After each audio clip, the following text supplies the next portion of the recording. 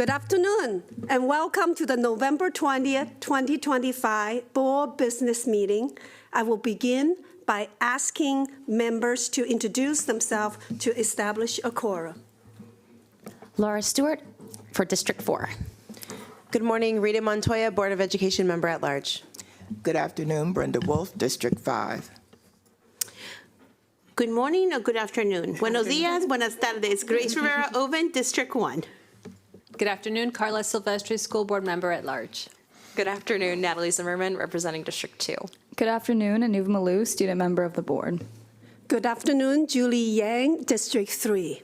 All right, first item on our agenda today is the election of officers. Now, our president's or officers' service cycle is from December to the end of November. There is a request that we do a little earlier this year to accommodate schedules. There's an interest, and so for today, for board president and vice presidents for term to begin, we're going to do the election for terms to begin on December 1st, 2025. Is there any discussion on this item? Seeing no discussion? I move that the board waive the provision that the election of officers occur no earlier than December 1st to allow for the election of officers to be held today with the terms of those elected to begin on December 1st, 2025.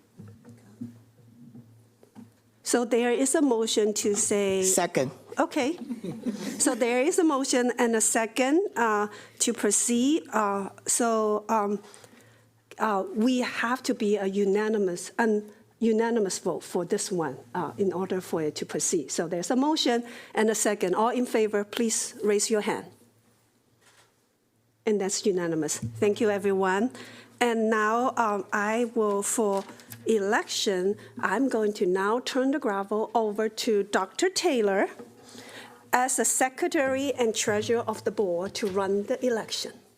Thank you, Madam President. As your non-voting member of the board and Secretary-Treasurer, it's my pleasure to preside over the election of President of the Board of Education for the term to begin on December 1st of 2025.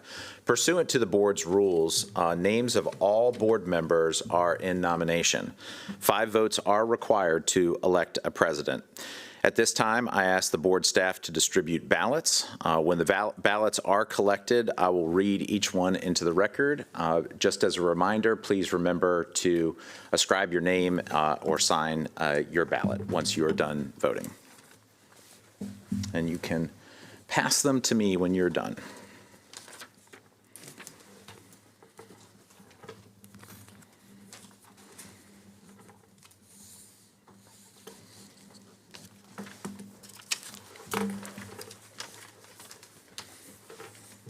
Okay.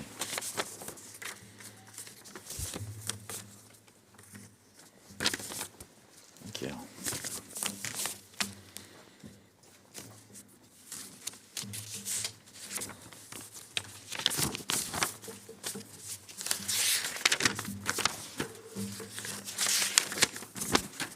Thank you.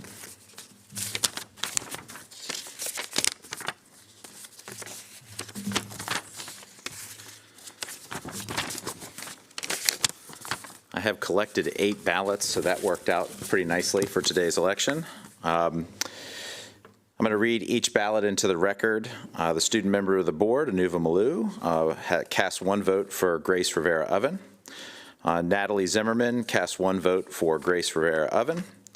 Carla Silvestri cast 1 vote for Grace Rivera Oven. Rita Montoya cast 1 vote for Grace Rivera Oven. Laura Stewart cast 1 vote for Grace Rivera Oven. And Grace Rivera Oven cast 1 vote for Grace Rivera Oven. And Brenda Wolf cast 1 vote for Grace Rivera Oven. Having received, wait. Sorry, there's one more. Julie Yang cast 1 vote for Grace Rivera Oven. Having received the required 5 votes, a unanimous vote, congratulations to Grace Rivera Oven as the President-elect of the Board of Education.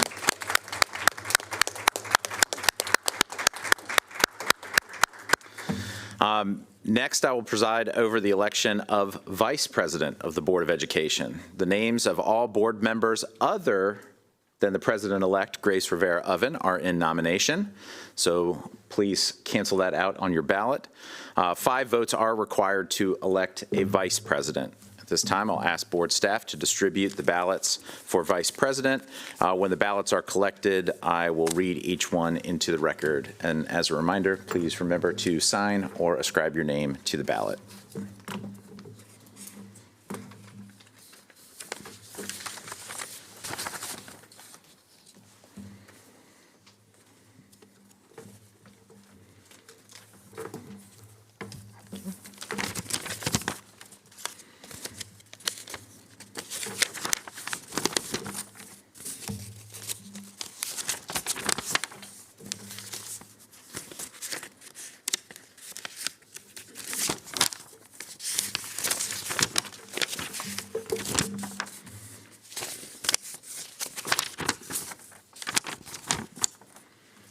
Thank you, board members. I have collected 8 ballots. Rita Montoya votes for Brenda Wolf. Laura Stewart casts a vote for Brenda Wolf. Julie Yang casts a vote for Brenda Wolf. Grace Rivera Oven casts a vote for Brenda Wolf. Carla Silvestri casts a vote for Brenda Wolf. Natalie Zimmerman casts a vote for Brenda Wolf. Anuva Malou casts a vote for Brenda Wolf. And Brenda Wolf casts a vote for Brenda Wolf. Having received the required 5 votes, a unanimous selection, it's my pleasure to congratulate Brenda Wolf as the new Vice President-elect of the Board of Education. Before proceeding with the remainder of today's meeting, and I know that there are some folks who would like to make some remarks to mark this special occasion, and we have an audience member who I'm sure would love to hear some thoughts as well. I would like to take this opportunity to thank President Yang and our outgoing Vice President, Grace Rivera Oven, for their exemplary service this past year. And before I invite Ms. Yang to make some remarks, I just want to say that it is hard enough being a Board of Education member. It's a tremendous amount of work. It is a full-time job on top of a lot of full-time other responsibilities that board members have. It's a thankless job. There are heavy decisions that weigh on the hearts of board members. There's a lot that's required of them.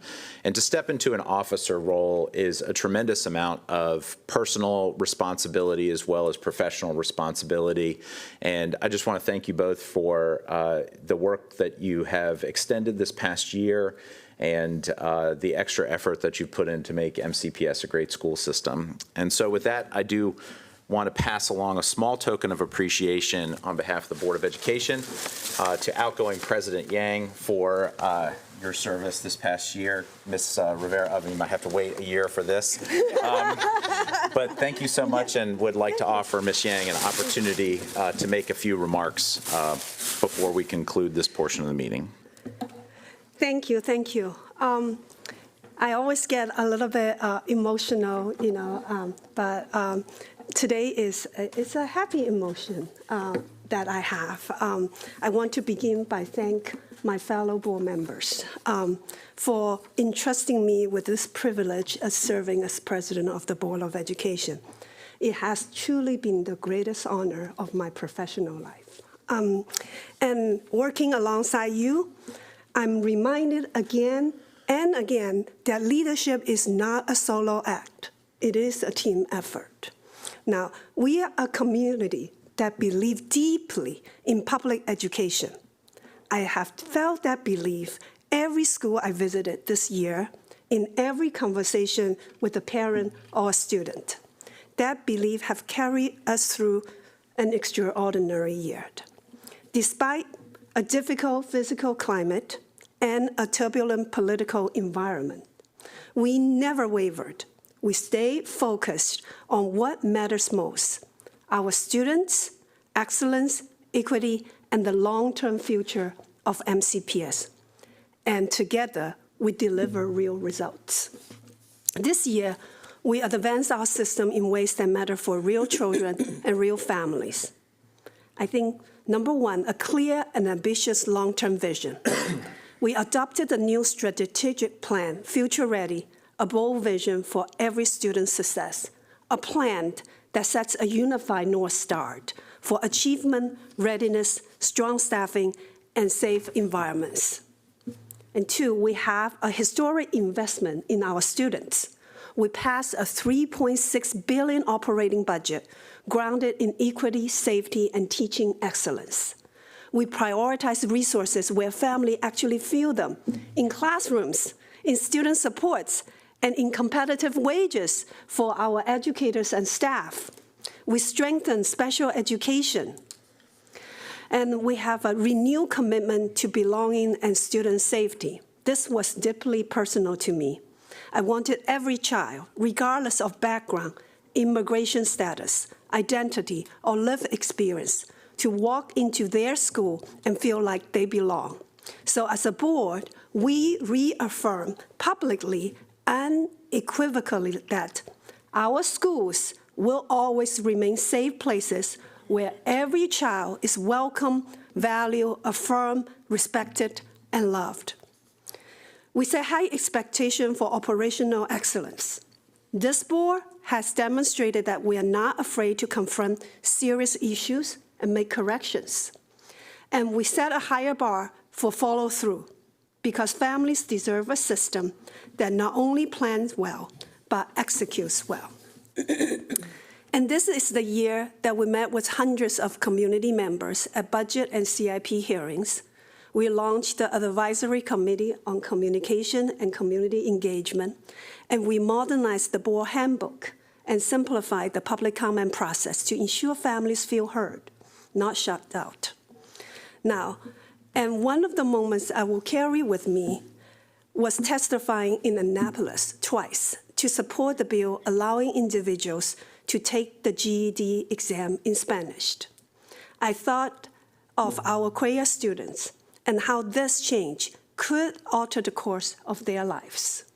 Now, it is law, and that is what meaningful policy looks like. The board also has embraced on better governance in developing our accountability policy and also AI regulation. This year, we truly honored extraordinary educators and students through many of our celebrations, the Distinguished Service Awards, the recognitions in our schools and in the boardrooms. And we dedicated this boardroom to be the Patricia O'Neill Boardroom, to leaders who shaped this district. And one of my fondest memories will always be that we welcome our youngest learner during Get Ready for Kindergarten months, a reminder that big journey begin a tiny hand in ours. So serving as president has been the greatest privilege of my life. Every day, I have been inspired by your dedication, by the brilliance of our students, by the resilience of our families, and by the unwavering commitment of our staff. As I step out of this role, I do so knowing that significant challenges lie ahead. The boundary study, the facility needs of our buildings, the work of planning wisely for a changing county. These decisions will shape the next generation. But I'm hopeful, because the work we did this year gives this board a firm foundation, is strong, is steady, and is without question future ready. Thank you, everyone.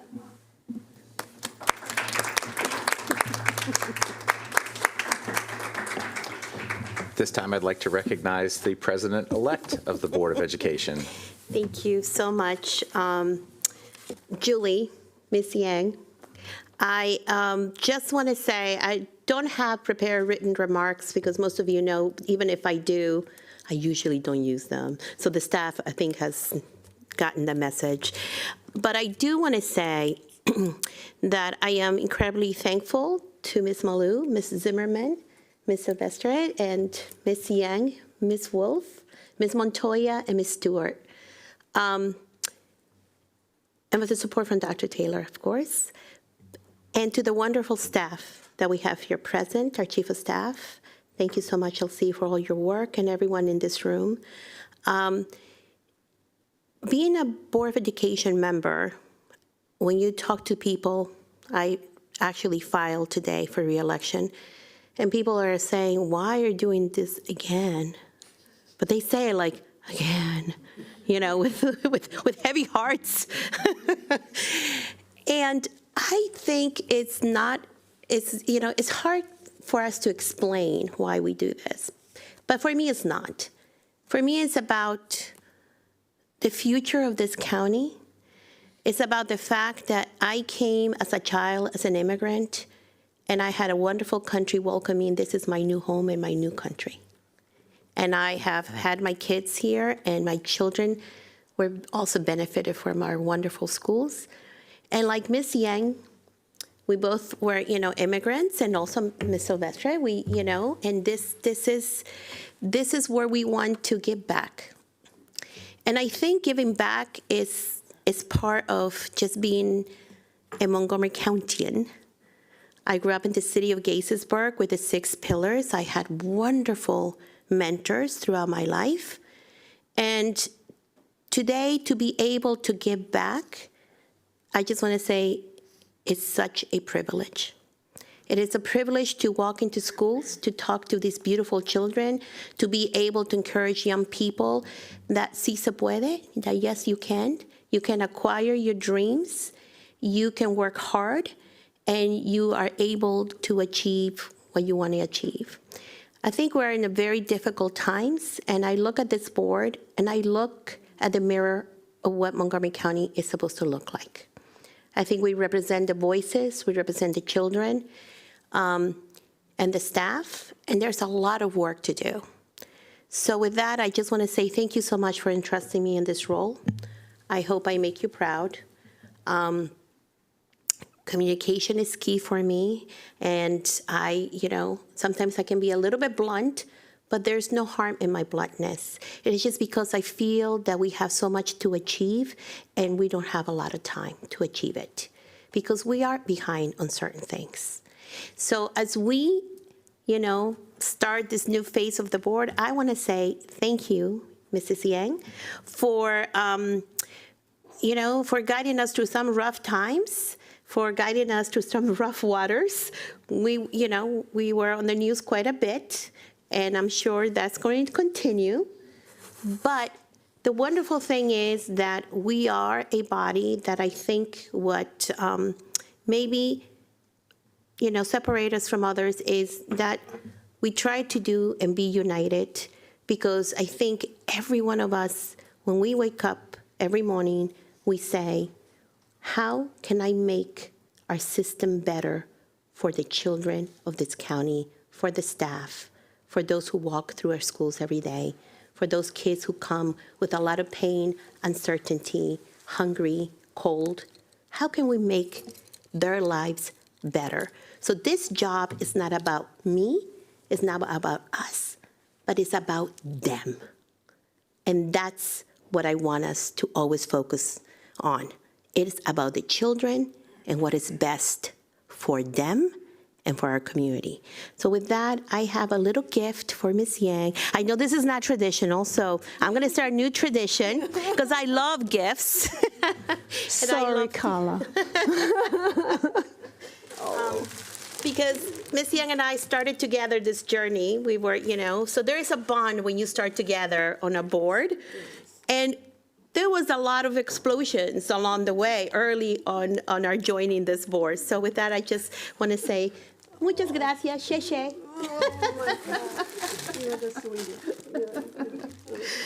So with that, I'm ready to roll my sleeves. Thank you, staff. Thank you to my wonderful fiance for being here. Thank you to my family watching at home, to my wonderful mother. Do not turn on the volume. Thank you to my mother, who taught me everything that I am and that I do, that she taught me, that empathy is important in life and to give to others. Thank you to my children, who are wonderful. Thank you to my community. And also, I'm very appreciative to my God for giving me the privilege to wake up every morning and to do something that I can do for others. And public service is amazing. And thank you to each and every one of you for making the sacrifices that you have to make every day, late dinners, sometimes no dinners, putting your kids to bed late at night and sometimes not being able to put your kids late at night, not seeing your grandkids. It's not an easy job, but we do it because we love it and we love the children in this county. So thank you all.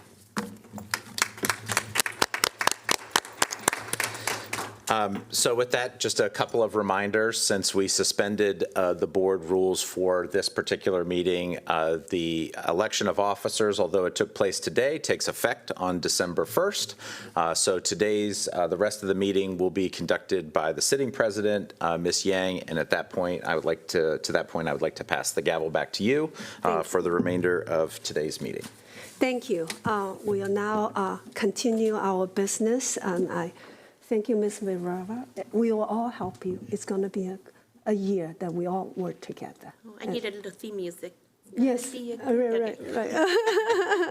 All right, so can I now will ask to be read into closed session. I move that the board meet in closed session to address topics listed in the posted resolution for today's closed session and for the reasons and on the basis stated therein. Second. Okay, there's a motion and a second. All in favor, please raise your hand. That's unanimous. We'll be back. Thank you, everyone.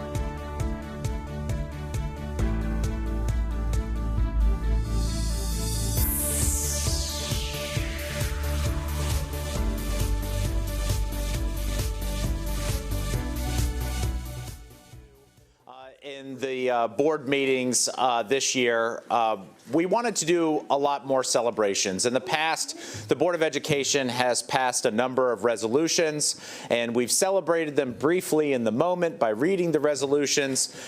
But that's not enough.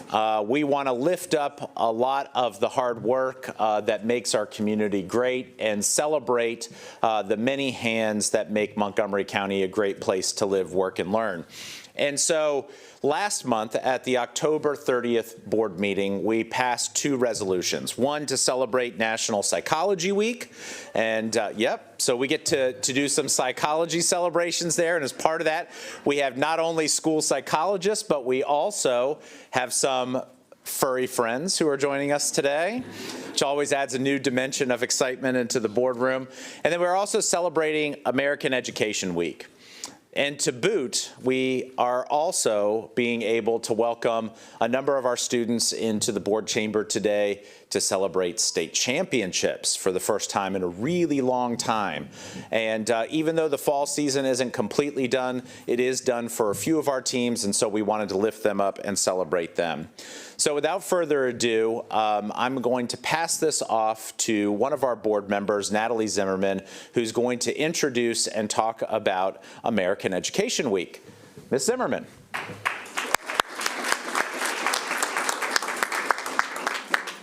Thank you. I am so excited and so honored to be doing this today.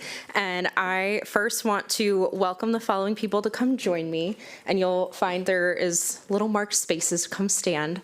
So Esnath Matanga, please come join me. Uzma Ravani. Nicole Cyrus, who isn't here. She's out of the country, but we will be recognizing her as well. Miss Jane Stern. And Jose Cassiano. Will you come join us? Come right over here. I feel especially honored and appreciative of welcoming these folks today. Some of them have subbed in my own classroom, and I'm really happy to be recognizing some substitute teachers here on behalf of American Education Week. American Education Week is celebrated the week before Thanksgiving. It provides our entire community with an opportunity to reflect upon and celebrate the critical values and achievements of our public education system.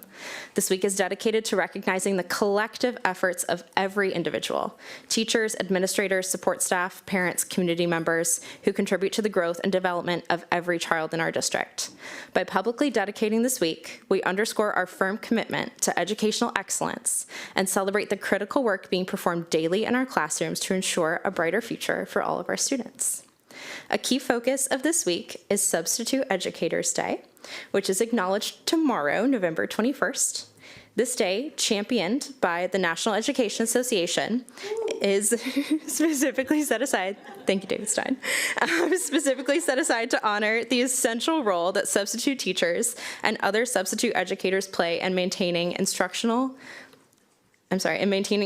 quality and continuity when our regular staff are temporarily absent. To formally recognize this vital work, we'll be highlighting 5 remarkable individuals from our district who exemplify dedication and excellence to their substitute roles. Their flexibility, professionalism, and commitment are crucial to our success, and we are proud to recognize them alongside the original organization, the NEA, for establishing this important celebration. I know I would not have been as successful in my classroom as a teacher without our substitute educators who've stepped up when I needed them most.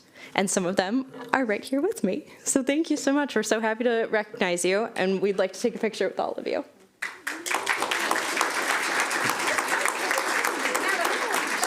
Let's come on around the other side.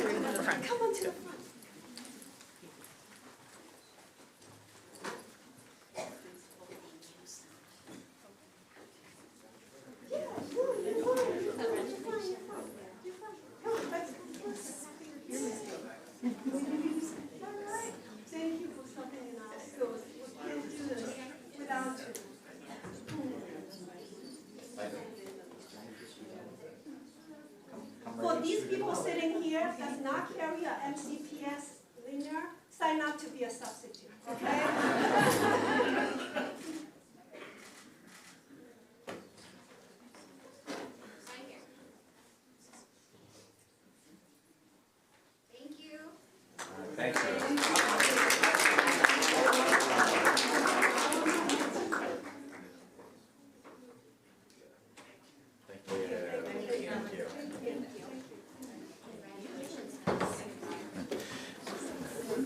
Next, I'd like to invite Miss Brenda Wolf and Miss Julie Yang to come forward to talk about National School Psychology Week.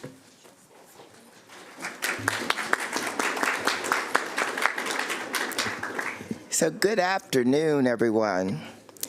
I'm honored to be here to celebrate National School Psychology Week. I'd like to invite up Madison Buckholtz and Alondra Anderson if you're here. Yes, come on right on up. You all don't have one of the dogs? Well, what am I gonna pet while I'm standing here? Could you bring me a dog? Thank you. I think the dogs are part of this picture. But National School Psychology Week is here, and it's a perfect time to celebrate the incredible contributions of our school psychologists.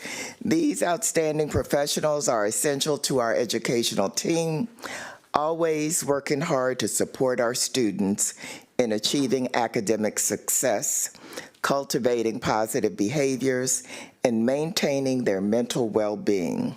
With their expertise in crisis intervention, social-emotional learning, and assessments, they help bridge the gap between mental health and education, ensuring that every student has a safe, effective environment in which to thrive.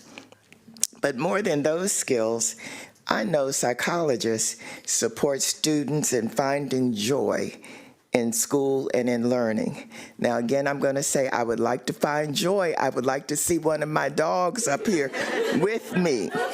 Brenda, hold on. You here. I need, no, get away. I want my dog. Would you quit trying to tell me? Thank you.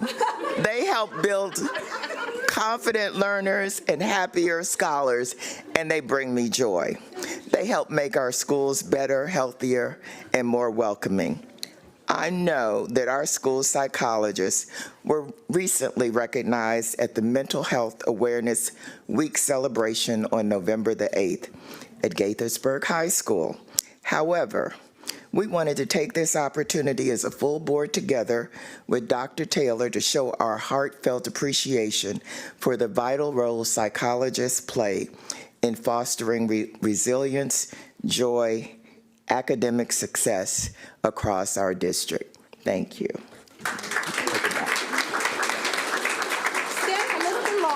Stand a little bit longer, because Ms. Wolf want the picture together. All right, next, as you notice, we have some fairy friends in the room. I want to invite them to come up. So first is Fidos for Freedom, and that is Fidos for Freedom. That's Diane and Noah, and Fran and Trista, and Monica Brown. And then we have, we also have Ron and Chewy. Am I saying Chewy? Donna and Ivy, Becky and Darby, and Ziva, Aiko, Kelly and Jovi, Kimberlyn and Finnick. And then we have Heather Groms, if you are here, and Kelly Gwanzeski. And we have Miss Harriet Khan and, all right, so please come out here. I know that Melissa Reagan is here. Come on up. All right, so here's what I would say. I'm Julie Yang, president of the school board. So excited. This is a long time coming that we have them in our schools. So tonight, we get to celebrate some of the top dogs of MCPS. The therapy pugs and partners who make our schools kinder, calmer, and a whole lot brighter. Okay, a huge thank you to National Capital Therapy Dog, People Animals Love, Pet Partners, Fidos for Freedom, and Pets on Wheels. Your partnership is truly positively impactful. These certified gentle dogs bring comfort, ease anxiety, and help our students and staff feel seen, safe, and supported one whack, one nuzzle, one quiet moment at a time.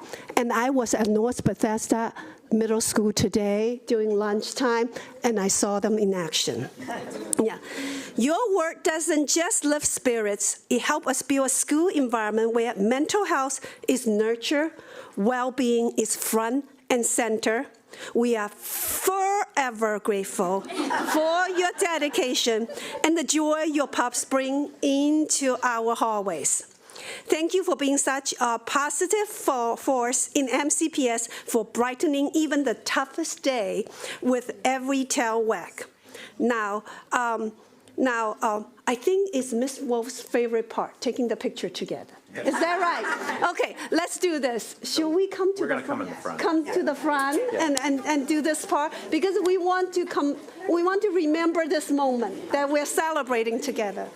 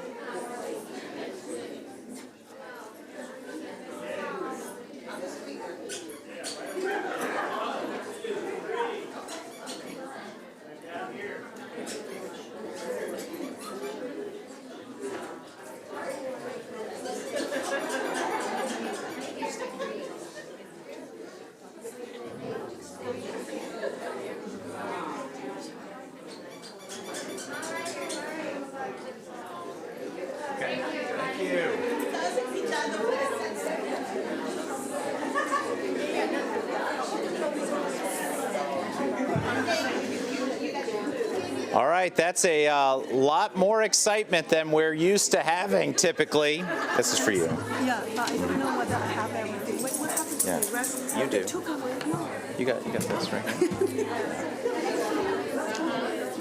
We have a little bit more to celebrate. So I'll ask that our furry friends take their seat.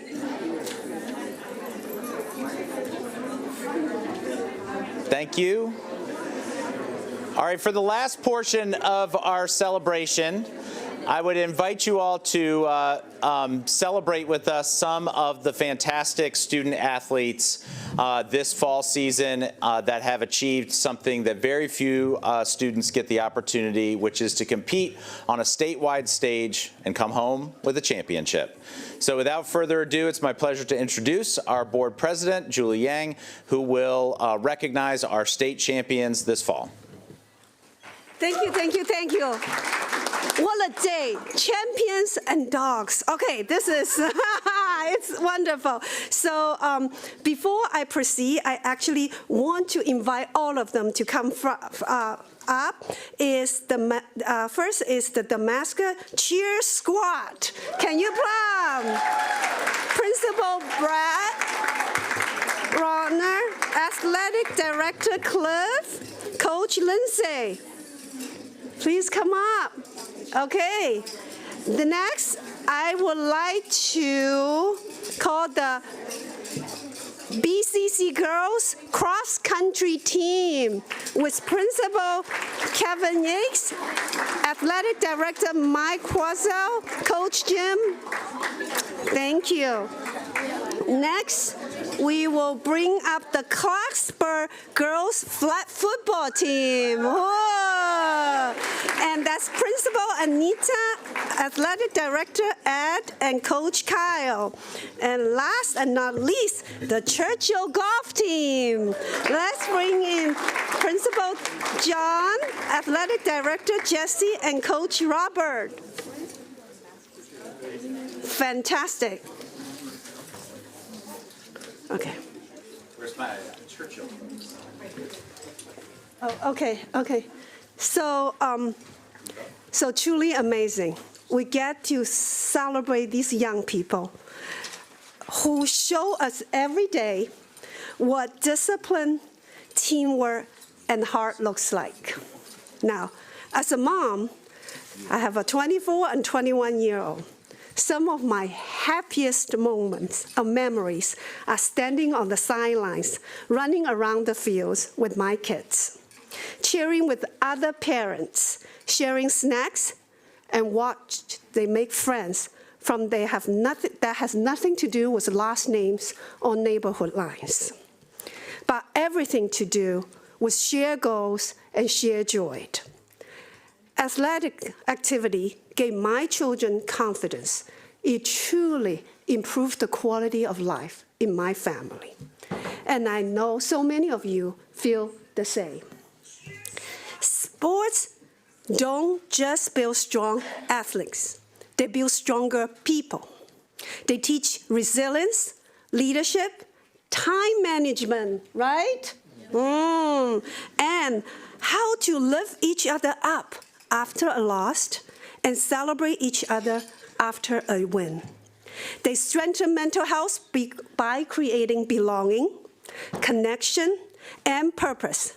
And they remind us that school is not only about what happened in the classroom, it's also about what happens on the track, the field, the court, and in every space where students push themselves to be better. I'm also, not a secret, a big fan of our music and arts program. I think in all these spaces that we find students engaged, and that's how we build our communities. Tonight, we honor the students who train hard, dream big, and showed up for their teams, the coaches who mentor and motivate, and the families who cheer from the stands and do a lot of driving to early morning practice or weekend practices. To our champions on the scoreboard and the character, you made MCPS proud. Now it's my pleasure to say, hey, let's celebrate. You know what? We have to do this picture school by school. It's too big a team. Yeah. They can stay right here. They can. Fill in here with board members. You want to do just one big picture? We can do it? Okay, we'll squeeze in. Okay, let's squeeze in. Okay. The younger ones, not us, not You will come in for the picture. Okay, what do we do? Right here. We go. Am I blocking you? I go behind you. That is such a big group. Okay.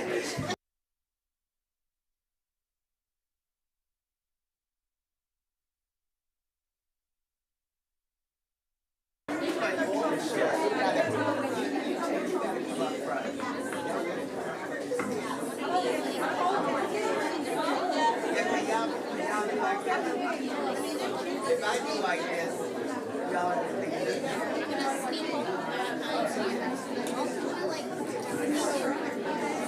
Are we all good?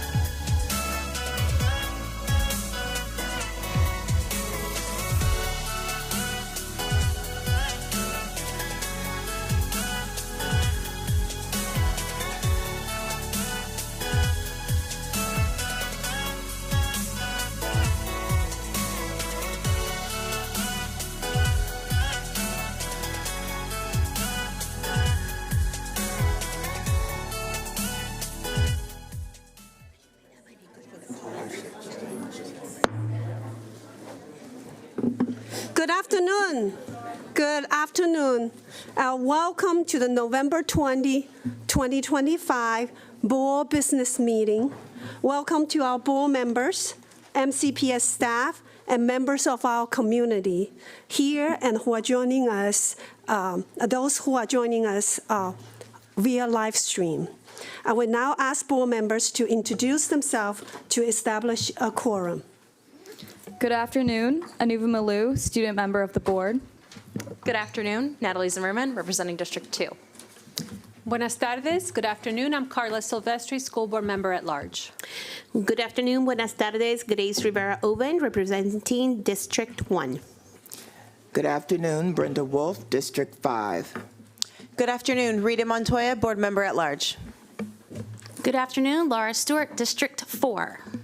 Good afternoon, Julie Yang, District 3. I will now ask to have a motion to approve the revised agenda. Motion to approve. Second. There's a motion and a second. All in favor, please raise your hand. That's unanimous. Thank you, everyone. The next one will be our association comment and public comments. But before we go that, I want to say something about today. So I want to begin by acknowledging something very real in this room. Every person here cares deeply, deeply about their school and their children. Your hopes, your anxieties, your advocacy come from love. And I want you to know you are seen, you are heard, and your school matters. MCPS is one community. We may come from different clusters, different neighborhoods, and different experiences. But our commitment to our children connects us. Even when resources are limited, our values are not. What we do today is not about choosing winners and losers. I know that recently there are a lot of tensions and headlines, but the board's work is not shaped by political drama. The board should not make capital decisions based on pressure, media narratives, or any other tactics designed to divide communities. Resources are limited. I'm convinced that we need to grow our economy and to generate revenue and be creative in our funding solutions and efforts. I ask all of us in this room to remember, we are one MCPS community. We may advocate for different projects, but we share the same goal, doing right by our children, and that's exactly what we intend to do. With that, I would like to call to the front we need to do the Pledge of Allegiance. In my excitement, I forgot of that. That's right. So can we please rise? The flag is in the back. Okay. I pledge allegiance to the flag of the United States of America and to the republic for which it stands, one nation, under God, indivisible, with liberty and justice for you. Thank you all. Will the associations come forward, please? You're solo today.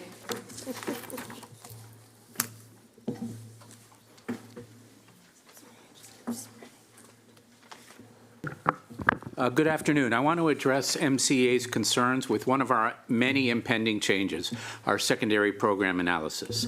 Let me begin by saying MCA is in complete alignment with MCPS on the goals of the proposed changes. We wholeheartedly believe in the need to increase equity and access to specialized programs for students in all corners of our county and do it with fidelity.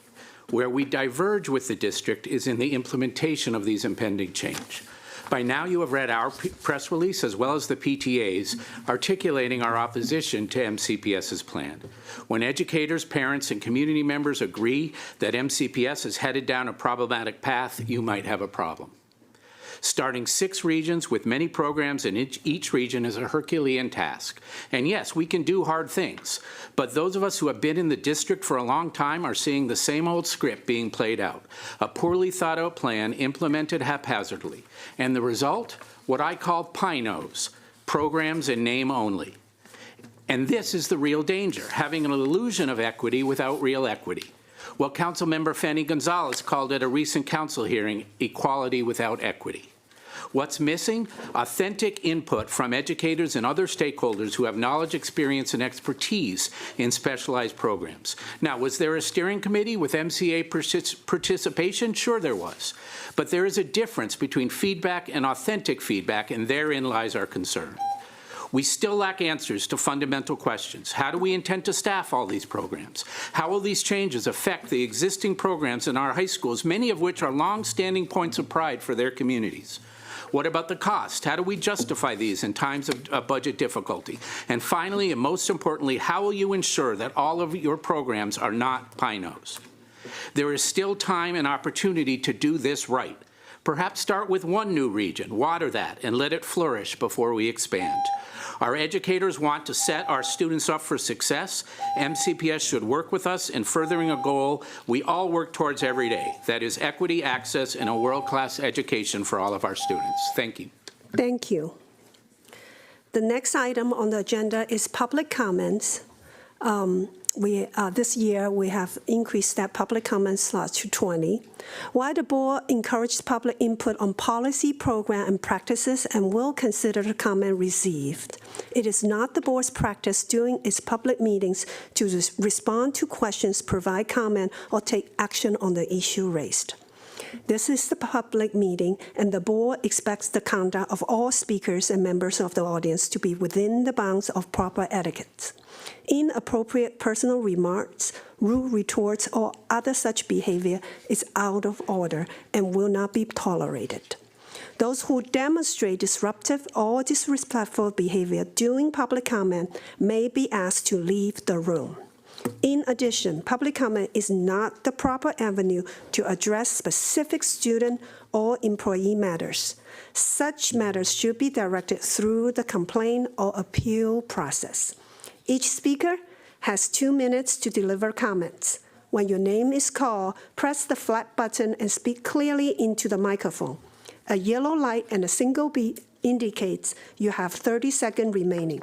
A red light and repeating beeps signal that time has expired.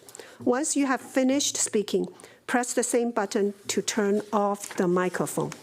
Following live testimony, audio and video testimony will be played.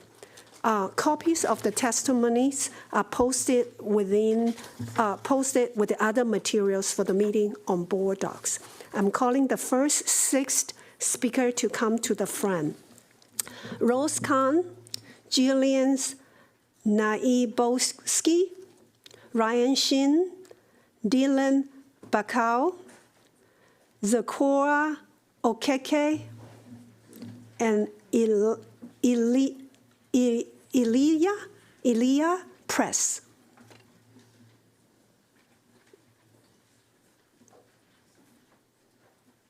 Rose, you can proceed. Hi, my name is Rose Khan, and I'm very glad to be able to speak to the Board of Education, including a fellow MCPS student. I'm a 13-year-old middle schooler at Forest Oak, and I'm in 7th grade. I went to Rosemont Elementary from kindergarten to 5th grade, and I've always had to take a long bus ride to school. Especially now from where I live to Forest Oak, it can be up to a 30-minute bus ride, and I end up late to school sometimes. Both schools that I've been to were overcrowded and lacked some resources for the students to be able to learn properly. I was in a portable classroom for all of my 5th grade year. It was uncomfortable, creaky, and unsafe. My parents moved to Crown and paid a lot of special taxes so that me and my younger sister could at least go to a nice high school in walking distance. As we've now been informed, the brand new school that was promised to the kids of Gaithersburg might be taken away because schools in other cities need to get fixed up. I think that this is totally unfair because the kids in Gaithersburg have waited a long time for this new school that we desperately need, and there are families moving here right now. Please do not take Crown High School away from us. This is a terrible idea to use a brand new $180 million school as a temporary place that will not be taken care of properly. Crown High School should be the crown jewel of MCPS in Gaithersburg. Thank you. Jillian, go ahead. Good afternoon, Dr. Taylor, President Yang, and members of the board. My name is Jillian Alabatsky, and I'm a senior at Wooten High School. Since my sophomore year, I have been advocating for ADA compliance and for a long overdue major renovation of our school. Tonight, I want to address our emergency evacuation procedures and why the current state of Wooten's infrastructure prevents a truly safe evacuation for all. While we appreciate the ADA improvements, they are temporary fixes to a building that is fundamentally outdated, inaccessible, and not designed for modern safety needs. Our evacuation routes make this clear. Nearly a third of our student body must evacuate to the Robert Frost Middle School field. To reach this evacuation site, the students must cross a very narrow bridge that can barely support even a small portion of our school. This leads to severe bottlenecking and unsafe crowding. For those with mobility disabilities, the delay becomes even more dangerous because the path simply does not allow them to move quickly or safely during an emergency. Even on campus, reaching a safe distance from the building is difficult. Uneven pavement, steep ramps, and long distances to evacuation sites make it extremely hard for students with mobility disabilities to get away from the school quickly. In a real emergency, that delay could be life-threatening. We also face serious issues with our fire alarm system. During a recent fire drill, there was no audible alarm in multiple music classrooms or in the hallway outside them. Students and teachers didn't realize they needed to evacuate until they stepped into the halls and noticed the flashing lights. I recorded a video of the issue, and I asked that you play the video I submitted. We cannot rely on alarms that do not reach every classroom. We cannot depend on evacuation routes that trap students or place them in harm's way. And we cannot continue to place temporary fixes on a building that urgently needs comprehensive renovation.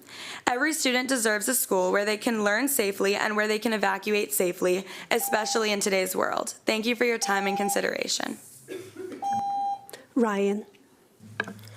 Good afternoon, Dr. Taylor, President Yang, and members of the Board of Education. I'm Charlie Rollins. And I'm Ryan Shin. And we are seniors at Thomas S. Wooten High School and the co-presidents of the Student Government Association. We are here today to talk on behalf of a building that is older than our parents and has been neglected for years. One of the many issues I personally face because of our school's outdated infrastructure is our HVAC systems. Our HVAC and plumbing systems are rated poor, and we are the only school in the entire county to receive this rating in both categories. This isn't an exaggeration, it's a documented state of our school. As a captain of the county's only competitive and award-winning a cappella group, the Alcatonics, I spent countless hours rehearsing in our room, yet I have to face extreme temperatures, freezing one day, stifling hot the next. As a student body president, my goal this year has been to rebuild school spirit and show my patriot pride. Yet how can I expect students to take pride in school they feel uncomfortable and neglected in? Additionally, our systems break so frequently that bathrooms and locker rooms are often closed for weeks, even months. However, that fault doesn't lie within our building services team. Rather, it's a result of our systems being so old that parts have to be custom ordered. And because these systems are failing, mold is spreading throughout the classrooms, hallways, and locker rooms. Dead rodents have been found between our lockers, and students have become so used to seeing mold across our ceilings that it hardly surprises anyone anymore. And our principal, Dr. Bostic, has even had to notify parents that our school would open late because our building smelled like gas due to mold-related issues. These incidents aren't isolated, they have become a part of the Wooten experience. We are proud to be patriots, yet despite our ranking as third in Maryland, or perhaps because of it, our school continues to be told we can wait. But success should never be used as an excuse for neglect. We urge you to prioritize Wooten High School for a full renovation or rebuild. We are not asking for luxury. We are asking for a school building where our students don't feel neglected. Thank you for your time. Thank you. Zikora, can we move the mic to her, like move, yeah. just Actually, like- gentlemen, if yeah, one of you yeah. could give up one of your seats, that would be Yeah. great. Thank you. Right.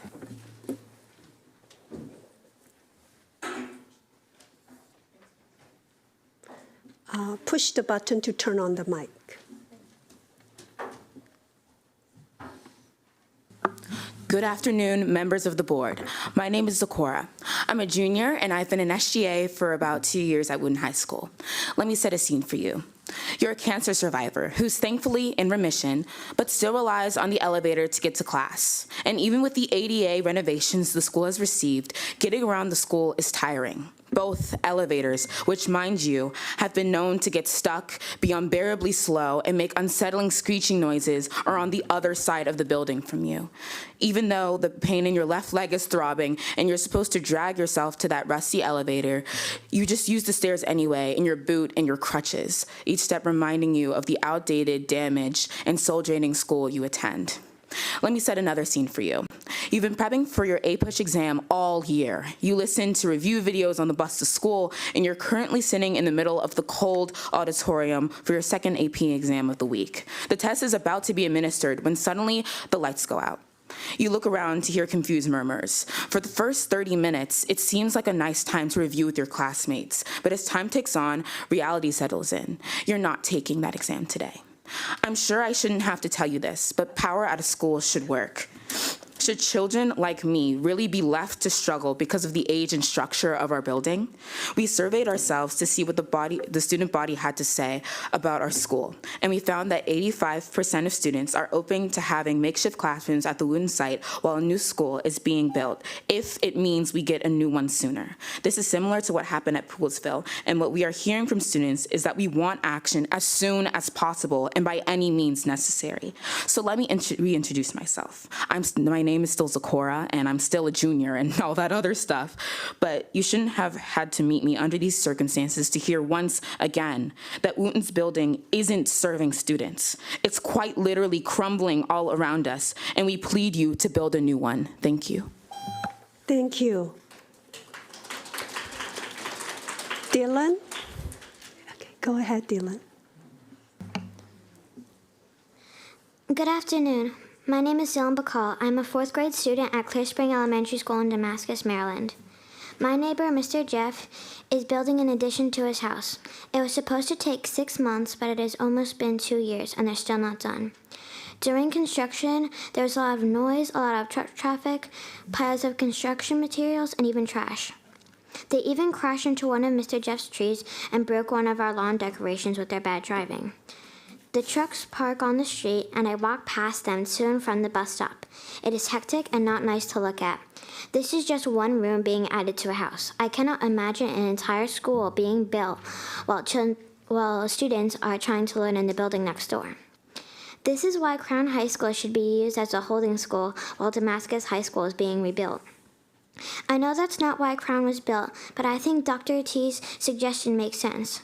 I also know that means having a long bus ride to and from school, but that is better than kids being unable to focus and their grades suffering because of the distractions. I think we can avoid a lot of traffic and kids being around pollution too. The Damascus High School renovation has been delayed too many times. Us students are hopeful that the new school has been promised within the next 6 years. Maybe by then, Mr. Jeff's addition will be done too. Please keep Damascus High School on track and think of all the up-county schools, not just Damascus, that can be rebuilt faster if Crown is used as a holding school. Thank you for letting me speak today and considering my suggestion. Damascus needs this. Thank you. Elia? Press the button. You did it. Good evening. My name is Elia Press, and I am a 4th grader and future student at Wooten High School. This is my little brother, Lewis. He's in kindergarten. My family goes on walks and bike rides by Wooten all the time. We had a lot of fun volunteering at the Fall Festival booth last month, too. One time, my brother and I even sang on Wooten's stage for Chinese New Year. I love to tell my brother about how Wooten is the big kids' school and that we will go there one day. I get so excited thinking about walking through the halls with my friends Lucia and Gia. But when I talk to older kids in my neighborhood, they tell me scary things about Wooten. Not bullies or homework, but the building. Like how they hold their pee to avoid going to the bathroom because of the gross floors and broken toilets. I also heard that the temperature never feels right, and it can be really hot or really cold in different rooms. They also said that the dirty air, I heard some of you saying that being in last time. I think it's a privilege you have nice buildings and clean bathrooms here. The kids at Wooten don't have this. Wooten was built in 1970 when my grandpa was in high school. It still has the same heating and air system. I love my grandpa, but I would not want to breathe air from the same machine from more than 50 years ago. My parents told me that Wooten High School is not on the list to be fixed. That means when I am a student at Wooten in just 4.5 years, nothing will be fixed. It might even get worse. This makes me very sad. I have breathing problems and need to use 2 different inhalers. Bad air quality makes me cough and get sick. Every time I get sick, I miss school, I miss my friends, and I fall behind. You can help fix these scary problems at Wooten. I don't want to be afraid of using the bathroom or being too hot to focus. I don't want to miss school because the air makes me cough. If Wooten doesn't make the repair list now, I'm also worried these problems will still be there when my brother starts. Please help me, my brother, my friends, and thousands of other students by fixing Wooten now. Thank you. Thank you.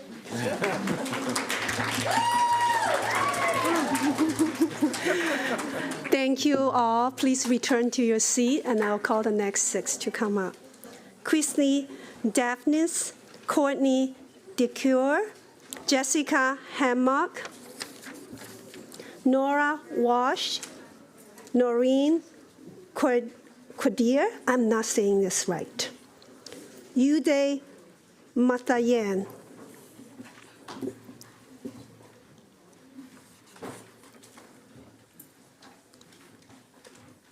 Christy, go ahead.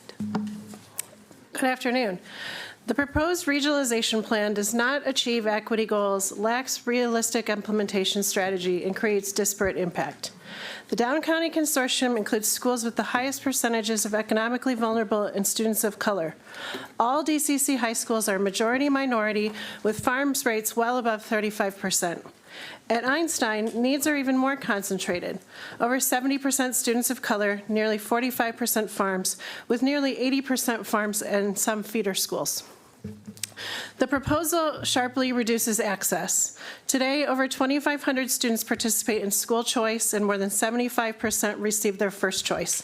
Under the regional model, only about 500 students per region would access programs outside of their home school. Nothing in the proposal strengthens middle and elementary school programming so disadvantaged students can compete fairly with higher income and white students for limited slots in criteria-based regional programs. That is not expanding opportunity. And DCC students who do access programs will need to travel farther. How is that equitable? Einstein is projected to lose 500 students, further raising its farms concentration and likely leading to staffing cuts. This means fewer courses, fewer electives, and fewer opportunities for students who already face the steepest barriers. What is MCPS's concrete plan to maintain program quality and to maintain existing programs while building over 20 brand new programs?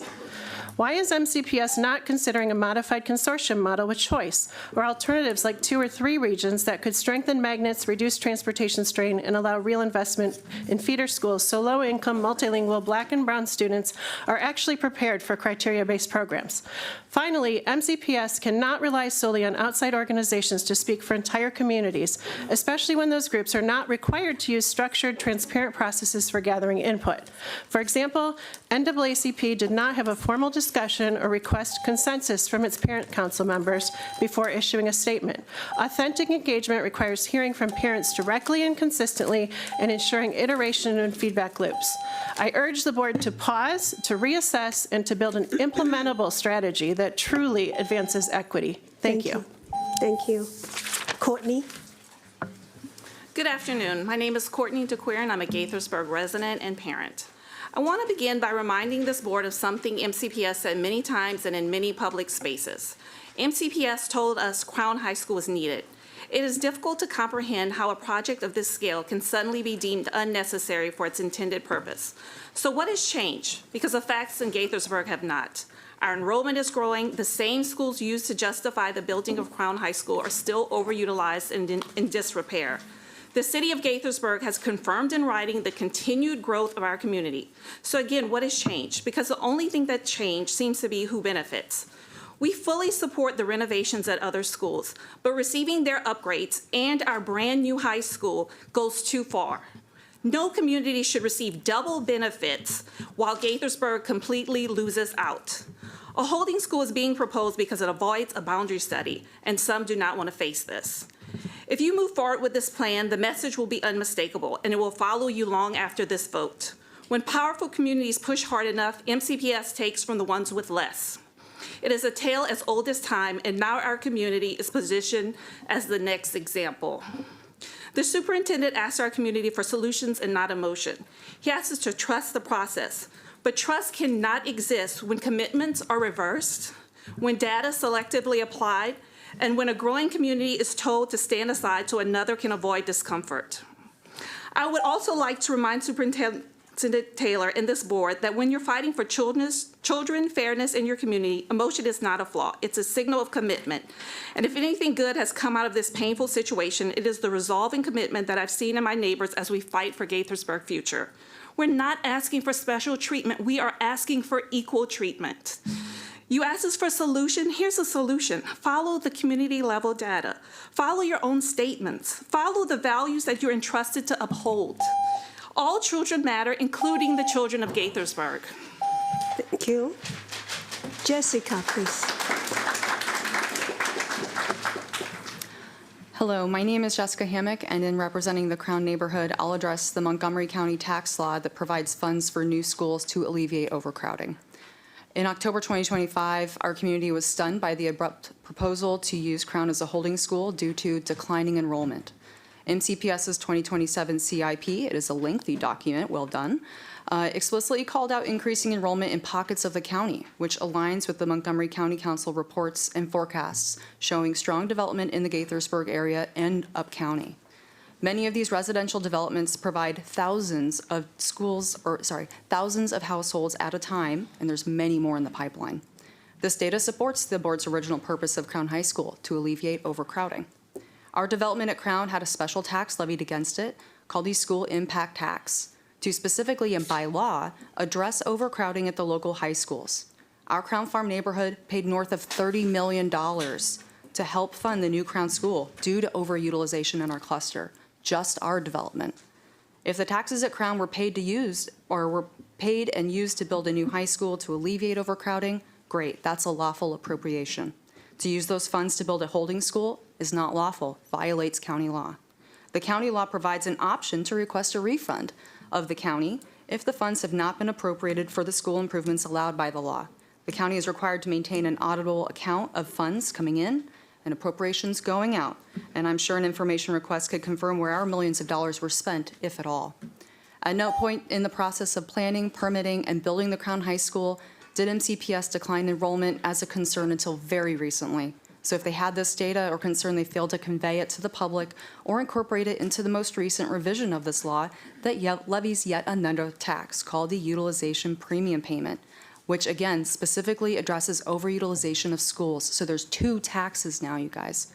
Clearly the county has a concern with overcrowding if they're taxing us twice. The proposed amendment not only rejects evidence of overcrowding, the original scope, but potentially violates county law. Thank you. Thank you. Laura?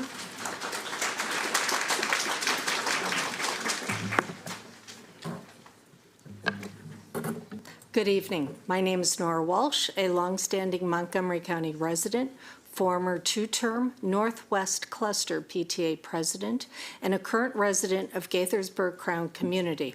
I'm here in opposition to the board's October 30th action to alter the scope, changing Crown from a permanent neighborhood high school to a temporary holding school for an unspecified period of time. This action conflicts with Maryland's law governing land use, school construction, and approved project purpose.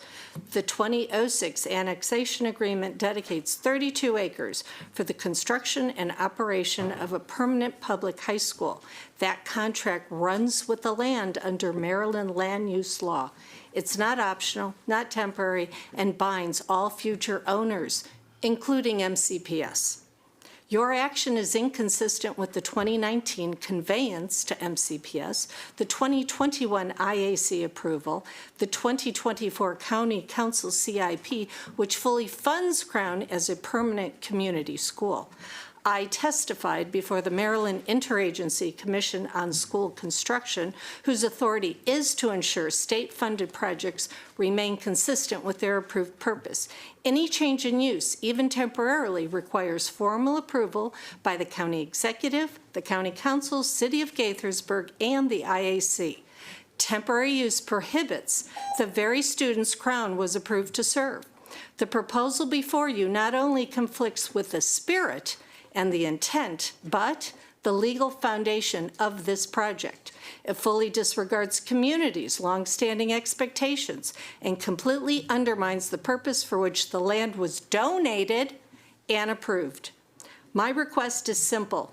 Stop the material change in scope, deny this amendment, vote no, uphold the law and the public's trust. Thank you very much. Noreen? Thank you. Hi, everyone. My name is Noreen Khadir. I'm a proud graduate from Paint Branch High School and a product of MCPS. I moved to Burtonsville in 6th grade, and through public education and through teachers who believed in me and opportunities that lifted me, I am here where I am today in the Wootton Cluster. That is not privilege, that's progress. That is the promise of public education, and that's what we should protect and celebrate. So when people ask, how do we get here? Why is Cold Spring not rebuilt? Why is Wootton still in a building where mold grows faster than hope? And the responses we hear, we're privileged. That your turn will come, other schools need more. And those words may mean not to hurt, but they do. They make children feel less invisible, like their needs are somehow less and less urgent. Earlier this month, I compared our buildings to Grandma's house. Nostalgic, yes, but not built for how children need to learn today. For those who visited Wootton, you didn't just see the problems, you felt them. You can smell the mold. You can feel the uneven heat throughout the building. And this week, I learned something heartbreaking. Wootton has a food insecurity issue. This is not privilege. This is health and a safety concern. But Cold Spring is even worse. It is the last open concept school in MCPS with no full walls, no doors to close, no quiet space for children to learn, focus, and feel safe. During safety drills, students shelter in closets and corners of hallways. Imagine being a child and hearing an alarm and knowing there's nowhere to hide. Honestly, at Cold Spring, the safest place is outside the building. This is about safety, dignity, and equity. Cold Spring ranks among the poorest facilities in the county, yet it thrives academically. Imagine what our children could do if a school is built for them, not against them. So today, it's very simple. Approve the CIP with Cold Spring and Wootton in the CIP. Do not support an amendment to remove it. Cold Spring is not a small school. Cold Spring is a forgotten school. And it's time to fix that, not because of privilege, but because of equity, safety, and the promise of public education. Thank you. Thank you.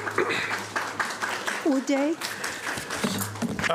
Good evening, members of the board. My name is Uday, and I'm a Gaithersburg parent speaking tonight because the proposal to use Crown High School as a holding school is a short-term fix, but that will cause a long-term damage to our community and to MCPS credibility.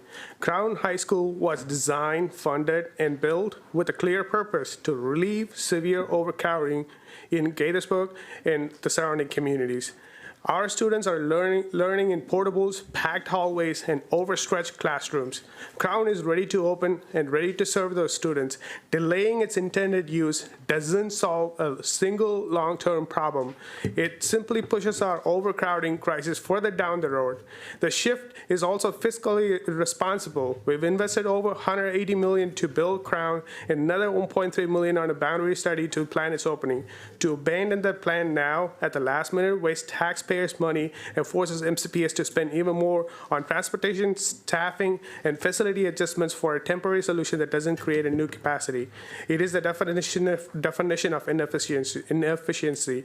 Using Crown as a holding school would also undermine public trust. Families participated in years of meeting, believing their voices mattered. Changing course now tells communities, especially Gaithersburg, that their input was optional and their needs are negotiable. That is not the message MCPS should send when we are trying to strengthen our community engagement. There are other schools with available capacity, such as Damascus, that can accommodate temporary needs. Crown, on the other hand, was built for a permanent purpose, and the purpose is desperately needed right now.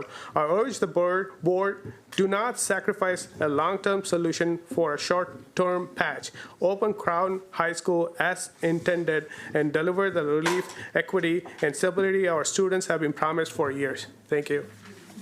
Thank you. Please return to your seats. I will call the next set of speakers to come forward. Neha Shah, Sarah Kroko, Lauren Giebel, Tracy Sachs, Brian Rabin.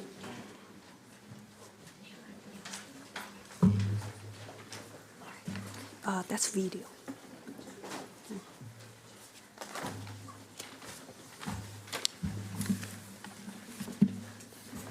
Neha, please go ahead. Good afternoon. Please turn on the mic. Good afternoon, everyone. My name is Nihar Shah, and I'm a resident of Crown Community in Gaithersburg. To the parents from other schools, I hear you because I am you. No parent should have to send their child into a building with mold, broken HVAC systems, or falling ceilings. Every student deserves a safe, modern school, and we support you in demanding that MCPS fix them. But pitting communities against each other is a distraction. Shifting blame for years of deferred maintenance onto parents who had no role in creating these problems. Believing that the only way to repair one school is to take another one's away doesn't fix anything. It just repeats the cycle of poor planning and neglect. It doesn't fix the problems that Crown High School was originally intended to address. That's not equity, that's mismanagement. It is unfair and it is wrong. Crown and impacted communities didn't create this crisis. Years of deferred maintenance did. Now MCPS is asking community to sacrifice its legally approved and funded school to cover its own neglect. Last week, Superintendent Taylor told his community to come with solutions. So here's the solution: follow the law. Open Crown High School in 2027 as planned, approved, and funded on land donated for that specific purpose. Our families have already paid our share through impact taxes, and the state has authorized and funded Crown as a permanent neighborhood high school. The law is clear, and so is the need. No amount of wordsmithing or behind-the-scenes coordination or selective data points can change that fact. Crown should open in 2027 as promised. That's just not fairness. It's a matter of law, process, and public trust. Thank you. Thank you. Sarah. I'm here today as a parent who is concerned about MCPS's proposed changes to the DCC model and its programs. I have two daughters, one in 8th grade and one in 6th. My oldest is in what may be the last cohort that is allowed to access the DCC program as it currently exists. We have no idea what the high school choices will look like for my youngest. The entire process of making huge changes to the DCC system seems rushed, forced, and not well thought out. I raise this point because this is not the first time I've experienced this feeling as an MCPS parent. My youngest recently completed the two-way Spanish Immersion Program, or TWI program, at Oakland Terrace Elementary. Though the TWI program's goals are laudable, over the past 7 years, MCPS has routinely failed to address major problems with implementation, while the program failed to meet its stated goals. As the recent evaluation of the TWI program emphasized, overall students not attending the TWI program outperform their peers in the TWI program in both literacy and math. This is a massive issue. It is incredibly disheartening to think that we have put our children through what amounts to a massive experiment with their primary education, and nobody nobody bothered to think if it had any potential negative externalities in other subjects. Moreover, there is no evidence that the TWI program is achieving its stated goal of improving the achievement and English language acquisition of emerging multilingual learners, or EMLs. It is striking that a program designed to help EML students has not significantly advanced this very basic goal of academic improvement. To date, MCPS has not conducted systematic assessment of students' Spanish language ability in these TWI programs. I saw no evidence that my daughter or any of her classmates had developed any meaningful ability to communicate in Spanish in either speaking, reading, or writing. This report mentions that MCPS is using a MAP style test in the future, or is thinking about it. It is unconscionable that this systematic assessment wasn't included from the start. Parents have brought these concerns and others to MCPS multiple times since at least 2019. Practically nothing has been done in response. We've been told that everything is fine. It is very clearly not. MCPS keeps asking parents to trust their program development process. I trusted them last time, and that trust was misplaced. With the proposed changes to the DCC program, MCPS seems to be hurtling towards an uncertain outcome without carefully considering the potential issues of implementation. I would ask that the board take the time to think through the changes, the implications of these changes before forcing them through. Thank you. Lauren. Hi, I'm sorry. Good evening. My name is Dr. Lauren Giebel. I'm a veterinarian in Gaithersburg, Maryland. I'm a very proud graduate of Quince Orchard High School. I'm even more proud and honored to be a member of the Crown community. Our vets represent our community. We have been under construction for over 12 years. This high school has been under construction for about a year and a half, but this has been a long-term goal of the area. So you can imagine our shock and when we were caught off guard a month ago, when we were told that our high school that we've all been watching be built and very excited and wanted to celebrate, as you all celebrated many things tonight, we've been excited to celebrate the opening of it. So when a month ago you decided to consider it to be a holding school, that was very upsetting to us, but it's brought us together. Let me be very clear though. This is not planning. This is a reaction that goes against 45 years of careful, deliberate public policy to this community. Crown is not an extra building. It is not available space. It is a school that sits within the Crown Village annexation, directly adjacent to the Life Sciences Center and the very heart of the Great Seneca Science Corridor and the Gaithersburg West Master Plan, which the Maryland National Capital Park and Planning Commission spent decades planning. Longer than I've been alive.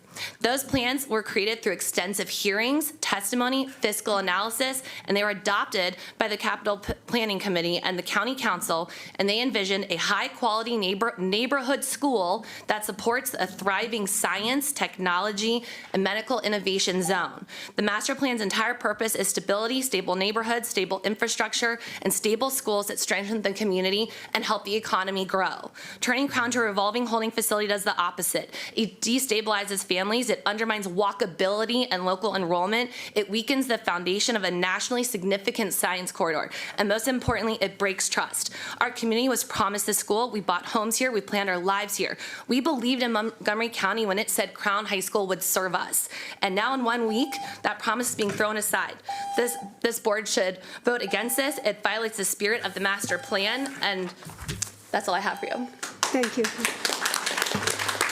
Thank you. Tracy. Hi, my name is Tracy Sachs, a resident of Crown Community in Gaithersburg. I no longer have children in the school system, so I am here solely for what I believe is best for MCPS as a whole, for all of our children to look back and say, I am proud that I went to MCPS. You know, I believe all schools should be in decent shape for human occupancy at a bare minimum. Unfortunately, we have a problem with the SIP, and that honestly is the bottom line. Having said that, our meeting last week, superintendent told us we were directed to come up with holding school options. That raises a simple question, directed by whom? If this board didn't authorize it, who is the driving force behind this change or the process that changed as an approved, funded, and legally bound public project? When our community presented to the Maryland Interagency Commission on School Construction just last Thursday, the commissioners made clear that they are hearing this proposal for the very first time. It appears there may be a coordinated effort to adjust the language and scope in a way that changes Crown's purpose without formal approval or public notice. Crown High School was approved and funded as a permanent neighborhood high school serving the Gaithersburg and Quince Orchard clusters. We didn't spend hundreds of millions of dollars for a high-tech school to sit while waiting for finances and funding to be approved for schools that aren't even on the SIP. No amount of revised wording can make a material change lawful. Transparency is not an option. It's the foundation of public trust. We ask this board to intervene now and restore that trust by demanding full disclosure of all communications and ensuring Crown opens as promised in 2027 for the community it was built to serve. You, the board, have the authority to stop this. I am asking that you vote no to make Crown a holding school. Thank you. Thank you. Brian. Good afternoon. Good afternoon. My name is Brian Rabin, Wooten PTSA president. Anyone who walks through Wooten High School is immediately struck by the deteriorating condition of the building. It's not just disappointing, it's alarming. That's why our community has been advocating so strongly to have Wooten added to the CIP.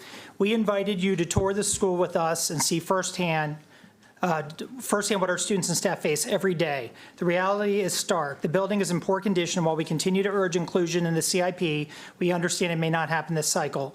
But time is not on our side. The HVAC and plumbing systems are recommended for replacement next year, and it would take a miracle to keep them functioning for another decade while we wait our turn again. Unfortunately, every time Wooten reaches the top of the list, another school is prioritized ahead of us. The prioritization process has lost credibility in our community. Many have seen photos circulating online and in the media, but the images only scratch the surface. We are facing serious health and safety concerns that demand immediate attention. Mold is visibly growing in several areas, and the smell of mold permeates parts of the building. Fire alarms fail to activate in certain hallways during drills. Asbestos vinyl tiles remain exposed. Rodents are present in the walls. Pipes hang exposed from ceilings. Science lab exhaust hoods have been non-functional since 2016. HVAC regulation is inconsistent. These are not minor inconveniences. They are threats to the health and safety of our students and staff. While we wait for a full rebuild, we urgently need support to make the building safe and habitable. Every student and teacher deserves to learn and work in an environment that supports their well-being. While replacing the HVAC system at Wooten would be a welcome improvement, it barely scratches the surface of the far more serious health and safety issues plaguing the building. We also want to be clear, the Wooten community strongly supports keeping Cold Spring in the CIP. Cold Spring students are learning in conditions that are simply not safe or suitable, and it is time to rebuild the school. We understand the importance of HVAC funding. However, removing a long overdue capital project like Cold Spring would be a devastating setback. We urge you to vote against the amendment to remove Cold Spring from the CIP. Thank you. And MCPS TV, can you please play the video submissions? Good evening. My name is Rachel Fitzpatrick, and I am the parent of fourth grade twins at Woodfield Elementary, a Damascus cluster school. Thank you for the opportunity to testify tonight, and thank you to Dr. Taylor and the Board of Education for their time. After my family moved to Damascus in 2020, we were excited to hear that Damascus was getting a new high school shortly. When meeting our new neighbors and expressing our excitement, we learned that the community had been expecting a new high school shortly for over 30 years. We are very excited once again to have Damascus High School included in the CIP budget, but we ask that you keep our new build in the budget. Damascus High School cannot be delayed any longer. Our students deserve to have an equitable and safe learning environment as their peers in newer schools. The high school has too many system issues to name, but one of the most significant is the fire system. During a recent fire drill, when the administration pulled the alarm, nothing happened. Our fire system has been added on to so many times that some of our older poles do not even work. Given the recent FCI reports of mold, crumbling infrastructure, and electrical systems at the end of their lifespan, our students need to be in a building that will keep them safe, not compromise their health. Keep us on track and in the CIP budget. I attended Wooten High School through a huge renovation in the late 1990s and early 2000s. Walking through construction dust, plastic sheets blocking entire hallways, and constant loud noise made the school days difficult and harder to concentrate on learning. Hearing that Crown High School could be used as a holding school during construction was very encouraging. Using a holding school would allow a new build or renovation to be completed more efficiently, safely, and dare I say, ahead of or on schedule. Having the opportunity to move students away from construction would allow MCPS to build the school our community deserves, utilizing the full property while students are safely learning away from construction. We are fully in support of Crown High School being used as a holding school and recommend that the board support it as well. Hello, my name is Daniel Gottesman, and I'm the father of a fourth grader in MCPS. Like many others, I am concerned about the proposal by MCPS to split the county into 6 regions and limit access by region. I am strongly in favor of increasing access to academic programs, but we can do that without putting in danger MCPS's existing flagship programs. I have done my own analysis using publicly available data, and I have found that a system with 3 regions can simultaneously provide good access to programs and preserve the strengths of existing programs. MCPS wants us to believe that it is necessary to break up the flagship countywide IB program at Richland Montgomery in order to fix the struggling regional IBs, but that is simply not true. MCPS is fond of telling us that students turn down closer regional IB programs to go to Richland Montgomery, but on closer examination, that claim is very misleading. None of the high school clusters closer to the regional IB programs at Kennedy and Springbrook send more than 10 students to the Richland Montgomery IB program. Only for Watkins Mill do significant numbers of students choose Richland Montgomery over the closer Watkins Mill IB, and almost all of those students would be outside the region with Watkins Mill. Whatever needs to be done to fix the regional IBs, 6 small regions is not the answer. Small regions also imperil the existing strong programs. They will shrink under the 6-region plan and be able to recruit students from a much smaller area. They will almost certainly need to lower standards and to cut back on specialized classes and extracurriculars. But a 3-region model would not have these negative effects. This slide shows my proposal for 3 regions. The only new STEM magnet would be in Region B. 1 new program means MCPS can focus attention and resources to give it the best chance to succeed. These regions have been designed so that the travel times to any STEM or IB program are comparable to the travel times between schools in the 6-region model. The 3-region model leaves MCPS's flagship programs intact and gives the new programs the best chance to succeed. We don't have to make a choice between quality and access. We can have both using a 3-region model. Thank you. Hello, my name is Emily Freilich, and I'm a speech-language pathologist at 2 different elementary schools. As a nation, we are facing a speech pathologist shortage. Our county is directly affected by this. In my years with the county, I have seen schools go without speech therapists, meaning students are not getting the services that they need. I have also seen schools forced to have a virtual speech therapist, many for students with severe and complex needs. As a county, we will never be able to fill our vacancies and limit virtual contractors if we don't make intentional and thoughtful changes.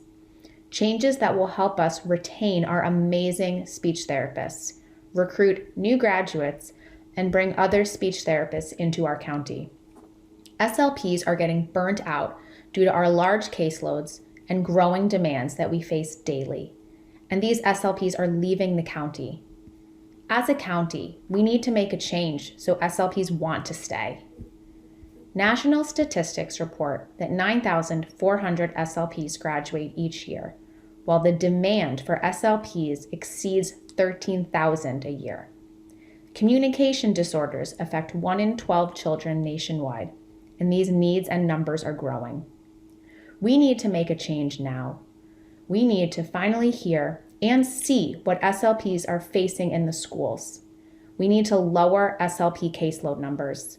We need to support our SLPs so we can do what is most important, help our children. Thank you. Thank you so much for everyone's testimony. I'm going to now open up for board members for their comments, and I'm going to go one round. So let's keep it brief. Okay, Ms. Stewart.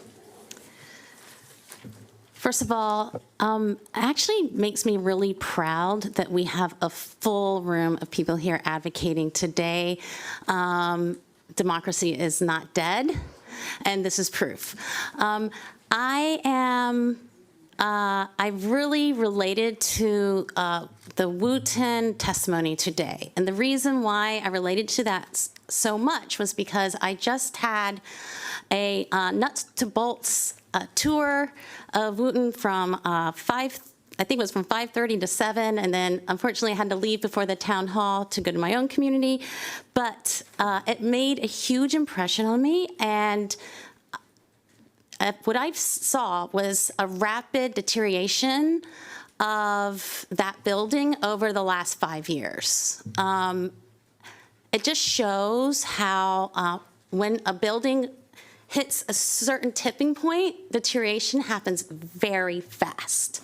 And I am concerned about the conditions at Wooten, and I am hopeful that we can mitigate some of that sooner than later, and I took it to heart. So thank you so much for that tour, and the students did a wonderful job.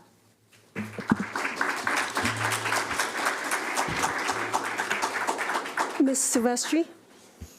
Thank you to everyone that came to testify here today.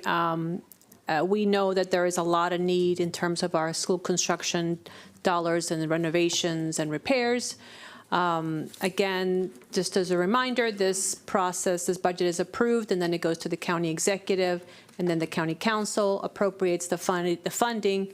We get it back in the spring, and then we have to make the difficult decisions about what to prioritize.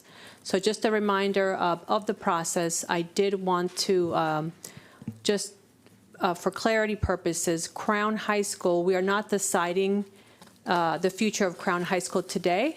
We are approving our capital improvements program, our school construction. The Crown decision will be, remind me when, Dr. Taylor? March? March.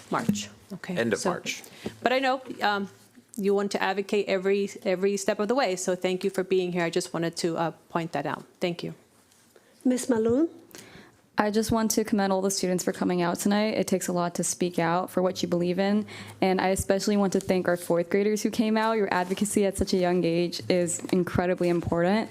With that being said, I just want to continue to say that the board is going to maintain transparency about the future of our county, and specifically in response to one of our students, Jillian's concerns about the alarm systems in our county, I would just like to ask Dr. Taylor to look into that. Thank you. I would also like to have a staff follow up on that alarm situation. That is a safety concern that need to be addressed immediately. Seeing no other lights, oh, Ms. Stewart. My last comment, because I did hear the concern with the programs. We'll be talking about that today. And I actually really appreciate continued criticisms, because that's how we can make this stronger, by listening to you and reacting. So please come to us with the data that you are collecting, and I want to continue that conversation. Thank you. The next board business meeting is for public comment is Thursday, December 11. Sign up for public comment will open on Thursday, December 4th at 6 p.m. In addition to online sign up for public comment, we allow for in-person same-day sign up when space allows. And unallocated slots may be filled on a first-come, first-served basis on the day of the meeting. And we are going to go right into the CIP budget consent agenda. I want to get there because I know you all are interested in that. So, but first we have to do item number 8, consent agenda. Are there any consent items board members would like to pull? I need to pull item 8.2, please. 8.2. May I have a motion and a second to approve the rest of the items in block? So moved. Second. Okay, there is a motion and a second. All those in favor, please raise your hand. That's unanimous with those present. Ms. Silvestri, please ask your question. No, just there's a conflict of interest contract here, and so I have to abstain from this item. Okay, so is there a motion for item 8.2? So moved. Second. Okay, all in favor, please raise your hand. That's unanimous. Okay, thank you so much. And I will with be those abstaining. present. Yeah, you're one abstain. Thank you. All right, so let's get to, Madam President, Yes. if I could just add a couple of notations for that's the right. community. As part of our consent agenda this evening, the board just approved several recognitions that we'll be celebrating over the next month, and we'll be highlighting at our next Board of Education meeting on December 11th. Among those recognitions was National Special Education Day, which will be celebrated on December 2nd of this year. It commemorates the 50th anniversary of the federal legislation known as the Individuals with Disabilities Education Act, or IDEA, which guarantees access to a free and appropriate public education. Along with that, and celebrating right alongside that, is the National Inclusive Schools Week, which is the following week, December 8th through the 12th, which celebrates MCPS's commitment to fostering inclusive classrooms that value diversity and ensure access for all students, especially students with special needs. And lastly, we are also going to be recognizing Computer Science Education Week, December 8th through the 14th. And that highlights the importance of computer science education and its role in preparing students for the modern digital world that we live in today and beyond. These resolutions, which the Board of Education has now approved, will be shared and celebrated again at our Board of Education meeting on December 11th. If you were lucky enough to join us for the celebrations right before this board meeting, it'll be kind of the same time. Right before the board meeting, we'll have a brief celebration and all are welcome. This is a chance for us to honor students, staff, and community members who embody the district's core values of learning, respect, relationships, excellence, and equity. Thank you, Madam President. okay, thank you. Now we are going to go into item 9.1, recommended fiscal year 2027 capital budget and fiscal year 2027 to 2032 capital improvement program. And Dr. Taylor, any presentation? Yes, I don't have a presentation per se, but I do have some staff that are going to come up and be available to answer questions. And I'm going to read a resolve, but before I do that, I'm going to share some thoughts. So good afternoon, Madam President, members of the board. First, I want to thank all of our community members, parents, staff, and students for their thoughtful advocacy throughout the summer months and well into this year's capital improvements program process. It feels like it's a short process, but it really goes on throughout the entire year. And this has really helped me to prepare my recommendation that I brought forward to the board in October. This was my first full CIP as your superintendent that will get to be reviewed by the county executive and county council, and that's this Board of Education. I fully expect the same level of advocacy, if not more, to continue when this plan eventually makes its way down the road into Rockville. Our county executive and our county council need to hear from our community as to the priorities of the school system. The folks that are in this room and that are sitting at home know all too well the condition of our facilities in MCPS and the things that need to change. And that voice needs to be echoed loudly. My recommended capital improvement program totals $2.78 billion. That's a lot of money. That's an increase of $1.03 billion, more than the previous approved CIP. And there's good reason for that. We've been currently funded at the same level that we've been funded since 15 years ago. A lot's changed in 15 years.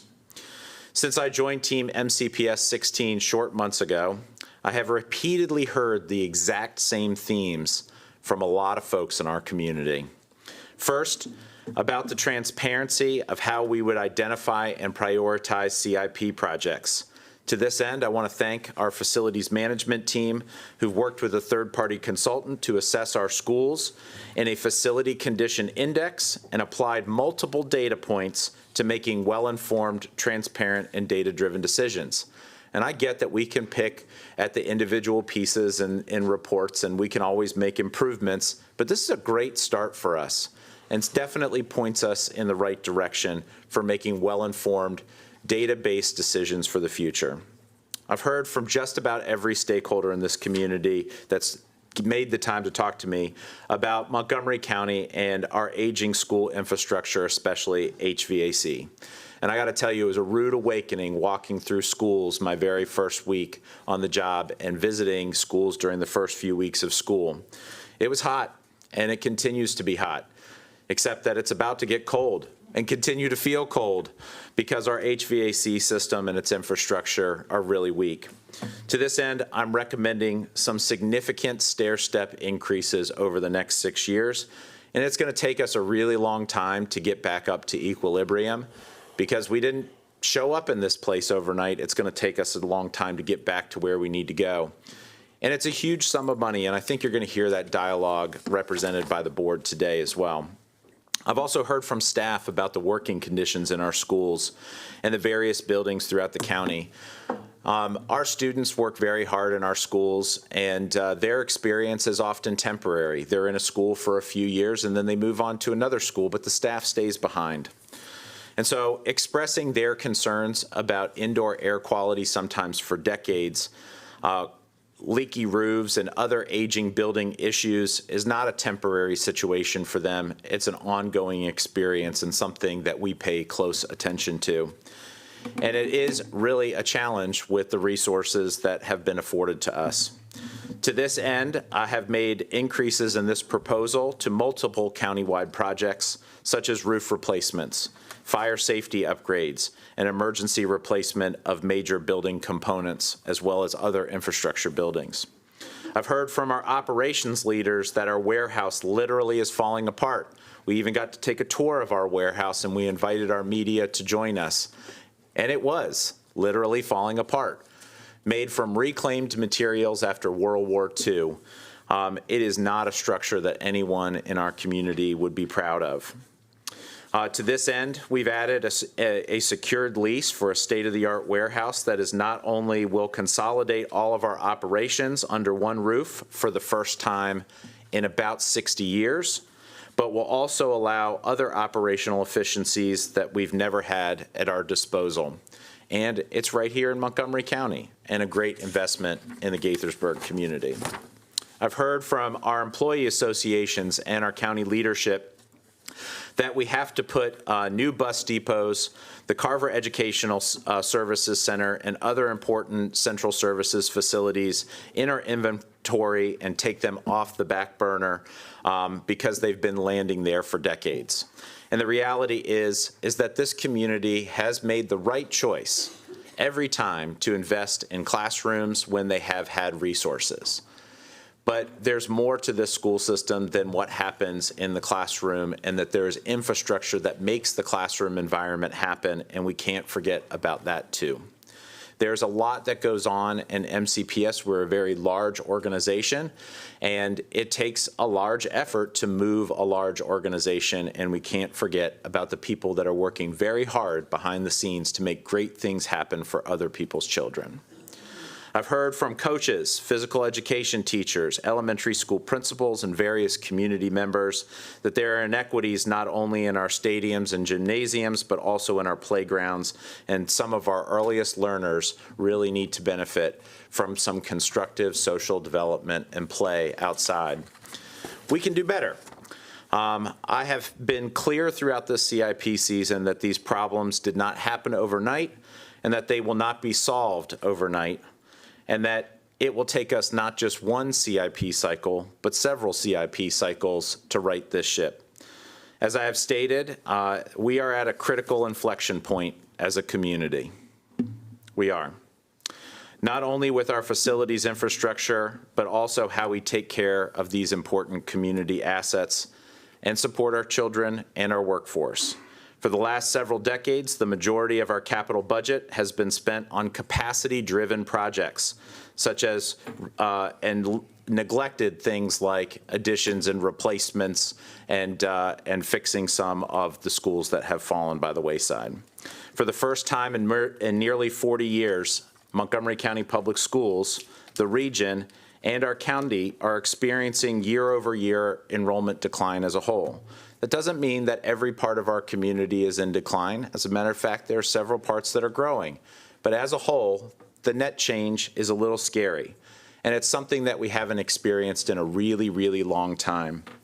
With this shift in circumstances, we have to shift our focus, we have to shift our approach, and we have to prioritize.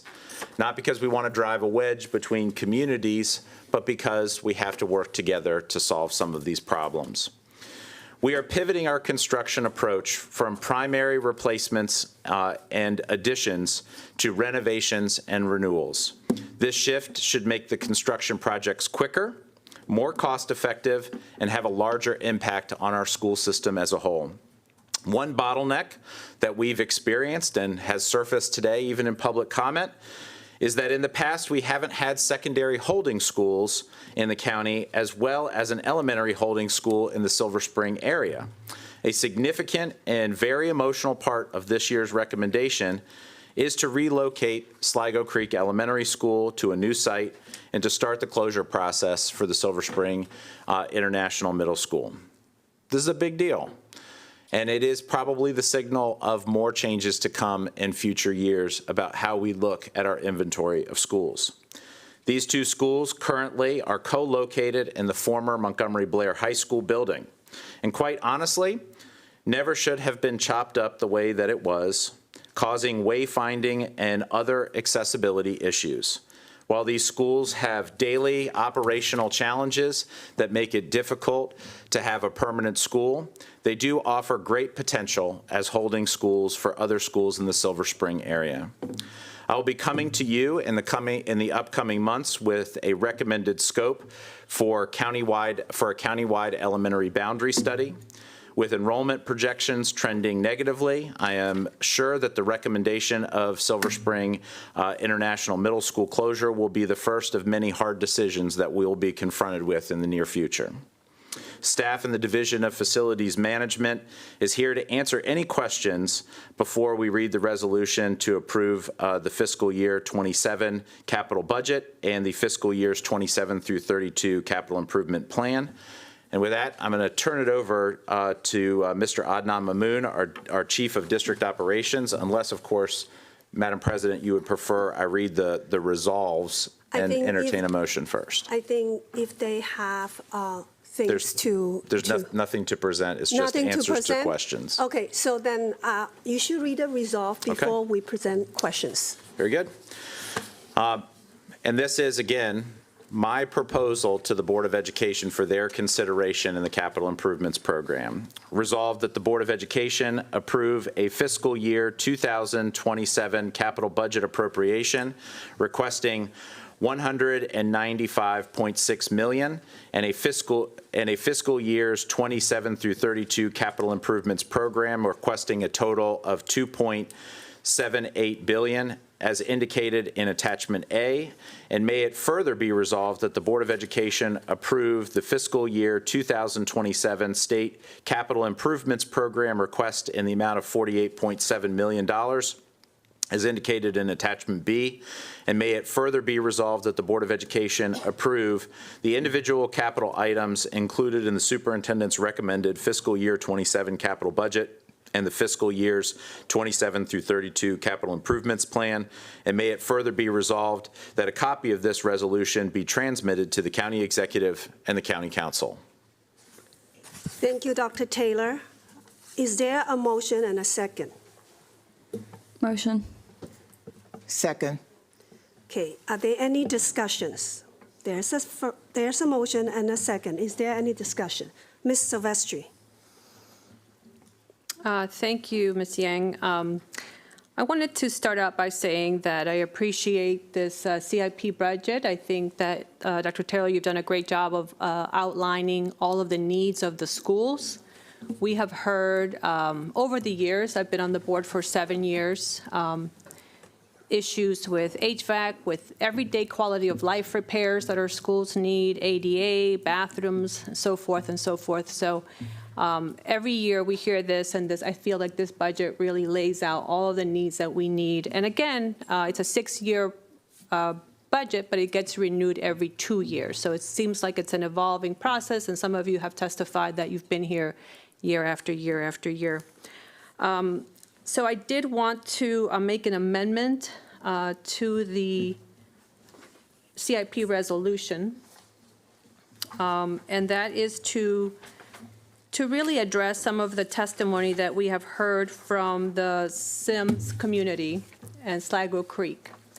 And what I'm hearing in talking to families is just the lack of clarity about the closure of Sims, these additional projects. The process, clear understanding of the path forward. And I know we're not here to do that. There will be a separate process that will begin in January, conclude in early March, if I've got those dates correct. Yeah, maybe even start in December to get the ball rolling for their feedback and consideration. But yes, that's the idea. It's a separate process. But because we're approving the CIP budget, it feels like everything is going to start moving forward. But so the amended language that I would like to introduce to the CIP resolution, I think tries to make it even clearer that first that process will take place. The board will decide whether to close Sims or not, but there will be a community engagement process that Dr. Taylor has described will start in December, and the board will vote. And so my amendment here says that all the projects related to Sims, Sligo Creek Elementary School, Sligo Middle School, the expansion of Sligo Middle School, the expansion of Eastern Middle School, are all tentative until the board takes a vote on that process, whether to close Sims or not. So I would like to read the Please read it. amended language so that we're all clear. And does everybody have a copy? Yes, right now. Yes, I we just do. received this language for the first time now. Thank you. It was sent to all board members prior to this meeting. Text of the motion. I move that a whereas clause be added to the superintendent's CIP recommended resolution stating the following. Whereas the recommended projects related to the possible closure of Silver Spring International Middle School and conversion of the existing Silver Spring International Middle School and Sligo Creek Elementary Schools into holding schools, including related projects such as a new Sligo Creek Elementary School, Sligo Middle School expansion, and the portion of Eastern Middle School project that would expand enrollment capacity, are to be considered as tentative, pending the Board of Education's consideration and vote on the proposed closure and conversions. Thank you. There is a motion on the table to adjust not the resolve, but the whereas explanation of the superintendent's proposed resolution. Is there a motion and a second? Oh, you have a motion. Is there a second? Second. Okay. Any? Yes. Can I get a point of clarification? Yeah. So this is in place of or in addition to one of the clauses? It's in addition. In addition to. Okay, that makes sense. Thank you so much. Any other questions or comments? I do. I think that there might be, I know I have an amendment towards this same issue. I'm not sure if any of our other colleagues do as well. And so it just seems premature to try to pass one issue when there's related issues. So I don't know if we should try to talk about them at the same. The process, if our parliamentary rules is, if there's a motion on the table before, unless it's an amendment to this motion, we have to vote on this motion first. Okay, so that is the procedure. Any other questions and comments? Seeing none, there is a motion and a second. All in favor, please raise your hand. 1, 2, 3, 4, 5, 6, 7. Against, please raise your hand. 1. Thank you. Let's continue. Now we are going back to the superintendent's amended resolution. And I'm going down. Ms. Sylvester, your light is still on. You have more to say? Okay, I'm going down. Here, Ms. Montoya. Thank you. So I just want to make sure, as a matter of parliamentary procedure, this is the time when we propose amendments. Is that correct? Because I wasn't given that information, so I was waiting for a cue. Thank you. Yeah. I have an amendment to propose to this resolution. So many people, irrespective of why you're here, from various communities who are here and not here, speak to the transparency. right? We've been hearing about this long before really any of us were even in the room, and probably any of our staff. And I know sometimes, even when we try to be transparent, we're trying to be in the community as much as we can, there are still things that get overlooked, that don't quite get relayed in the way that the community needs to be able to receive it and to understand it. And this resolution is in that vein. In order to close Silver Spring International Middle School and relocate Sligo Creek Elementary School, there must be a board vote. There has not yet been a board vote. The language, whether it's of the resolution, whether it's in the actual budget sheet, those are value statements that we make as a school system and as a governmental entity that makes decisions that impact thousands and thousands of people in this county and beyond. And so the amendment that I am proposing is to make sure that our proposed plan better reflects where we actually are in this process, and so that the community knows that we hear you. We hear you saying, we have not gone through this process yet, and we don't understand how it seems like it's already been decided. I move that the board amend the recommendation, the resolution as follows. Number 1, on attachment A, remove the Sligo Creek Elementary School replacement to decrease funding in individual school projects by $70,516,000. Number 2, on attachment A, add major capital project and increase funding by $70,516,000 in the elementary school major capital projects category. On attachment A, retitle Sligo Middle School renewal / addition close parens in secondary school major capital projects as major capital project as a placeholder for a major capital project at a middle school. I want to highlight something that Council President Kate Stewart said recently about this, that we as the Board of Education need to recognize the scale of the proposal to allow time for proper engagement with the entire school community before moving any part of this plan forward. Irrespective of the back and forth that we may know it still needs to go to the county executive and the council, et cetera, to the community, this looks and feels as if we have already decided and are already taking actions to move it forward. And I feel that is unfair to the community, and it is unfair to the process that I very much respect. So I am asking my colleagues to join me today to make sure that the statements that we put out accurately reflect where we are in the process. Should the closure go through, we can go back and amend to name the projects. Everyone is very aware of what a placeholder would stand for. That can also be explained in our informational letter that accompanies the budget that goes to the county respective parties. Thank you. There is a motion on the table. Is there a second? I second. Okay, there's a motion and there's a second. Any discussion? Ms. Wolf. Yes, thank you. As I understand it, your proposal wants to replace Sligo Creek Elementary School with major capital project as a placeholder and retitle the Sligo Middle School renewal addition as secondary school major capital project. Now, we just approved Ms. Silvestri's motion, which actually identified the projects.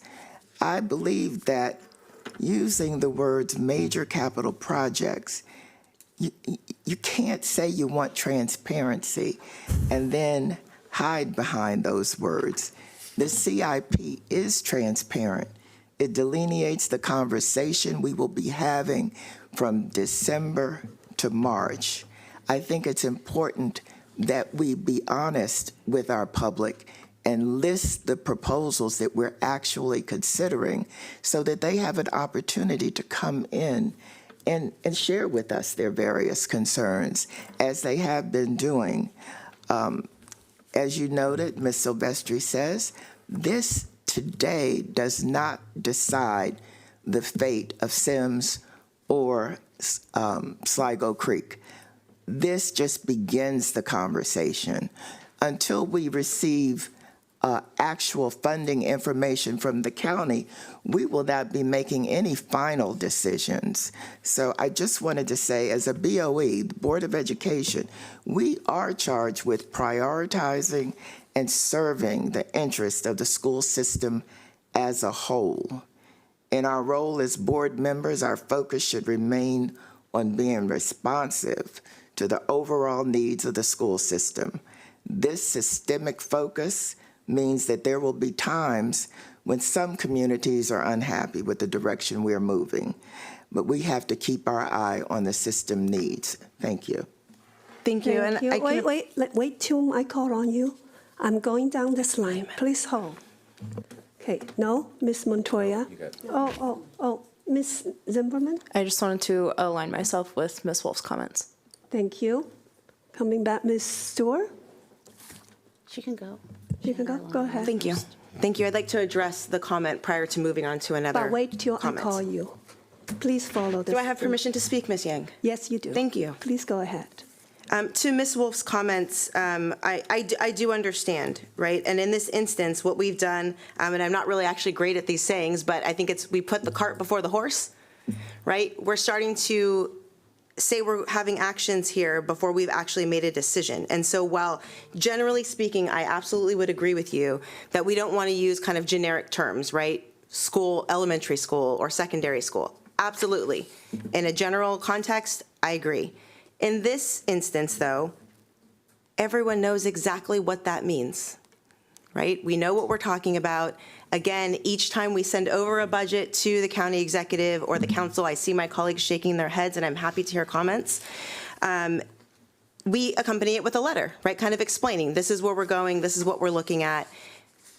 I understand that this would probably be the same. I have no reason to think we wouldn't do that this time, right? So I think it's okay to say and include in that letter, right? Perhaps as you're aware, there's a proposal on the table for A, B, and C. Should that proposal, here's how it will play out. Should that get passed, these will be replaced with A and B, right? So that we are being transparent, we are being clear both to our county counterparts who are going to look at this budget at the county executive's office and the county council, as well as to the community who is undoubtedly aware that there's a proposal on the table and that those placeholders would be Sligo Creek Elementary and Silver Spring International Middle School should a majority of the board vote to take those actions. So again, I do understand and I do hear you, and I think generally speaking, I would agree. In this instance, though, I think it is a little different given the context and all of the information that has already been put out to the community. Ms. Stewart? So I tend to think, align myself with Ms. Montoya's comments because, well, for instance, I've been through a site selection process, and generally site selection process happens before you program a school, because I've been through one where there was no school at the end, and I think that happened also in Bethesda and some other areas. And then other times there's a site selection process, and then wherever the site is kind of contributes to the kind of money that you would even spend on the project. So I would like to see the site selection process go through for Sligo Creek Elementary, and also continue with the process for the potential closure of SEMS. As we go through that process, there might be other ideas that come to the table that we haven't even thought of.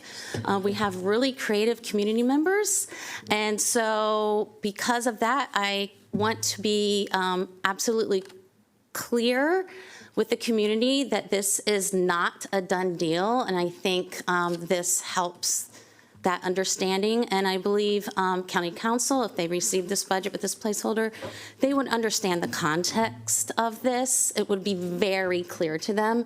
So whatever we can do to make that absolutely clear, I'm for. So that is why I voted for the whereas, and this is why I voted for this particular amendment, because I'm all for more clarity, even though there could be an argument that's less clear, but in my opinion, it actually adds clarity as where we are in the process. Thank you.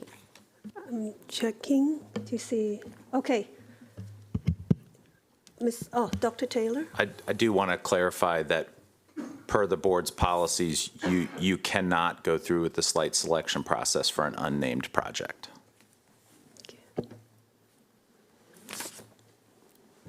Ms. Montoya?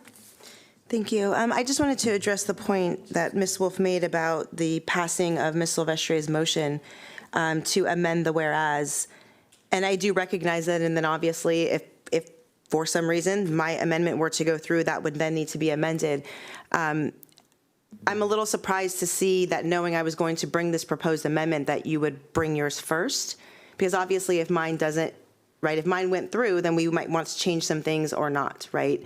So I was very upfront with all of my colleagues and as many of the community members as I could once I realized that the process for proposing amendments at the board is not to post them to the public, that they only come out at the table. So there is no way for the public to, for example, check board docs and see that Ms. Silvestri has a proposed amendment or I have a proposed amendment. But I was very clear with my colleagues and gave ample time to discuss it.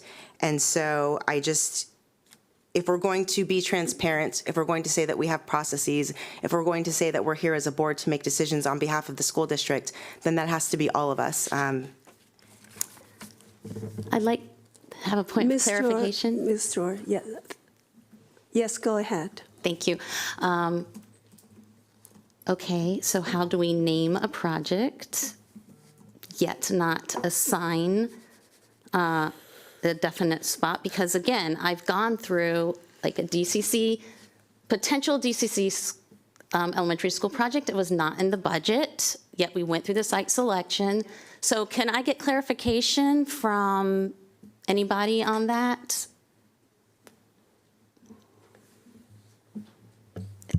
We're not aware of a mechanism that would allow that if it wasn't in your CIP as a named project.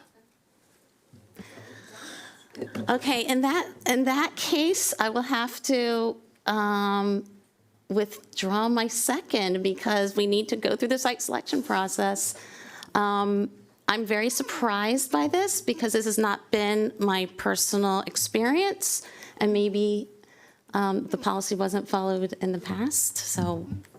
Thank you for your comment. Ms. Montoya. Thank you. This is the first time I'm also hearing that, despite conversations, despite sending all of this information, despite having a conversation with some of my colleagues, with the administration. That's obviously pertinent information. There's a difference between saying, well, it's a generic term, right? And so the community might not know, or the council might not fully understand what that is a placeholder for, to saying actually there's something precluded, right? That is a very different thing. So I'm disappointed to hear that in spite of the availability that I made myself, that here we are now. Thank you. Dr. Taylor. Ms. Stewart, technically you could make an amendment to the amendment and identify your intent as an independent clause in this that you would like to proceed with that site selection process, even though it is not identified as a board action. So yes, that is a mechanism in which you could do that. Okay, then I withdraw my withdrawal. Totally fine. And I would like to have an amendment to the amendment to identify Sligo Creek Elementary School as a potential, for a potential new site for that school, so we can do the site selection process. Okay, please pause. Ms. Stewart has an amendment to amendment. Is there a second to her amendment? Can you please restate it? Thank you. I move to amend that Sligo Creek Elementary School is identified to participate in a new site selection for the school, but just to do the site selection process. Is there a second to that motion? Second. Okay. Any additional questions? Okay, so you would be voting on the amendment to the amendment first, then voting on the amendment. Right, just want you to, right now. I it's have a Miss- question. Yes, I'm not quite clear. So are you saying do not list Sligo, just list that we're going to do a site select? Yes. Okay, okay. yes, Ms. Silvestri.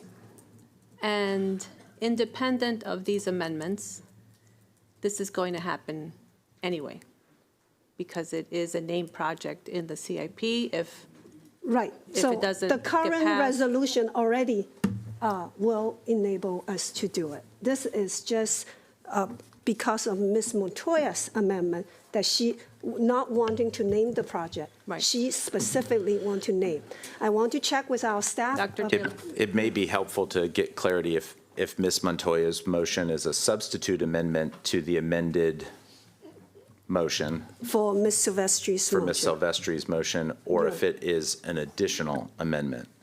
If it's an additional amendment, Ms. Stewart's amendment may not be necessary. But if it is a substitute, Ms. Stewart's motion absolutely would be necessary if that were to continue. So, Ms. Montoya, is this a substitute one, or this is to remove? In addition. In addition. This is an independent amendment. I did not propose an amendment to address the whereases because it was not ripe for discussion at that point, because this had not gone through. If this amendment goes through, then I would have proposed a verbal amendment at the table related to the whereases, because at that point, we're just doing semantics with making sure everything's in alignment. So it's clear, okay. So I am calling for a vote for Ms. Stewart's amendment to Ms. Montoya's amendment. All in favor, please raise your hand. 2. Opposed, raise your hand. 8. 6, I can't count. It's only 5:45. Okay, so motion does not carry. Let's go back to Ms. Montoya's amendment. I'm calling for a vote. All in favor, raise your hand. 2. Opposed, raise your hand. 6. The motion does not carry. Are there any further discussions on the superintendent's proposed resolution? Ms. Montoya. Yes, thank you. If you can give me one moment.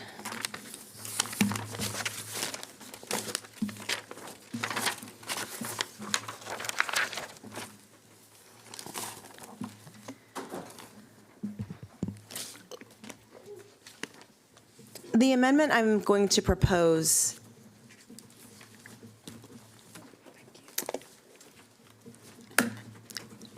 we hear over and over and over again about HVAC.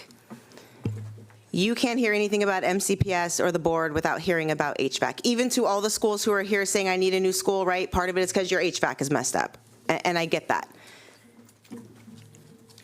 It's challenging for me as a board member to make significant decisions involving significant amounts of money, and we're talking about tens of millions of dollars, to build new schools when we don't have all of the information. Our facilities and management team, our administration, they have done a lot of work in a very short period of time. Some of you were not here just a year ago, right? Ms. Waitoka is practically living here, trying to help us fix all of these facilities, and she's doing a great job. So are Mr. Connolly, Mr. Mahmood, and at the direction of Dr. Taylor. And that is not what this amendment is about. This is not about anyone not doing a great job of identifying what needs to be done or what doesn't. It's about making sure that we as policymakers have all of the information before we make significant, very expensive decisions. Since the CIP was proposed on October 13th, additional facilities assessment reports have been posted online. Now, while these reports were done many months ago, as a company, the company can only write so many reports at a time. So it makes sense that there would be kind of a rolling posting of these reports because the company needs time to write them and put them together. They're very detailed and very lengthy. And then we need to get them on our website. But the reality is that since the CIP was proposed, at least one elementary school has been added to the website with a very high FCI score. And when it comes to FCI, high is not good, right? This is not like at school where we want to have those high scores. We don't even have all of the reports. My understanding is in the next few months or so, we should get all of them posted. That will give us a chance to do a review, to learn the lay of the land completely, to make sure that we don't make some of the mistakes that were made by prior administrations and prior staff, where in the 90s and the 2010s, there were assessments of handfuls of schools, typically based on how old the school was, and then there was a ranking, and there was a queue. But the queue didn't move. So even when, in later years, more schools were assessed, there wasn't a recalibration of the queue. They just got tacked onto the bottom of the queue. That's why some of you have been in the queue so long. Now, that is not the fault of anyone here. It just is what it is.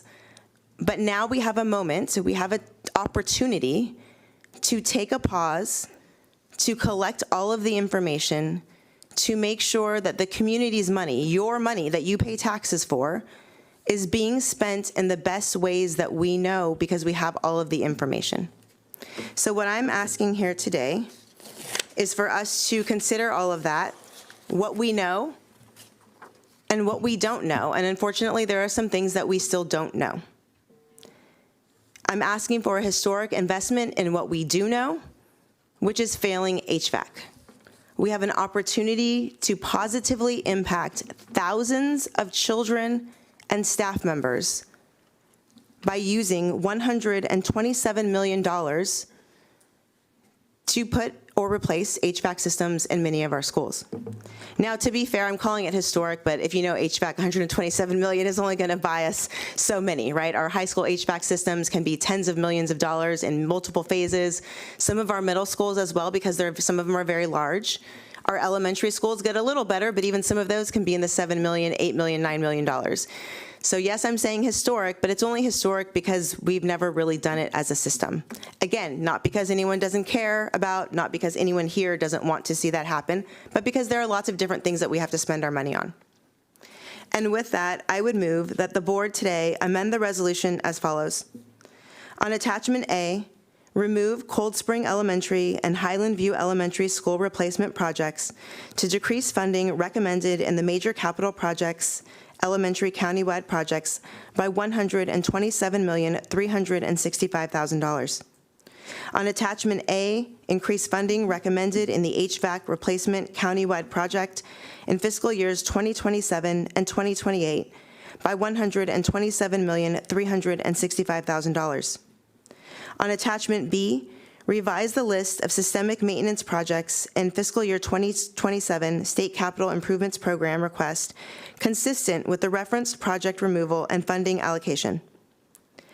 In the second resolved, revise the amount of the fiscal year 2027 State Capital Improvements Program request consistent with the referenced project removal and funding allocation.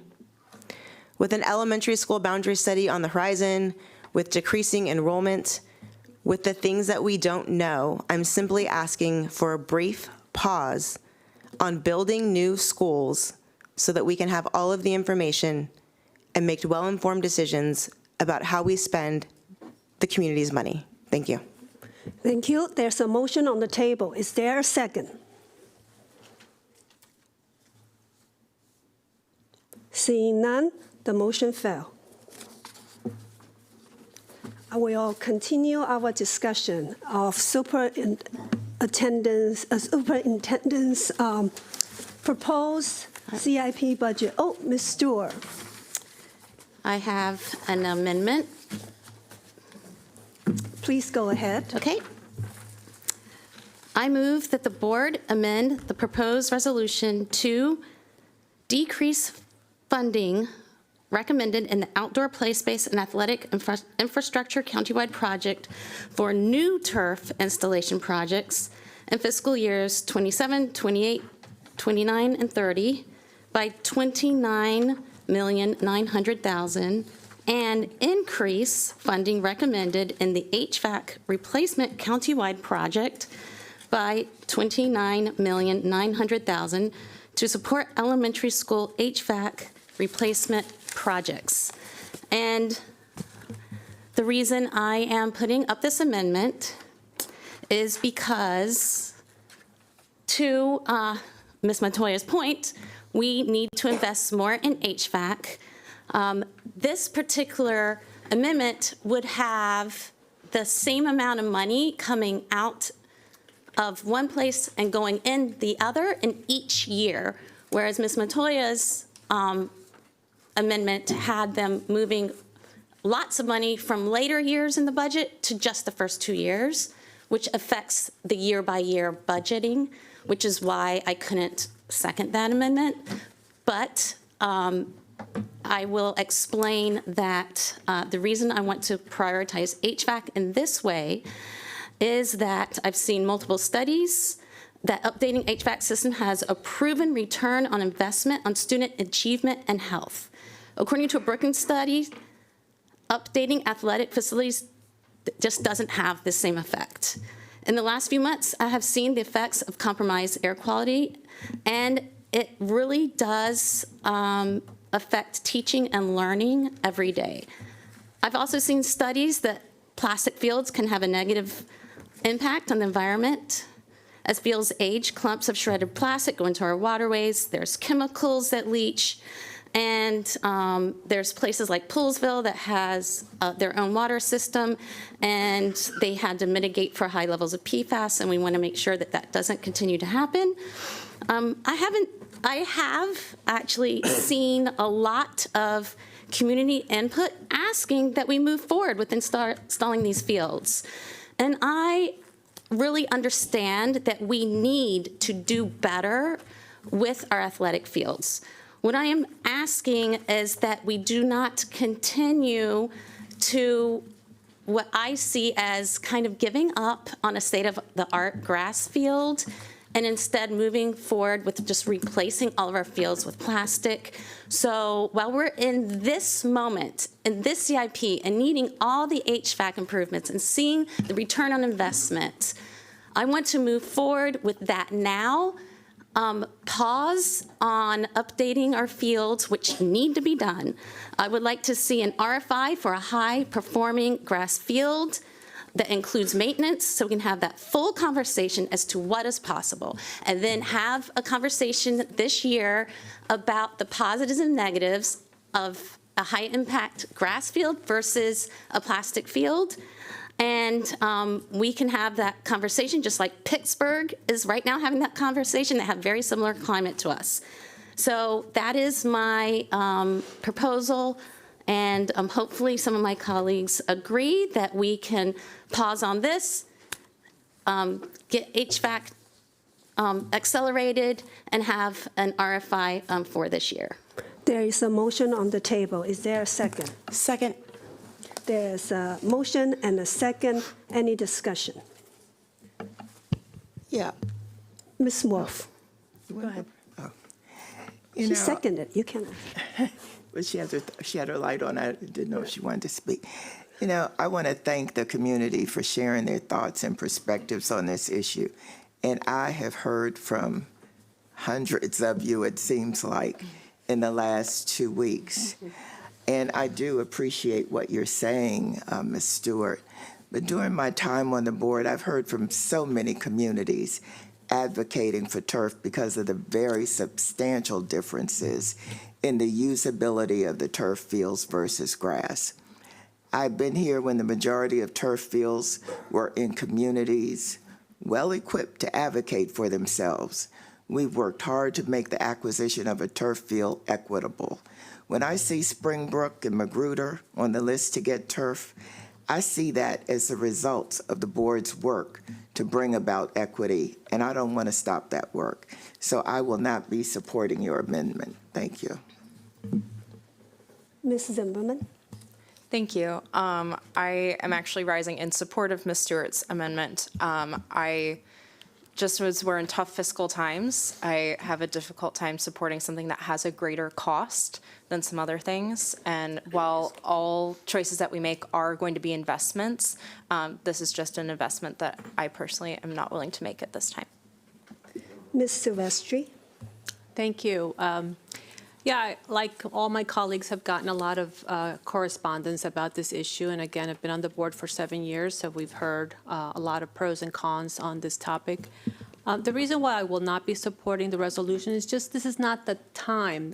Again, like I've said before, we hear back from the county executive and the county council in terms of our funding. And if the board decides that they want to make changes, that would be the time to make changes, to cuts. I don't think it's fair to cut these items off now when, most school communities don't know this is happening.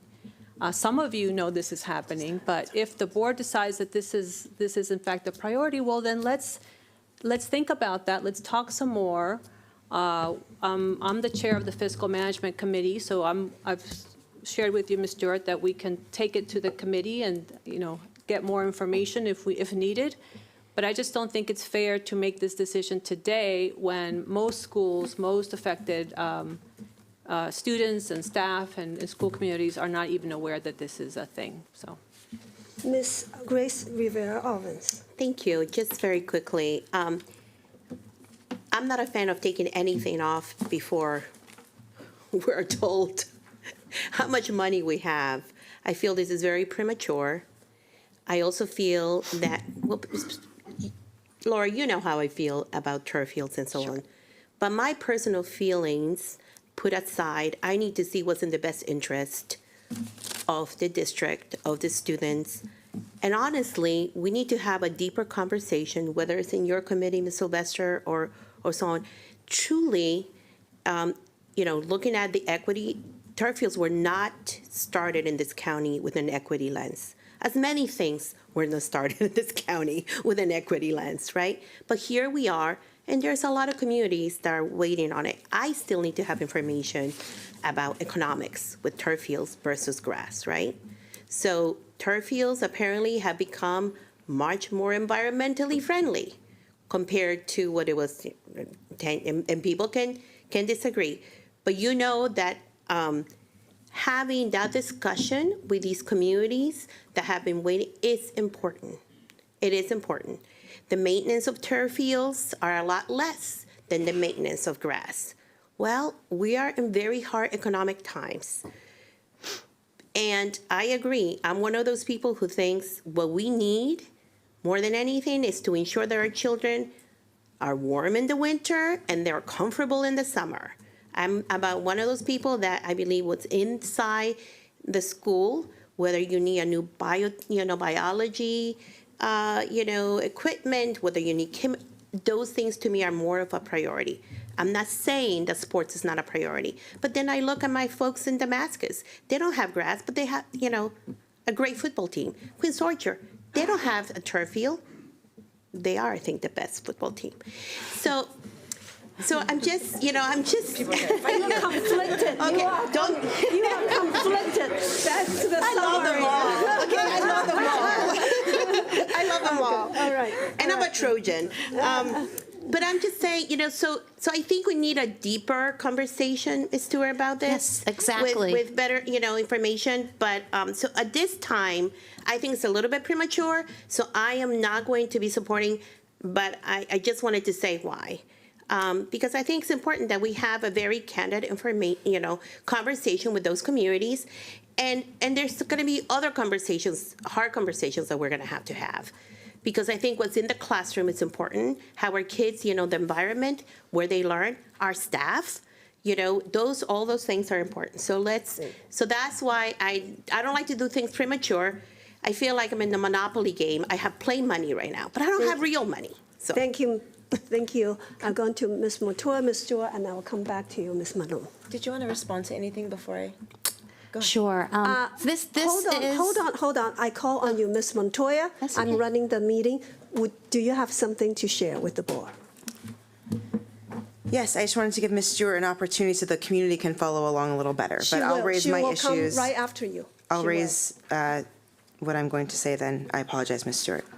I wanted to elevate the voice of some of the folks that did reach out to me because I got comments and advocacy for folks who want the fields and folks who don't. This is a very important issue to the community, it seems, and that's why it was important to me to second this amendment, because when there's an issue important to the community, it deserves to be in front of the community.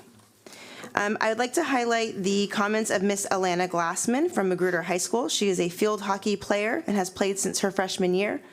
She let me know that the safety of their field has resulted in rolled ankles because your cleats get caught in the grass and the mud when the weather affects it.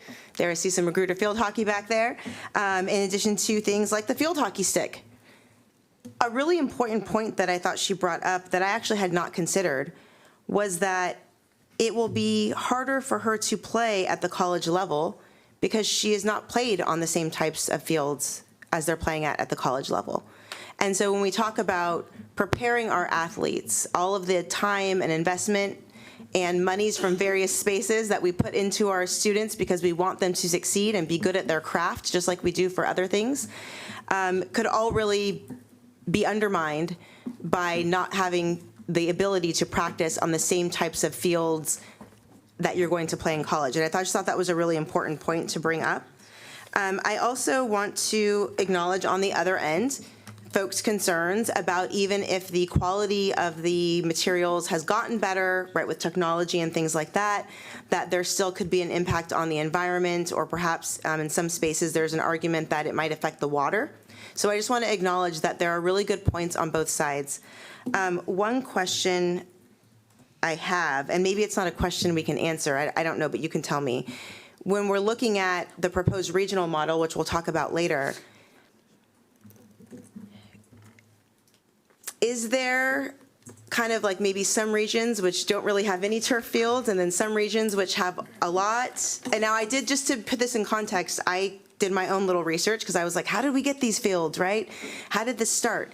It seems it started with some sort of legal settlement with MSI Soccer quite some time ago, I found. I don't know. And there was a kind of a private investment, but it wasn't necessarily because a certain school's parents put the field in or anything like that. So I just also want to make that clear that I have not been able to find that it's, well, these schools got the fields because they had a wealthy community or anything like that. So I do want to just kind of make sure that we don't infuse that into this conversation. So I don't know. So anyways, what the question I had is just, I just want us to be cognizant that it very well could be then that we have a regional model where there's access to certain types of facilities in some but not in others. And that is something that I want to consider. So with that, I just wanted to make sure that we have the thoughts of the community on the table. Thank you. Thank you. Ms. Stewart. Yes, I received all those emails as well, and I really do feel that we need to do better with our fields. And that's my goal, is to better, have safer and healthier fields for our kids. I just want to bring up a couple issues I did not bring up, because actually there's a very long list. I didn't want to overwhelm us, but I would like to bring it. Do you think this is part of this, or should it be a separate conversation about it? No, I just quickly want to bring up about the heat issues, because they do get 30 to 70 degrees hotter, because grass basically sweats and it cools off itself, whereas these fields don't, and we are entering a hotter climate. There's also other issues, just so hold on, there's other health issues, including burns from the turf, and that I've seen pretty big ones. And also there are some sports like women's soccer and girls soccer that do better on grass, and there's been a lot of advocacy for that. And by the way, just 3 days ago, the Los Angeles United LAUSD, yes, the school district, they put a moratorium on artificial turf to look at this issue too. So it's not just us. I consider this a pause not a determination of what we should do forever, but a pause to get the information and you. have the conversation. Thank you for that comment. And Ms. Malone? I would just like to say thank you to everyone who sent in comments and about their opinions. I want to bring in some personal experience as myself. I was a student athlete for the last 4 years in MCPS, played on the very fields at multiple different schools for games. And something I think I can pretty confidently say about student athletes in our system is that they want fields that they can consistently play on. That is a priority of them, and I think it's a very justified priority that they hold. And therefore, I want to align myself with Ms. Silvestre's comments and Ms. Wolf's comments too. Thank you. Thank you, colleagues. We have a motion on the table and a second. I'm going to call for the vote. All in favor of the motion, please raise your hand. 1, 2. Against, please raise your hand. 1, 2, 3, 4, 5, 6. Thank you. The motion does not carry. I would like to thank everyone for the conversation. We are going back to the amended superintendent's proposed capital budget for the 2027 to 2032. Any other further discussions? Seeing no light, I would like to call for the vote. There is a motion and a second. There is an amended proposed CIP budget. All in favor, please raise your hand. 1, 2, 3, 4, 5, 6, 7. Against, please raise your hand. Abstain, please raise your hand. 1. Thank you, colleagues. This has been a long discussion. I thank you for your discipline. There are a lot of issues we have to work through. I thank you for your cooperation. Let's move on to the next item, which is recess and bathroom break. We'll be back. At. Can I shorten the break, colleagues? 6:30. Okay. Oh, you're ahead of schedule, so you may want to. Yeah, 6:30. Okay. We'll be back 6:30.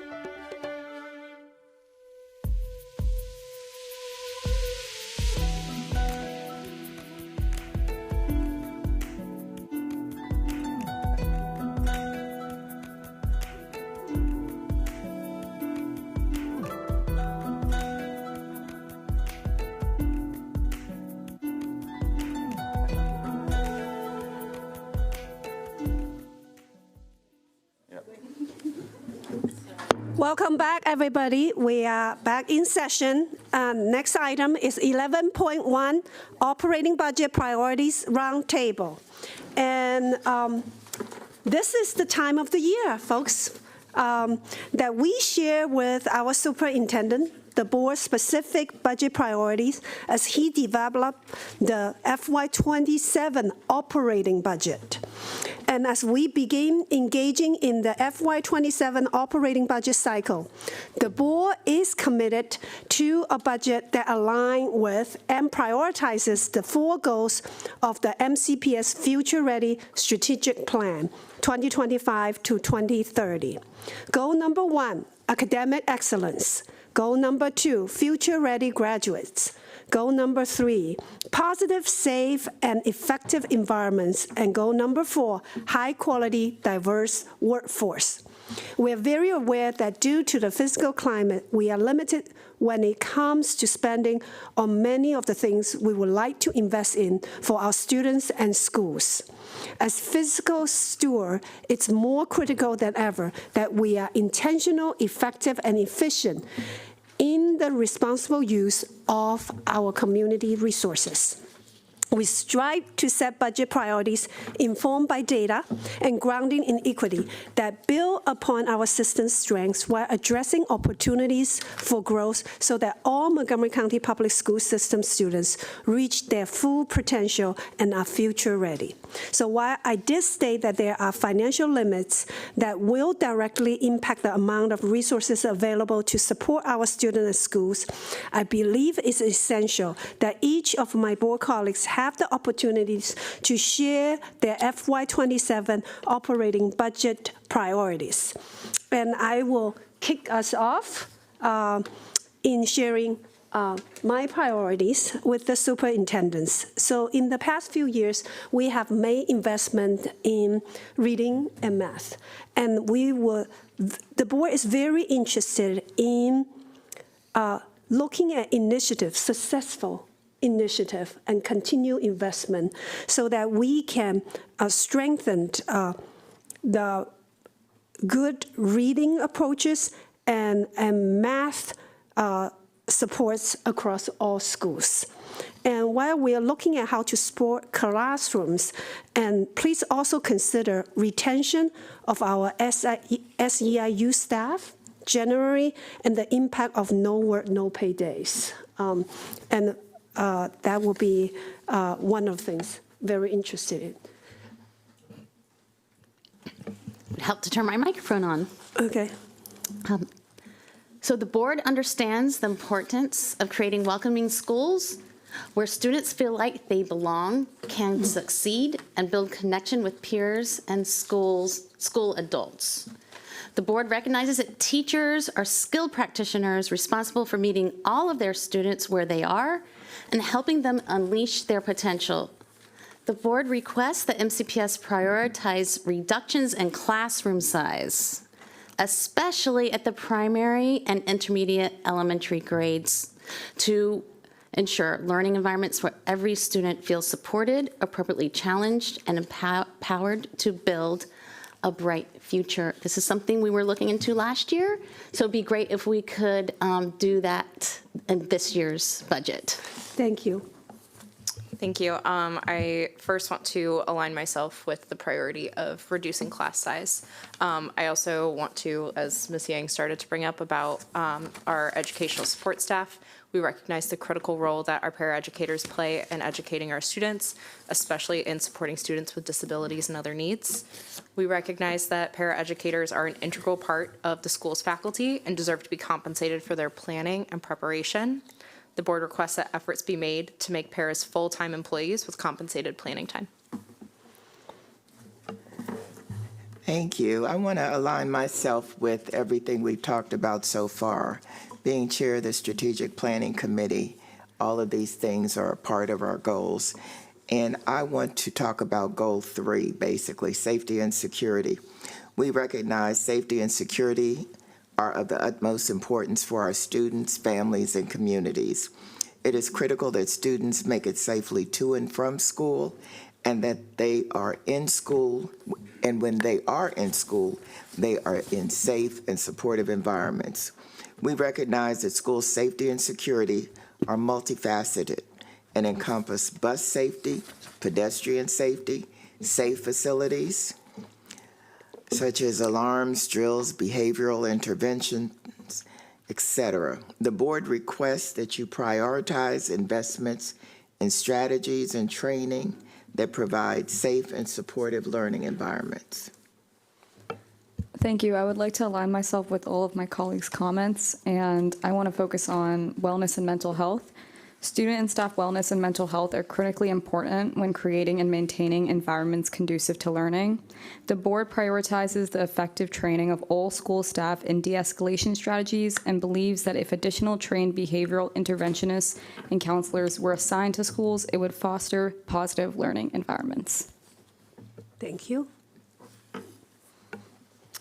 The board priority that I chose to speak about was programs. And as we all know, we're going to hear about this today. We are committed to expanding access and opportunity to programs so more students can participate and be engaged. And as I always emphasize, in the home school, in our comprehensive high schools, as well as in the rollout of our program study going forward. And what we've heard from our community and from testimony and from board members is making sure that our budget this year reflects appropriately so that we can roll out the program study effectively and do it well. That includes professional development for our teachers and staff, appropriate staff recruitment to meet the program needs, transportation, and of course, materials. Thank you. Ms. Dorr. I'd also like to highlight the need to serve our special populations and closing our gaps. We've been talking about closing gaps for so many years, so I am excited that we actually put in the investments and evidence-based strategies and staffing models to support emerging multilingual learners, students with disabilities, and students receiving free or reduced meals. So they may be effective in helping to close the opportunity and achievement gaps. We also recognize that each learner is unique and brings with them their own learning history and experiences. While MCPS is committed to meeting each student where they are, there are historically underserved populations that require specialized support to meet their potential. So, yeah, let's do this in this budget. Thank you. Ms. Wolf. Thank you. We're also concerned about staffing. You know, we are trying to turn out future-ready students. School is not just about math, English language, arts, science, and social studies. Courses like art, music, physical education, and foreign language in the elementary grades promote creative ways of thinking and learning. We also recognize that embedding special courses in the elementary school schedule provides opportunities for collaborative planning time and professional growth for core content classroom teachers. The board requests that the superintendent explore how elementary school schedules could be standardized so that students have 5 special classes during the school week to expand the students' academic enrichment experiences, while also providing time for teacher planning. Additionally, we request that you look at staffing at the elementary level in general to ensure adequate support with particular attention to special education. And at the secondary level, please consider the staffing of assistant principals. Consider investing in standardizing AP staffing.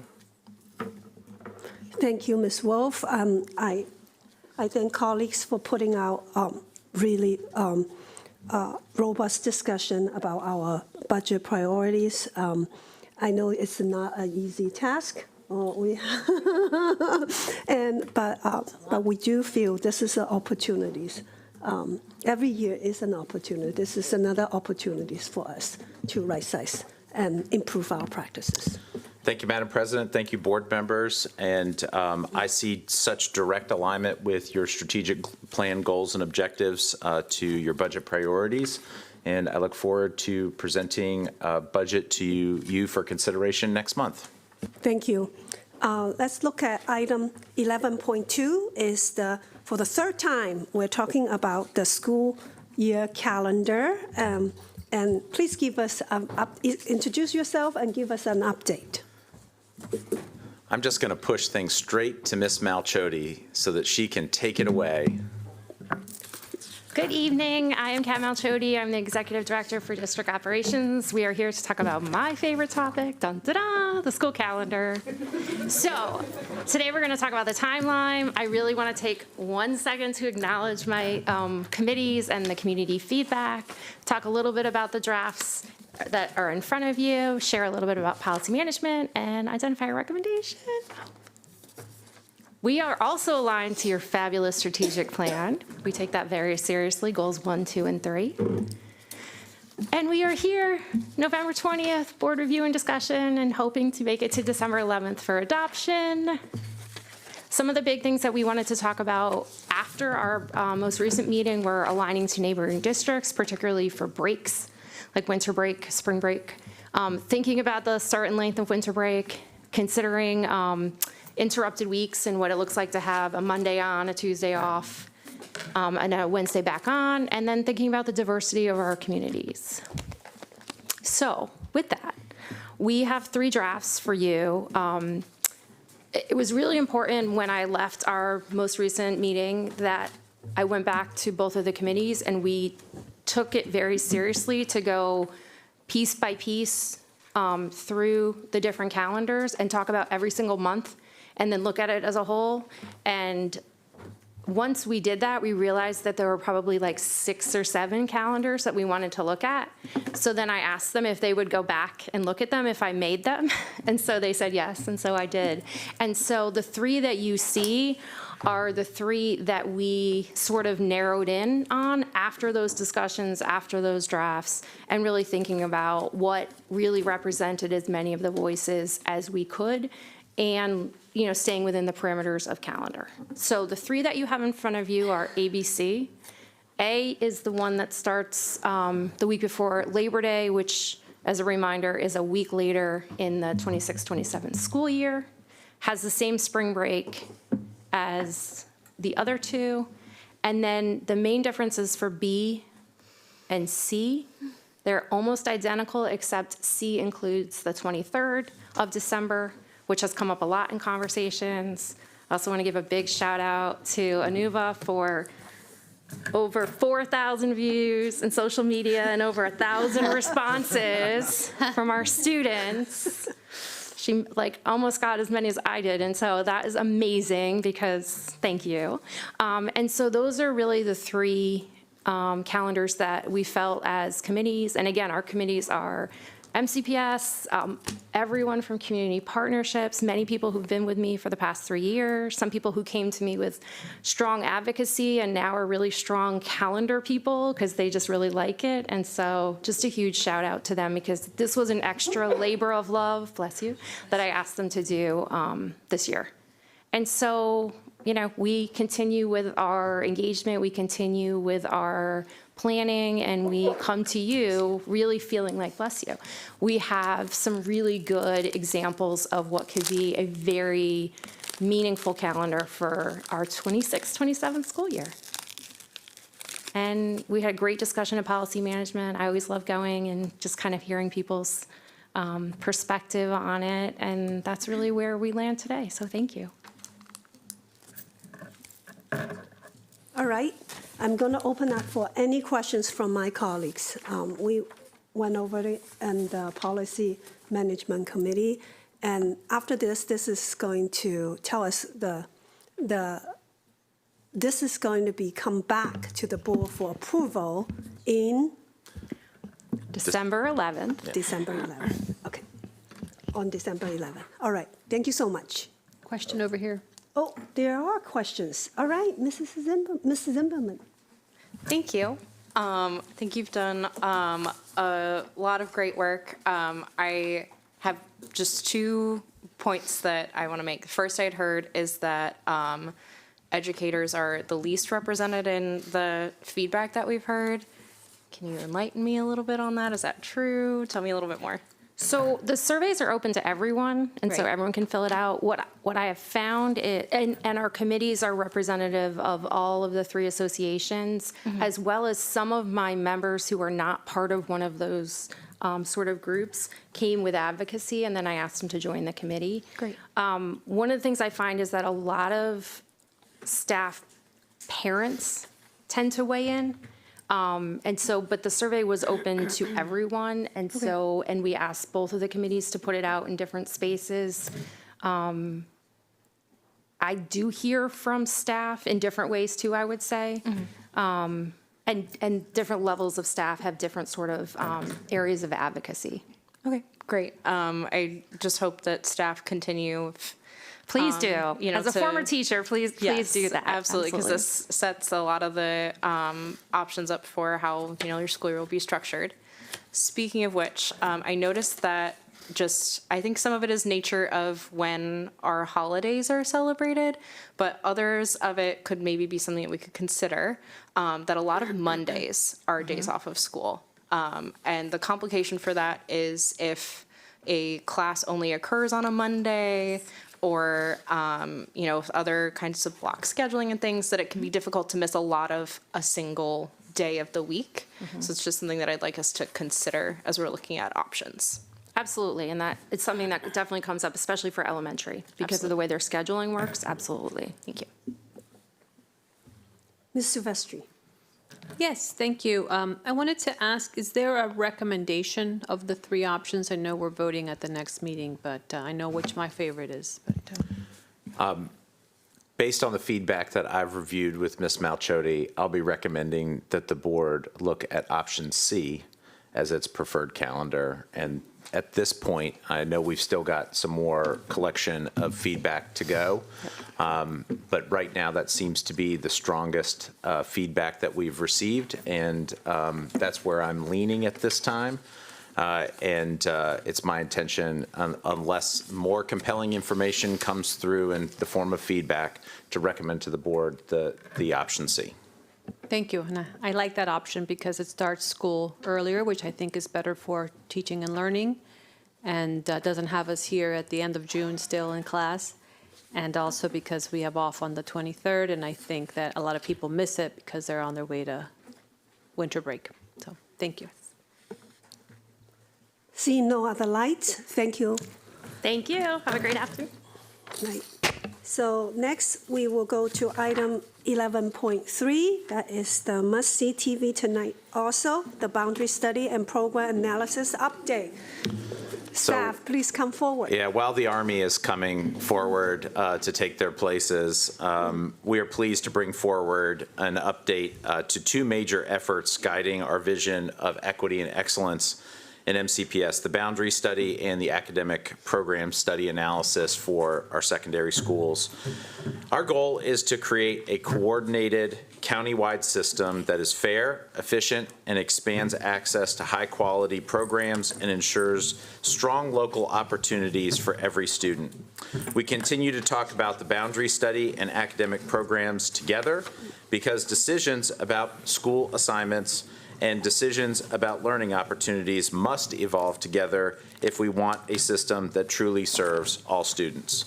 Today, we will share an update on community engagement as input from staff, families, and community members continues to be essential, and community and staff feedback actively is shaping both boundary studies and program design. And we hope that our community sees their commentary reflected in some of the changes that we've made. Our boundary studies team will share the next steps on the additional options based on the resolutions that were adopted by the board on October 30th at the board business meeting for revised scopes to include the Crown Damascus and Woodward Northwood boundary studies. Our programs analysis team will share a full implementation plan for the proposed regional program model, as well as a plan that all local high schools will have strong programming.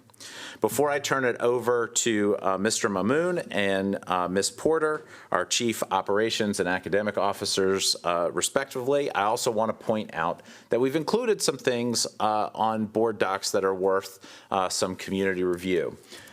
We, of course, have our slide deck, which has some timelines and some information that may be of interest to the community, and as well as some additional details. But we've also included a draft budget. Now, as somebody who is a budget guy, I can tell you that it is a draft budget, very much so, and still something that I'm spending some time reviewing. I do think that it is conservative. It is a net budget, not one that takes into consideration some things that may even be redundant. There are some things I think are maybe a little on the low side, and several things I think are a little on the high side, but that's okay. The general gist and the approach that they've taken is a good one, and I think it's a great starting place, and those are good round numbers from which we can base some decisions moving forward. And so I want to congratulate my team on a great first stab at that, and as we develop this even further and bring a final recommendation that'll look a lot more polished as we move forward. So Mr. Mamoon, take it away. Good evening. We are here talking about boundaries and programs together. They're definitely linked, as Dr. Taylor has already talked about. There is one that, one influences the other. We do have shared assumptions between the studies, and then fundamental structures guide how we plan and build out both the boundaries as well as the programs. So today, as Dr. Taylor already mentioned, we're going to give a quick update on the boundary, and then Ms. Porter and her team is going to talk about the programs update, and then we'll talk about the process. This is a process we've been talking about it, both part of the boundary side as well as the program side. This is an iterative process because we get feedback that gets built into the next round of information that we share with the board. Next slide, please. Quickly, as Dr. Taylor has already mentioned, on November 30th, we did have 2 additional resolutions from the board that added to the scope of the boundary studies, and our consultants is currently working on developing these options. These options would take into account additional options for the Northwood High School construction when it finishes, as well as the Woodward reopening, and that would consider the possibility of the closure of Sims, and those options would reflect that. And then for the Crown and Damascus expansion boundary study, the options would reflect the consideration for using Crown as a holding school. I would like to remind everybody that these are additional options, so the options that are already out on our website, as well as what was shared with the community, the options A through D for each of the boundary studies are still options that we're collecting feedback, and I would remind the public to continue to give us feedback on those options. These new options will be released to the public after the Thanksgiving holidays, and I'll go over the schedule in a minute. We will hold additional public meetings, both in person as well as virtual meetings, to share these options with the public. And then we will keep the surveys open for the public to continue to give us feedback. If you could go to the next slide, please. So these are the dates for the in-person meetings for the Woodward and Northwood boundary study. Would be on Wednesday, December the 3rd at Einstein High School. And then we would hold virtual meetings on both Monday as well as Monday, December 1st, as well as Thursday, December 4th for the Woodward-Northwood study. And for Crown, we will have an in-person meeting on Tuesday, December 2nd at Gaithersburg High School, as well as virtual sessions on Monday, December 1st and Thursday, December 4th. Go to the next slide quickly. I'll just quickly go over the timeline for the boundary studies. So we have had, additional programs, in-person engagement sessions in November, and then in December we will have additional public engagement sessions for the additional options that are coming out end of this month. And then we will keep on collecting the feedback through January and share it with Dr. Taylor in helping him produce the recommendation that is going to be presented to the board in February. And then we will have work sessions and public hearings with the board where the public will have an opportunity to provide feedback before the board makes a final decision on March 26th of 2026. With that, I'm going to pass it over to Mrs. Porter. Ms. Porter, I just want to let you know how where I prepare to take to do questions and breaks. I think you can go all the way to keep updates to high school regional program. That is one section of question, and then you can go all the way to stop at before you head into middle school program. That's and then so 3 Q&A sections. Okay. Thank you. So I actually get to chime in for a quick second to revisit a critical part of this program, which is the why, and a question that continues to resurface time and time again, a little bit like a broken record. You know, we are a big system that has a lot of moving parts, and you know, oftentimes we get criticized for how slow we move as a school system, especially when there seems to be really urgent things going on. I'm going to elevate 2 things in particular: our literacy and our math performance. We are moving very slow to make corrections, although we did see some improvement for the first time in over a decade this past year on state assessments. It's an important opportunity for us to reflect on our organization and what we stand for, and to look at the things that are not changing and whether or not we're choosing for things to stay that way or not. And much has been made about our readiness as a school system to make a big change like the change that we're proposing. And there's an overwhelming feeling by some people that is trepidation. And you know what? I get that trepidation. I'm a little nervous too. And I get the anxiousness because candidly, our past performance hasn't really earned us a lot of trust in making big changes. But I do want to emphasize that being ready is not a feeling. It's a decision. And we need to decide whether or not we are going to be ready, not feel if we're going to be ready. And we're ready. And our community has been waiting for an awful long time for facility upgrades, but they've been waiting for an awful long time to equitable access to programming. And will everything be perfect on day one? Not a chance. Does that mean that we should stop trying? No. Were the programs that are a huge success today perfect on day one? Not a chance. Did it stop them from trying? No. So we have a pretty clear path forward. We know that we need to start somewhere, and we're choosing to recommend that we start now. So if you could advance the next slide, thank you.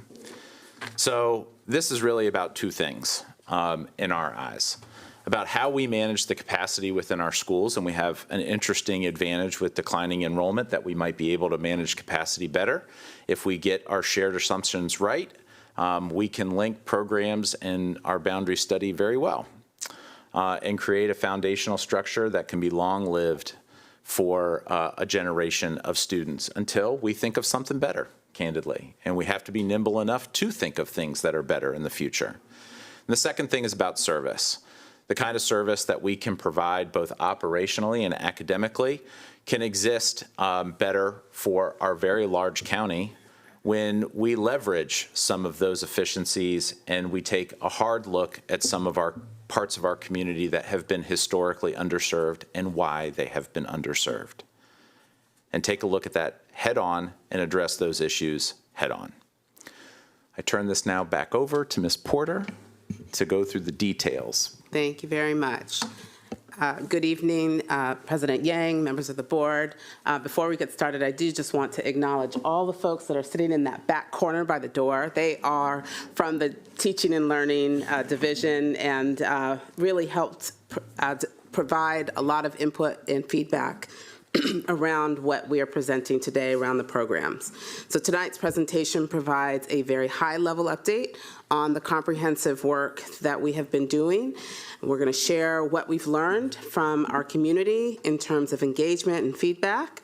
We will share updates on the regional pathway placements. We're not going to go through every detail, but we will share highlights of those updates. We will also share with you our implementation plan, and then we will have more conversation about our local schools and what we've been hearing from the community, and update on middle school programming. So at this time, I'm going to turn it over to Ms. Franklin. Thank you, Ms. Porter, and thank you for having us back to return some and share some key information tonight. So I first want to start off by saying that transformational work is big and it's demanding. And when it's for our students and for their futures, it's definitely worth it.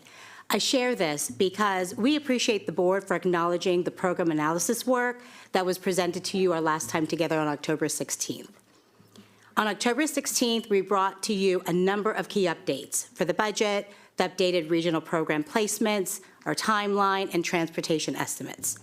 So let's take a look at some of your recommended next steps. You can see that we have addressed, or going to be addressing all of the next steps. I just want to highlight a few. You said expand communication.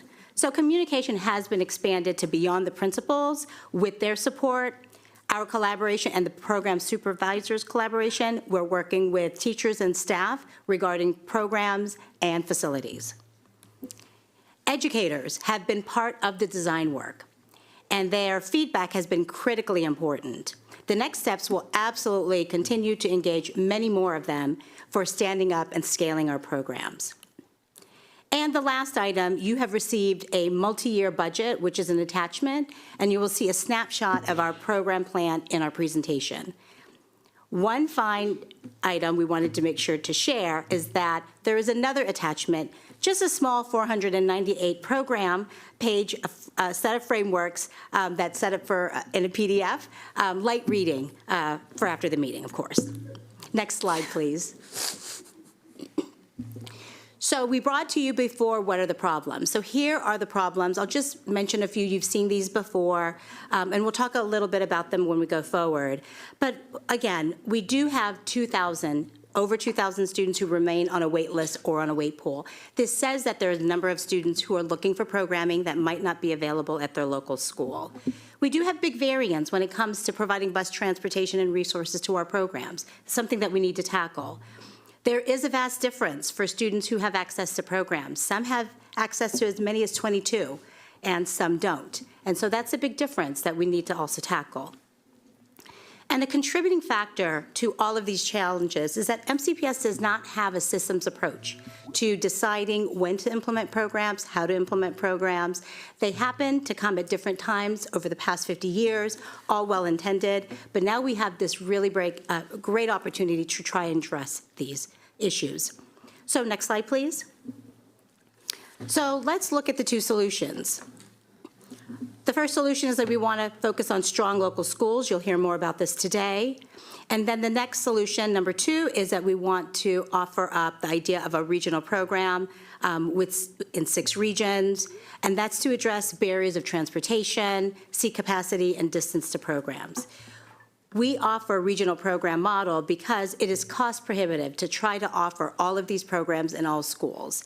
And we also likely won't have the critical mass of students to staff to offer the various courses that we'd like to. So let's take a look at our next slide. Okay, don't stare at this too long. So on an earlier slide, we mentioned that there are about 2,000 students that do not have access to programs because they're sitting on a wait list in a wait pool. Look away, look away. I know it's severely tempting. But this is an AI-generated showing of 2,000 students. It's hard to find 2,000 students and get them on a slide deck, but this is an example of what it can look like. But let me tell you who these students represent. These students represent 465 students who are on a wait list for the healthcare pathway at Wheaton and Edison. 261 are on the wait pool for the biomedicine program at Gaithersburg High School. 536 of these students are waiting for a seat in the Leadership Academy for Social Justice. 391 of them are waiting for a seat in the P-TECH at Clarksburg. So these are just some of the examples, and we have 35 full-time programs. I listed maybe 4 or 5. They might be represented in a multiple of them, but what you're hearing are hundreds of students who are looking for programs that might not be available at their school. One piece I wanted to add, we also have the 2 middle college programs, one at Northwest and Northwood. We have over 700 students on a wait list for those programs. Next slide, please. So no, we also know there's been a lot of concern about the pace of the work, the timing of the boundary study, the movement of the planning, and some concerns about the process for the program analysis work, which some feel that it needs to be delayed. We want to share that we are on track, and it is unnecessary to delay. We have shared a great deal of data that says this is the time to change. Our students deserve more choices, more opportunities. It is time to correct historical inequities. As Dr. Taylor shared, and I'm sure it resonates with all of us, what we are not changing, we're choosing to remain in our current model that has inequities, choosing to delay when we are on track to serve our students with more choices and opportunities. We are ready to move forward. Next slide, please. So we are on track to tell our students yes. We have 5 big buckets that I just wanted to highlight, letting you know why we feel and why we believe and why we know we are on track. Our teams are assembled. They're here in our back corner supporting us. So if you have any questions about the program frameworks, they are here to help support. The essential parts of our program frameworks are complete. Our vision, our goals, our course progressions. The elements to support our middle school families, we have many of those intact. We're building on our assets, and we can also build on those. We're actually preparing to launch an early campaign in March. The regional program plan, we have pathways per high school, we have the proposed seats, we have a proposed admission process, but this is an opportunity for us to refine and reflect with our teachers. And then we also have a strong local school plan that you'll hear this evening. Next slide, please. And now I'll turn it over to Ms. Langford Brown. Thank you. Good evening. When we were here before you 5 weeks ago, you asked that we create authentic opportunities for two-way communication with stakeholders to make sure that we're not making decisions in isolation. We've been engaging with our stakeholders, our parents, our students, staff, and community partners. Next slide. With regards to community engagement, over the course of the development process, we've held 16 design team meetings, collected over 12,000 survey responses, and welcomed more than 3,000 participants in virtual information sessions. Over the past 5 weeks, we hosted 6 multilingual regional in-person meetings with a fantastic showing of over 1,000 attendees, of which 282 were speakers of languages other than English. Language-specific support was provided by our family engagement specialists in Spanish, Amharic, French, Vietnamese, Chinese, Korean, and Portuguese. During these in-person sessions, attendees were able to hear an overview of the model, ask specific questions about the model, and provide feedback directly to system leaders. We also expanded our access through Spanish language feedback Facebook Live sessions that reached over 3,000 viewers. We've been intentional about meeting people where they are, whether it's the NAACP, Identity, MCC, PTA, or Down County Consortium meetings. Next slide. We've also gathered student voice through various engagement opportunities. We engaged with middle and high school students, student journalists, and multiple student voice feedback groups with over 50 7th graders from schools throughout the county, as listed on the slide. We have 3 more student feedback groups scheduled in the upcoming days. During the session, students shared the 5 most important things to them when thinking about high school. 1, going to high school with friends from middle school. 2, receiving college credit for classes taken. Also, earning a special certification or license that would help them get a job. Learning a language, and lastly, having a short bus ride or being able to walk to school. Thank you to the school teams who helped with this work, especially those grade 7 students who share their thinking with us. In the upcoming weeks, we'll be sending a survey to families of grade 4 through 7 students to get more feedback. Next slide. Staff engagement has been ongoing, including engaging with teachers appointed by MCEA on the design team, high school and middle school principals, world language and fine arts resource teachers, career and technical education leaders, coordinators of criteria-based programs, and consortium counselors and coordinators. School-based staff who touch programming have had a voice at the table, and their voices will grow as a part of the development of programs in their schools and regions. Next slide. The last category of engagement reflects the input we received from some of our key community advocacy and advisory organizations, including MCC-PTA, MCEA, the NAACP, and the Black and Brown Coalition. This slide captures what we heard from our partners, as well as how we are responding as a system.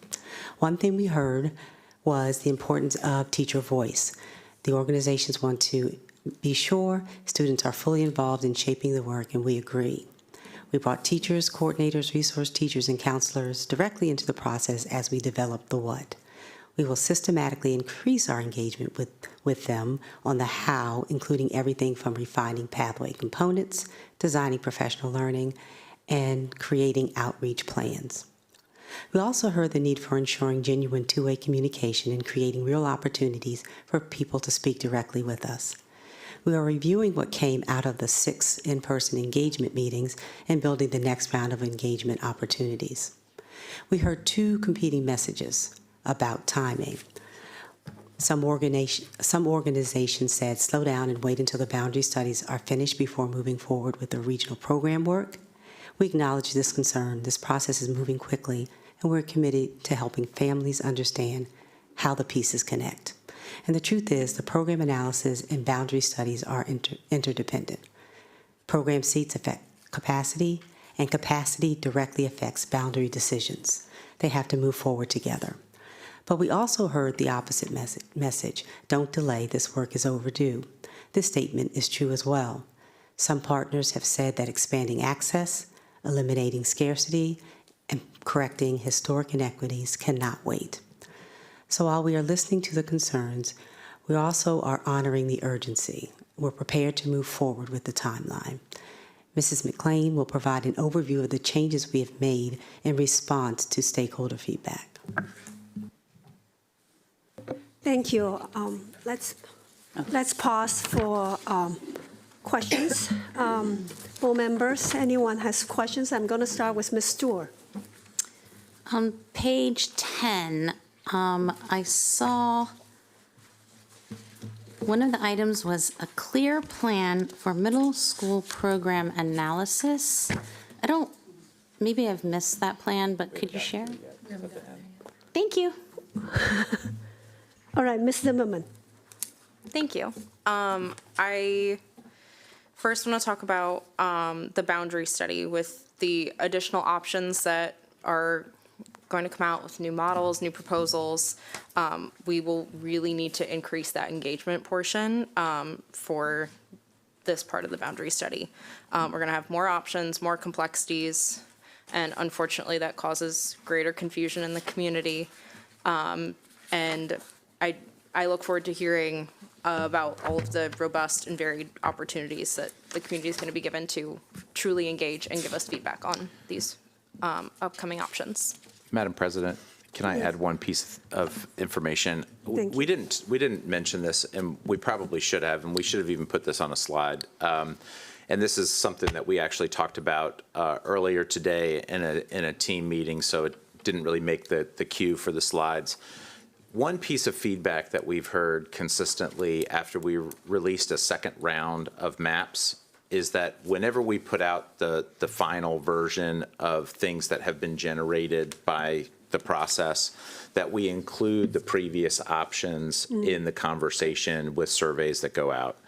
And so this last phase of conversations with these new additions to the consideration will also bring back the previous maps to request some thoughts and consideration so that folks have the whole picture to look at, not just one slice of the picture, not just the new options, not just the second round of options, but really all options to really give us their final thoughts on that as we go into the recommendation phase. So Does that mean even the 4 options in June or July comes back? The summer options, we at least want to put them in the scope of the feedback loop, because one of the limitations that we had is that when we released the second round of maps, people were like, hey, where did the first round of maps go? I want to give some feedback on that as well.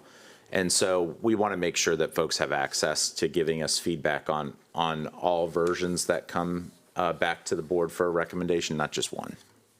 Thank you. Ms. Silvestri. Are you going to cover all these slides in the presentation today? Yes. Yes, okay. I'll hold some of my questions because it looks like you're going to cover it. But the one that I don't see addressed here, and it's about why they have to happen at the same time. And you say that they are linked because of capacity, seats. So I really need to see that visually, or give me examples of how that plays out, because it's about capacity. You say they are inextricably linked. One influences the other. So give me an example of, I mean, it seems to me like all schools send students out and all students receive. So it should work itself out. Help me understand why that's not the case. So if I'll start. And they can fill in if they want to. Not all programs have the same number of students. And not all programs have the same amount of interest from different corners of the community either. And so, for example, you may have one program, like, say, a dance program, that may struggle to have even enough seats to operate, versus something that might be a musical performing group that you have many seats, hundreds sometimes seats, that you may try to fill in an orchestra or a full-size band. And so part of this is trying to be sensitive enough that you would not want to put an oversized program into a school that the capacity is already very, very full. And you do want, if you are committed to it and you're like, my gosh, this school has got to have this program no matter what, it is going to influence the size of the attendance zone that you draw. And the perfect example of this is actually Montgomery Blair High School. There are several programs that operate out of Blair High School. It is a very large footprint in terms of its boundary. And several years ago, it would have made a lot of sense for us to either do one of two things, for either us to move the programs out of Blair to create capacity, because right now there are, how many trailers at Blair? You lost count? I think it's actually more than that. I think it goes to 22. Yeah, I think it's 22, actually. Yeah, I did. Which is an entire wing of a school. Thanks. Which is fairly significant, or we should have reduced the boundary size to Blair. Now, well, good news. Funny thing is we're expanding the size of its neighboring school, Northwood. So we actually do get to adjust the boundary of Montgomery Blair High School at least a little bit, because they have that into consideration, which means that our ability to run programs will actually be okay in terms of managing it within the capacity that the school was designed. Right now, Montgomery Blair is over 3,000 students. It was not designed for over 3,000 students.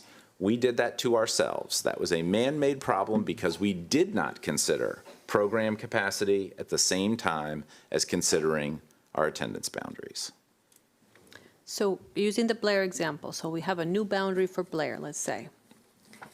And then you're doing, I guess my question is, can we do the boundary study first and then take our time to do the program, placing of programs in different places? Why wouldn't that work at Blair? So you could, but you would be creating limitations. You would have to think about your programmatic offerings with hard caps. And you would have to force hard caps versus looking at it through the lens of abundance versus scarcity. And in a sense, whatever your attendance boundary is that you would create would be forcing a scarcity model. So when you are taking that into consideration and looking at the other dynamics that are connected, you could be more generous with the space that you're allowing, knowing that programs might influence your attendance more than they would have if you had a hard cap. For example, I'm not seeing it, so Okay. you got to tell me a different way, So, teacher. For example, if you drew your attendance boundary for there to be 2,000 students at Montgomery Blair, and you have a program that has 100 students per grade level, you would have to be very concrete and very prescriptive about how many seats could come from the Blair attendance zone versus how many seats could come from outside of the Blair attendance zone without exception, without exceeding that cap and creating a capacity issue. If you take that into consideration on the front end and think about how you could draw your capacity differently and think about creating almost generous boundaries for that capacity, you could manage that a little bit better. And programs could be your future mechanism to control capacity versus always having to go to the attendance zone as a mechanism to control capacity. Let me think about that. Ms. Montoya? Thank you. I just wanted to say thank you to all of you and all of our friends in the back there. I know that it takes a lot of work that you guys have been doing everywhere around the county. And just thank you for hearing us and the community and then taking action. I know that there's still a lot of work to do. I've looked at the attachments, not word for word. I'm still working through them. They're quite long. But I appreciate that, and I appreciate you providing all of that information so that the community can understand, they can ask questions, and then they can continue to provide feedback as we continue to work. Thank you. I have a question about student engagement, staff engagement, and community engagement. It's wonderful you have done so many, truly. I know that your calendar look very full because sometimes I say, Dr. Taylor, can we invite you to? No, I'm at this school, I'm at this school. I get that. However, as we develop this program, as you go into even deeper into each region and deeper into each specific program, I want to understand what would that engagement look like. So almost like every month you are giving us an update on your, the progress, the update. In that, I would like to see every month that what engagement we did this month, and what area was the engagement, and how that have impact our work. Because when we have the very broad what, the regional program, you are now getting into the planning phase of how. And that is when I think it's so important to understand how it really works, a practitioner's view, a student's view, right? And the lived experience, point of view. So that is what I would like to see. Thank you. Mrs. Zimmerman. Thank you. I also want to thank you for the feedback. I know we talked about hearing more from our younger students. I appreciate that that's something that we're going to work on. I also had some questions about that capacity, so thank you, Ms. Silvestri, for pulling that thread for me and for getting some answers there. And I just want to say I appreciate the sense of urgency here. I understand that we have students that currently have limited access to programs, and that is something that we want to solve. That I believe that's something that we as a board wish to solve, and I believe that it's something that the community wishes to solve. That being said, I just feel there's a little bit of like a mischaracterization of this sense of urgency, that the parts of the community that are asking us to slow down or to delay aren't doing so because they want to prevent access to anyone. I just want to make that really clear. That's not what I believe is happening. and I respect that they're asking us to do so. Thank you. If I may, I would like to add just to, as far as the timing, and Dr. Taylor has done has explained the capacity, I would like to also point out that there is an operational challenge which is solved by doing these two studies together, because there's an inherent assumption that there will be grandfathering of the programs, and there will also be grandfathering of the students with the boundary changes. And if we're doing this together, getting to that decision together, there is operational efficiency, because we do have to ramp up our transportation services for all these grandfathering. And if the program study is lagging, that means the grandfathering is going to continue, which means the transportation, which is already very difficult with all the regional programs that we have, is going to continue farther along, which means it's going to actually have an operational impact from a cost perspective. Just wanted to add that. I just want to make sure that I have this clarified. What you're saying is that if the two occur at different times, that the ways that we will implement where students who are currently in a program will continue to be in that program, same with some students who are currently attending a school, despite how boundaries may change, will continue to attend that school, that the transportation element of that will continue over a longer period if we drag out that process. That is correct. Thank you. Thank you. Let's proceed to the next section. Good evening. You've seen this slide before. These are our program themes. They provide the framework for the program pathways in each of the 6 proposed regions. And I'm going to highlight some recent changes tonight. Over the past several months, we listened closely to schools and families, and the adjustments you see here today reflect that input. Every region now includes a stronger STEM footprint, including engineering. We heard consistently that families want more hands-on STEM options closer to home, so each region now has access to engineering as part of its regional offerings. We've intentionally paired criteria-based and interest-based pathways. The structure allows us to maintain rigorous selective programs, but also create open access pathways so more students can explore high-demand fields. For Region 5, we drafted an alternative model in the case that Crown is not part of the region.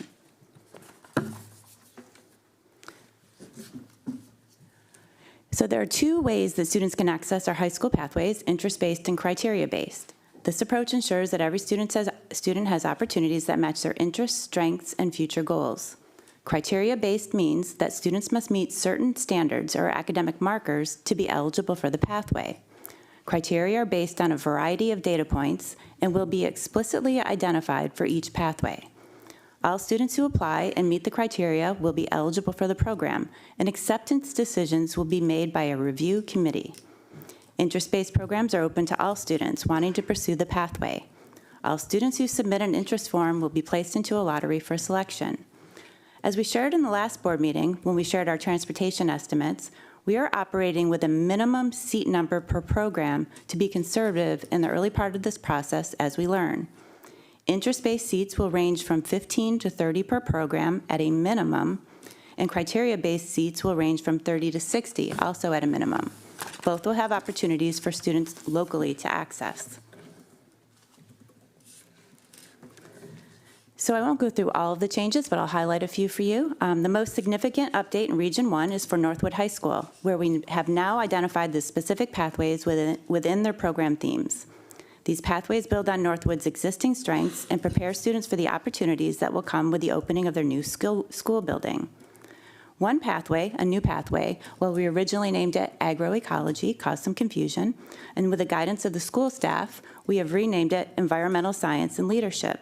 This new name better reflects the program's advanced sciences, environmental policy focus, and student advocacy components. This pathway complements Northwood's strong set of existing criteria and interest-based programs that include law, criminal justice, and leadership, dance, theater, and the highly sought-after middle college program. As part of our work to expand STEM options across the county, we are elevating the existing engineering program at Sherwood High School to a regional program. This shift ensures that students in Region 2 will have expanded access to engineering and hands-on STEM learning. Region 3 is an opportunity to talk about our investment in increasing access to those less commonly taught languages and global learning. Since our last presentation, the team in the corner has developed a new distinct pathway focused on less commonly taught languages called Critical Languages, Cultures, and Global Connections that's separate from the humanities pathway. Similar to Region 2, Region 4 also has expanded access to engineering. Rockville High School's existing engineering program is now elevated to a regional program, giving Region 4 students increased STEM options. At Rockville, this will sit alongside the medical science and middle college programs at the school, creating a strong and balanced set of opportunities. In Region 5, we worked with the Magruder High School staff to determine their leadership and public service pathways. At Magruder, their program will include Leadership for Social Justice and their existing and highly valued JROTC program. We also know that potential changes to Region 5 may affect how program themes are distributed. Because of this, an alternative model is in development in case adjustments are needed.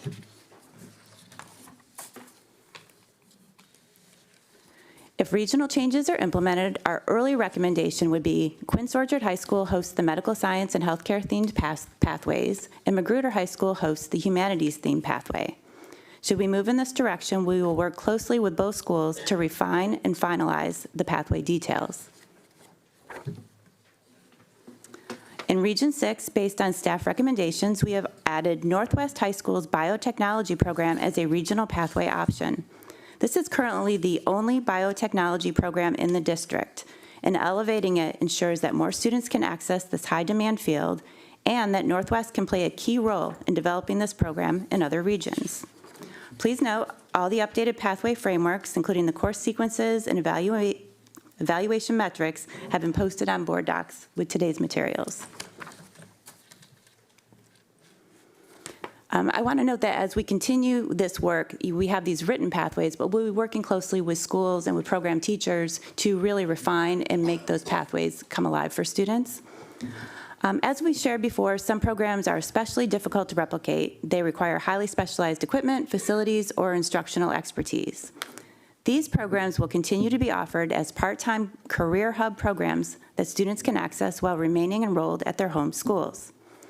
The career hubs include Edison High School of Technology that would serve Regions 1 through 4, and programs at Seneca Valley and Gaithersburg High Schools serving Regions 5 and 6. I'll now turn it back over to Ms. Langford Brown to talk about the implementation plan.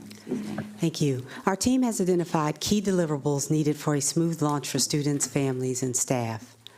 This Gantt chart highlights some of the tasks we will complete from March 26th through August 26th. We will finalize the pathway frameworks and work with school-based staff to develop grade 9 courses and professional learning plans. We will also craft communication materials and outreach experiences for grade 7 students.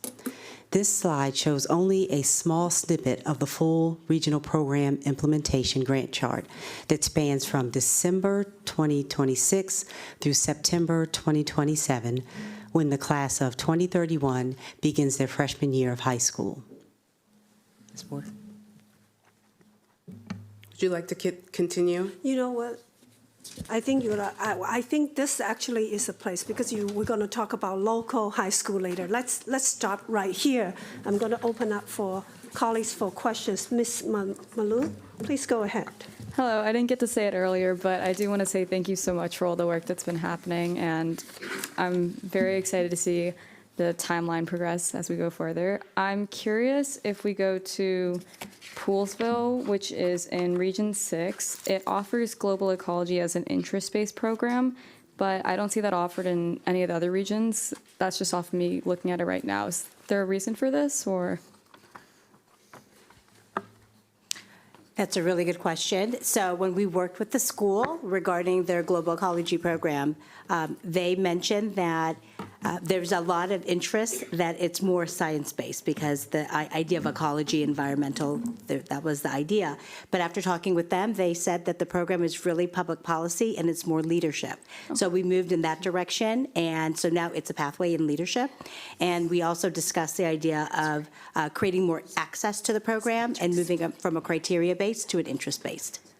If I can follow up and ask, as far as I'm aware from my friends that do attend that program there, they often tell me about the field trips that they get to go on, et cetera, and so many different circumstances regarding the program. Will that be offered with the variations of the similar parts of it that are taken from it and implemented in other regions too?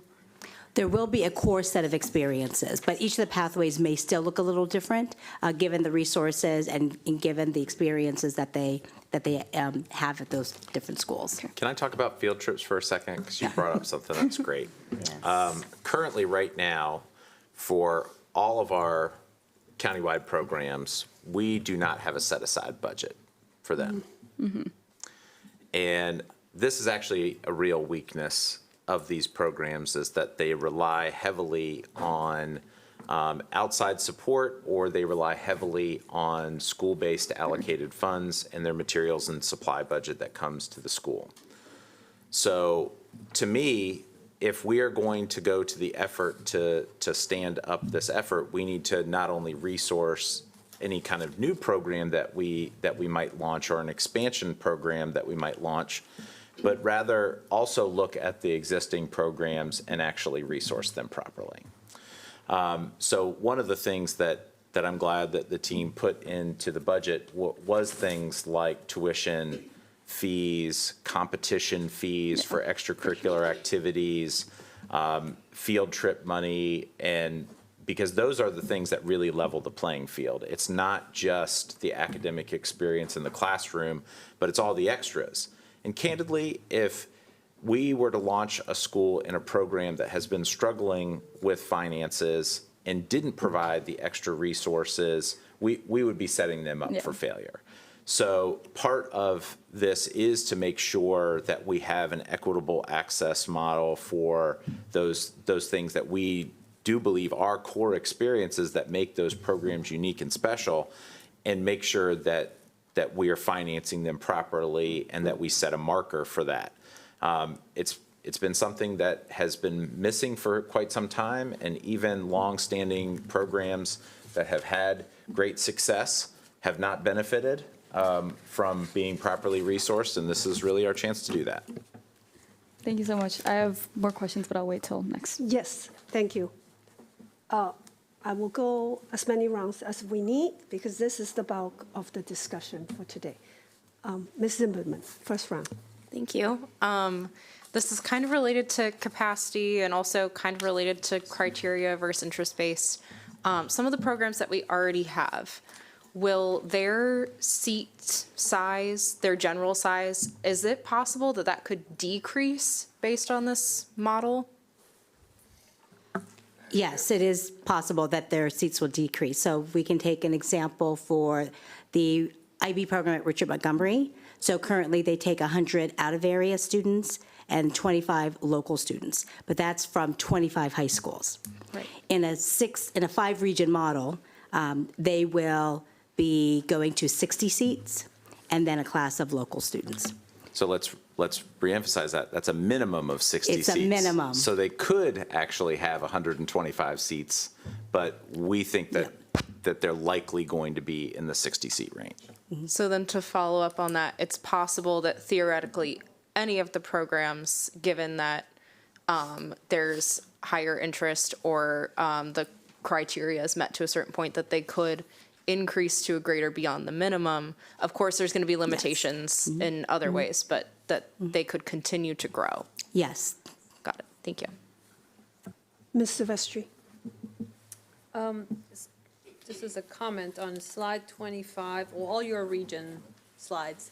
I'd like to see seats added to that, because I'm not wrapping my head around seats for all of these programs, if you have that already. Like in parens, like on the slide? Yeah. Next to it? Yeah. Versus in the budget sheets? Okay. Right, like International Baccalaureate Engineering, okay, that's 40 Parens seats, that's 30 or 60 whatever, seats, okay. My question is about admissions. There's a slide here about admissions, right? So you often talk about like some of the Blair Magnet programs that they were predominantly, some schools were sending a lot of students to that. How will you control for that so that doesn't happen the same again in the regions, so that, you know, the application process isn't so that the folks that have the most resources and time to apply or hit the button right at the right time? How are you going to make sure that we have equity within the programs and diversity? Well, I think one of the things we're learning is that when it comes to the application numbers, we do talk to families who say they don't even apply to programs because of distance or where the bus stops to pick them up, or the time it takes to be on the bus. So we anticipate in this new model, because the programs are going to be closer to students' homes and there'll be transportation provided, that we're going to see an increase in students applying. The other thing that we recognize is we do targeted outreach as well. So we work with middle schools to encourage students to apply to programs.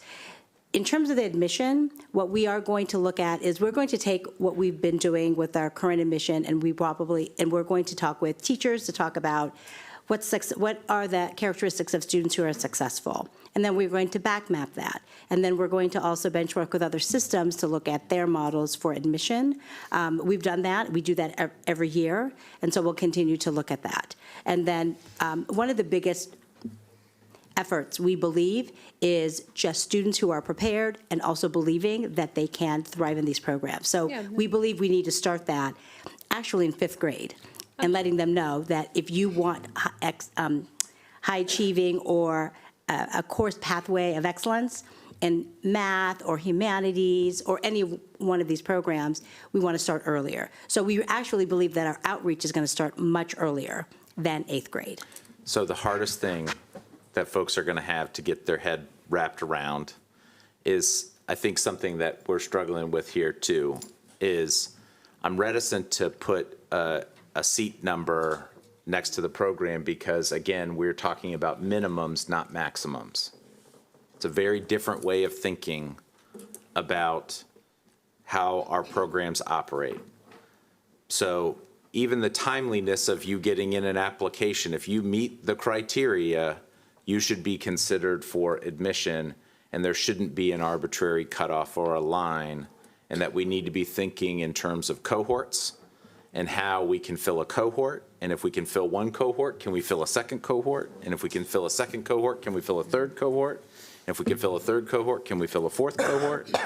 And where we might be looking at denying admission might be, especially on a criteria-based program, either a student significantly did not meet the criteria, hasn't demonstrated that they could be successful in that program, and there wasn't enough to fulfill a cohort beyond the initial cohort.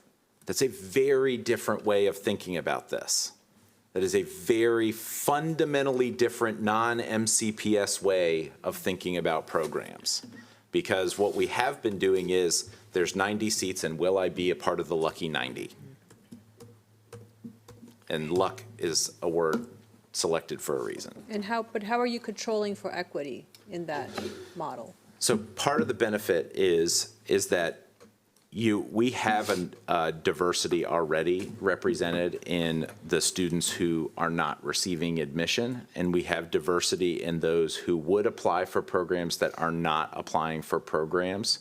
In terms of ensuring equity and diversity, we can set some targets and set some expectations, and we may even come back to the board to ask for some guidance on what you think is appropriate and what makes sense, because that is a program goal. We have failed miserably if we're just shuffling around one group of students. That is not at all what our expectation is, and certainly not at all reflective of the 2,000 kids in the entering 9th grade cohort who are sitting on the bench. As a matter of fact, the 2,000 kids who are sitting on the bench are very reflective of our school system's demographics. Yeah, I'm concerned about the kids that don't know the bench exists. So, but Yep. Ms. Franklin is an expert in choice programs, so I look forward to how this develops, but this obviously is very important, so we'll be monitoring that. Thank you. Ms. Wolf. Thank you. I want to thank you for the work you've been doing on this. I know it's been a tremendous amount of work and it's taken a lot of time away from your own family. So I want you to know that I really appreciate it. You know, when I get bothered, I start scribbling. So you could see I've been scribbling all over this. But I first wanted to address something that Ms. Zimmerman said that I actually disagree with, I think. And that is, and I'm paraphrasing, I'm not using your exact words, but it seems as though you believe that the community supports change. They just want more information and to slow it down. Am I right about that? Basically. But see, my position is that we have a lot of program deserts. I live in a program desert. And if you look at the people who have been coming in here to discuss this, they are people who have kids in the program or they have kids that have graduated from these programs. They don't want change. That's my belief. They don't want change. So they come in here with all kind of delay tactics. Now, question, yeah, we don't have it all figured out. It's not going to be all figured out this year, next year, and probably not the year after that. But do we want to let perfection be the enemy of change? See, I say no, we don't. You know, because there are many deserving students that are not getting a quality education now. Many of them because there are just not enough seats. I heard you go over the numbers originally. There are just not enough seats. Maintaining the status quo is just not an option. So I just wanted to say that. I don't have any questions on your slides, and I look forward to hearing from you further. Thank you. Ms. Montoya? Thank you. To Ms. Silvestri's point about like making sure that the kids, the kids that are not getting access are getting access. I'm a new middle school parent, and I can tell you I keep encouraging people to apply to the middle school programs, and it's always, but I don't know how I'm going to get them there. Oh, that sounds really great. Oh, it's over there. Oh, I don't know if I can do that. And these are Black and Latino families. So I definitely see it at that level. I have no reason to believe it's any different at the high school level, right? If we have to do all of those logistics, it does make it hard where families don't even want to apply. And I'm always like, no, just apply. We'll figure it out. You have time, to see if you can figure it out. So I do appreciate that this is a model that can help families and kids to have more access to hopefully the things that they love. And kind of in that vein, I guess that's really the one kind of comment suggestion that I have in looking specifically at Region 1, but just generally, I think I just want to make sure, like some of the schools have 4 or 5 different pathways to get in from the region. And then if you look at, for example, Region 1, it seems the only way to get into BCC is if you can qualify for IB, which BCC naturally has a lot of students from their school that go to that program, and engineering. And I do appreciate the addition of the interest-based engineering. I know last time I think it was just the IB. But something to consider there, just for that by way of example, is that both of those programs presume, in my opinion, kind of a high investment or high caliber of your middle school and probably upper elementary experience, such that you can, for the IB, qualify to get in, but even for the engineering as an interest base, to do well, right? Maybe you are interested in it, but if you haven't had a lot of math or I don't know about engineering, I'm not sure what else you might need, but let's just say science, right? To do well, even if you can get in because there's no criteria, are you going to do well, or are you going to get in, not be able to compete with your peers because you didn't have accelerated math or what have you, and then now you think you can't be an engineer, or you can't do science, or you can't do math. So I just want to make sure that all of our schools have a wide variety of programs, not just that we're seeing the C or the I, but that in terms of what it takes to get there and to do well. Because we don't want people thinking that well, we're not really trying to invite kids into BCC unless you can do these certain things. And I know that's definitely not the intent. So just generally, just if we can take a look, make sure that there's about the same, some schools have like 5 programs, some schools just have 2, that kind of thing. Thank you. Ms. Stewart. Yes, I actually do want to thank for the addition of the interest-based program. And also, I do take your point that it's good to have a wide variety and of different kinds of programs in each school, so they are accessible. And I just, also to go off what you said, I see it as capacity building, and so we have to kind of engineer our way, actually, into making sure we have that capacity, and that means starting in the very early grades to build the capacity and starting putting some investments in certain elementary schools where you could have that opportunity to build capacity and put in after-school programs and work with our partners, get some mentors in. So, but my question is about, actually in the same Region 1, Northwood. Thank you for environmental science. That sounds amazing. I think a lot of kids are going to be interested in that. I know my own kids talk to me about the environment a lot. The theater, technical theater. So here's my view on that being interest-based. Every school's going to have a theater program, right? So to me, we need a criteria. Am I saying that right? It's really late. Based program. So I just want to make sure we get that right, because then that is a cohort, right? So we might want to go with a C there, at least look into it, because again, every school will have some kind of theater program. And also thinking about the middle college here, I think it was Northwest, I believe, had also an engineering pathway for the middle college, and I thought maybe that was also going to be the case for Northwood.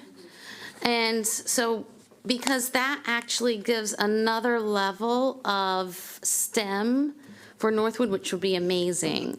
And I also want to point out to our audience that any school, it's up, and let me confirm this, it's up to individual schools about their local programming and what they have in their schools. Right. And so if there is a need for the kids going to that school that has nothing to do with the interests or criteria, if there is like a capacity for something there, if you work it with your principal, then that can happen, right?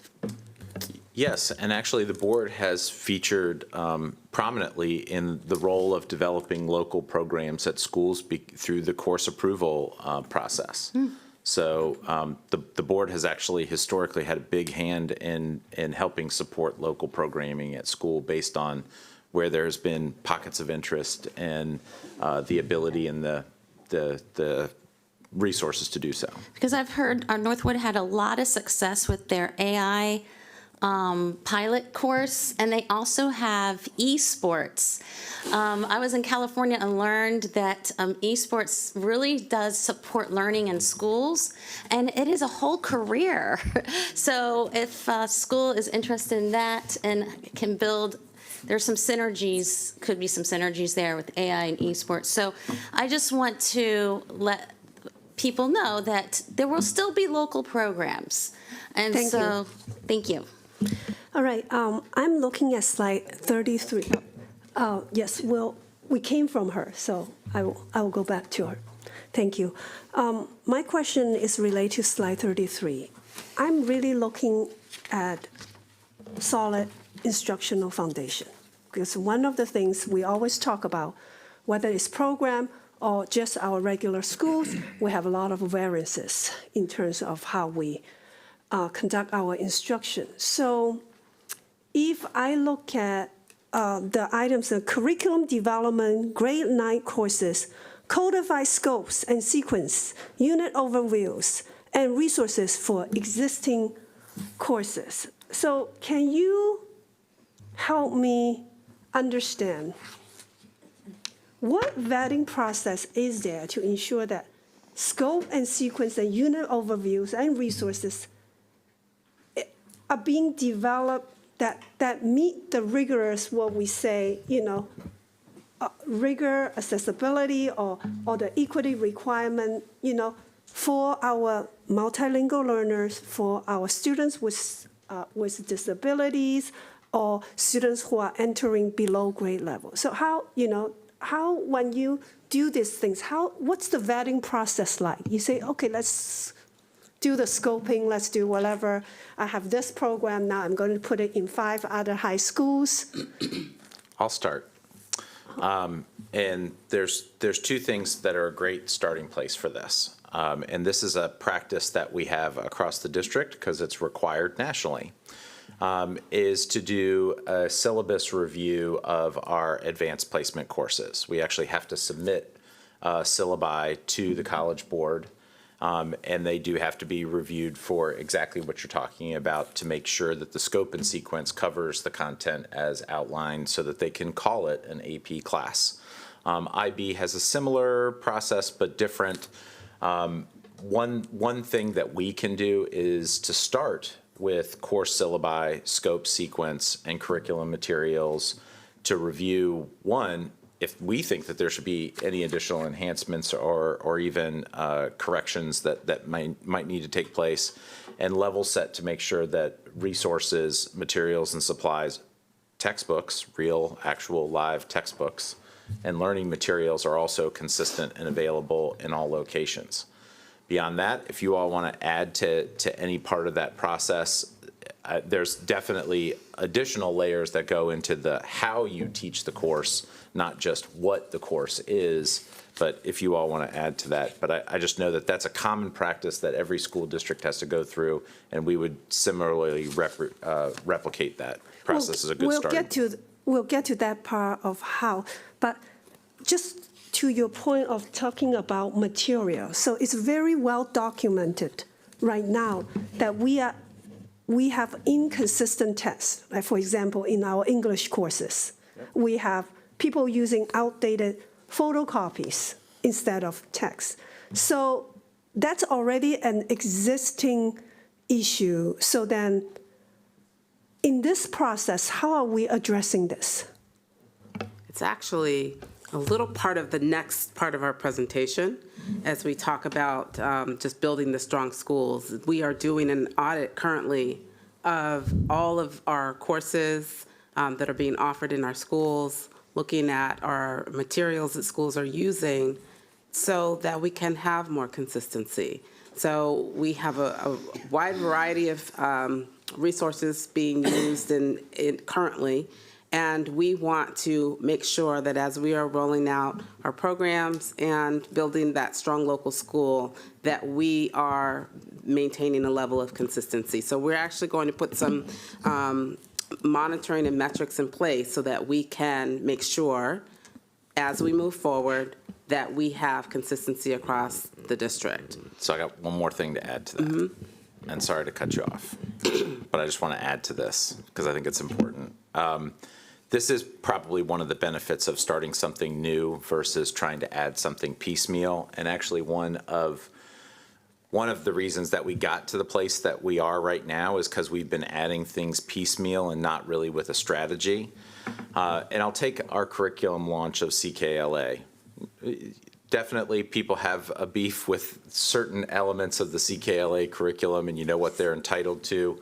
And launching any new kind of curriculum definitely has its challenges. But one of the challenges that I think we've done a pretty good job of solving for, it's pretty clear where teachers should be on this day, on the next day, and the day after. And we've observed this as a board and going with me to schools that when we visit a classroom, what we're seeing in one classroom in 4th grade is very similar to what we're seeing in another classroom in another school in 4th grade, and that we are starting to see that continuity because that was one of the objectives of launching that curriculum. So I think that if anything, this gives us a chance to level set where we haven't introduced that as an objective in the past, and really does give us that chance. Let me summarize what I have heard. You're saying that right now, currently, you are doing a curriculum audit in our high schools to look at the materials that's being used at the high school level for courses in an effort to standardize the material. And what I'm hearing also is that in this process, there will be effort to say that we will look at how we meet the needs of different students. So first is standardize, then how we meet the different population that I just mentioned. Am I understanding it correctly? Yes, and you can actually see that on this Gantt chart under section 2 on the slide that's presented with curriculum development for ninth grade courses, where the second line, although Yeah, that's my question except line. it's general and not really spelled Right. out, because this is like the abbreviated version. Are we also talking about outside vetted science research-based curriculum, or are we saying we're writing our curriculum, but we'll try to standardize it across our high schools? Yeah, it is both, but we are looking at outside, open source, evidence-based resources as well. And so I'll give you an example. We have some existing programs that our curriculum has been written by MCPS teachers, and it's excellent. We don't need to get rid of some excellent content and excellent curriculum. And I think some of the work that the Blair Magnet program has done has been really inventive and captures a lot of ingenuity in the field and has really elevated our outlook on advanced math classes. We wouldn't want to get rid of that. So they wrote their own math curriculum? Yeah. All right, Ms. Maloon. I just want to speak on that too, to say that an example of that could be a lot of our elective classes, such as linear algebra that's offered, our statistics class, which is taught in a semester. We have advanced stat, and we have multivar differential equations also as well, which are both taught semester each. I just have some quick clarifying questions about Region 1. So I noticed that for Northwood, it said environmental science and leadership, and then parentheses C, comma I. What does that mean exactly for the program? For middle college? No, it's environmental science and leadership. Does that mean that the first one is criteria-based and the second part of the program is interest-based? Sure. So a lot of our programs have both a criteria-based pathway and an interest-based pathway. So a criteria-based pathway might have accelerated science. And so, or you start at a different math level, but we wanted to provide a interest-based pathway as well to meet that need. Okay, thank you. Ms. Stewart, sorry, go ahead. Just to clarify also for the career hubs, are you saying that Region 1, 2, 3, and 4 will be sharing Edison High School of Technology, and Regions 5 and 6 will share Gaithersburg and Seneca? Is that not too many regions to be sharing one school, or is there capacity? I'm just curious about. So Thomas Edison has a variety of different programs that are many more than Gaithersburg and Seneca Valley put together. Okay. Yeah, so, and so Thomas Edison currently also is able to provide programming throughout the county, where Gaithersburg and Seneca Valley do just a section of the county. All right, thank you. Ms. Silvestri. Dr. Taylor, at one of our many community engagement meetings, you spoke about the year one. It's more related to this ready to launch slide. So I see this is the plan to get ready through July. In the fall, students will be applying. But you said something to the community that said, I'm just working to fill this many programs and seats in year one, and that's doable. Could you elaborate on that? Sure, and this is the perfect slide for us to be on, because we're not trying to fill out 10th grade, 11th grade, or 12th grade classes in the first year. Although we love the idea of creating off-ramps and on-ramps, we actually think that that could be a pivotal distinguishing characteristic of what we put together, is that you don't have to be married to something in 9th grade, find out that you hate it, and then still have an opportunity to switch later on. We think that that could be a great hallmark of this. But you'll see here in section 2 of this ready to launch abbreviated Gantt chart, and it is abbreviated, the bigger version. Did we attach it online? I believe so. I think we attached it as well to board docs. But it says curriculum development for 9th grade courses. So the year before the launch of the 9th grade cohort, we would be working on the 9th grade cohorts. The following year, we'd be working on the 10th grade courses. The following year after that, the 11th grade courses and the 12th grade courses. I got to tell you, I don't know that I could slow this down any slower, because it's a 5-year rollout of this program, not a 1-year rollout of this program.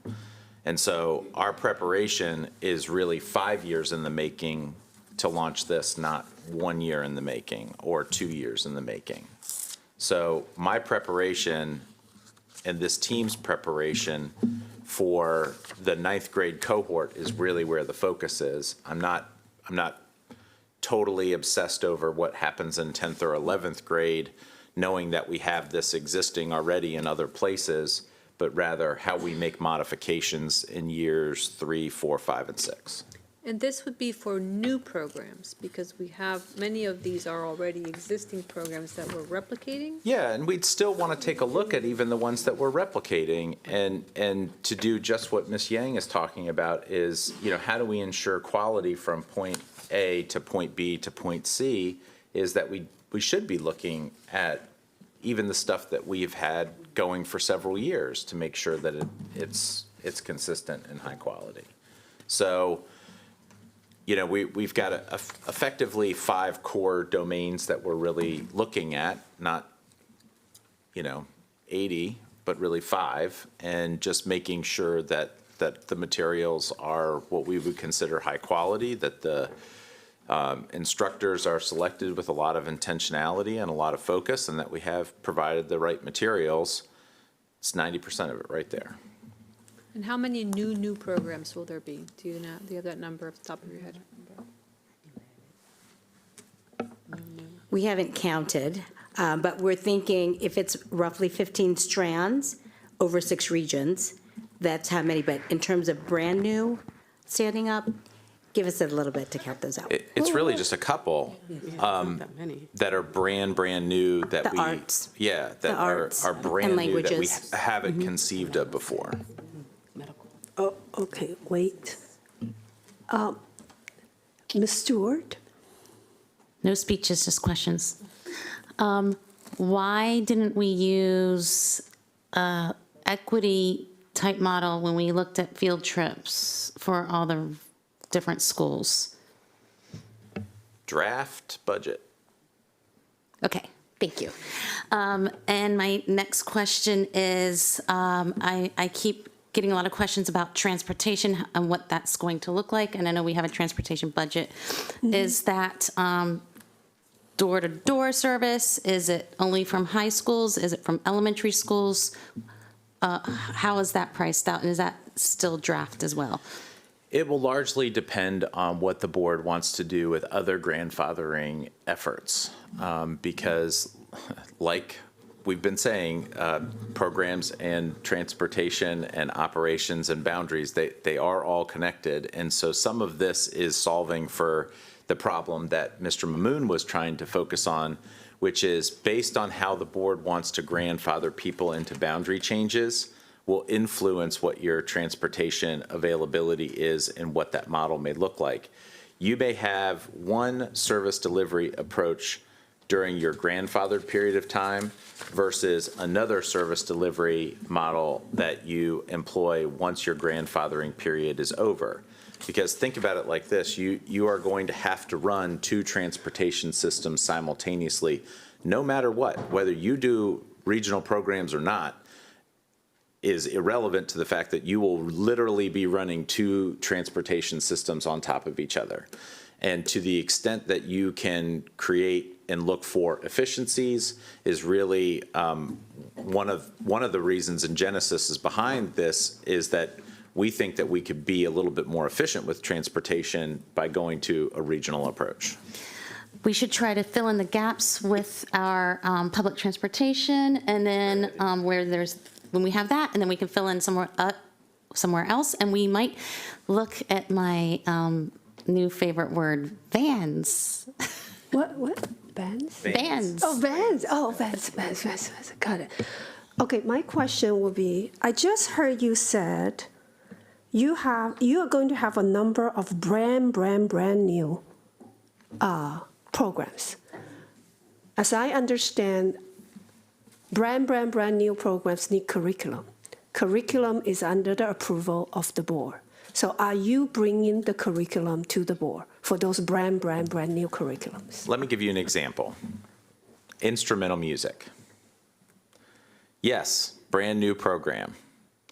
We do not have a regional instrumental music program, and nor do we have a countywide instrumental music program, but yet we teach instrumental music.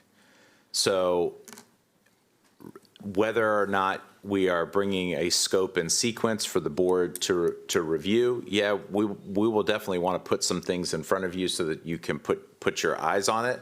Whether or not we will purchase a curriculum for instrumental music is unlikely.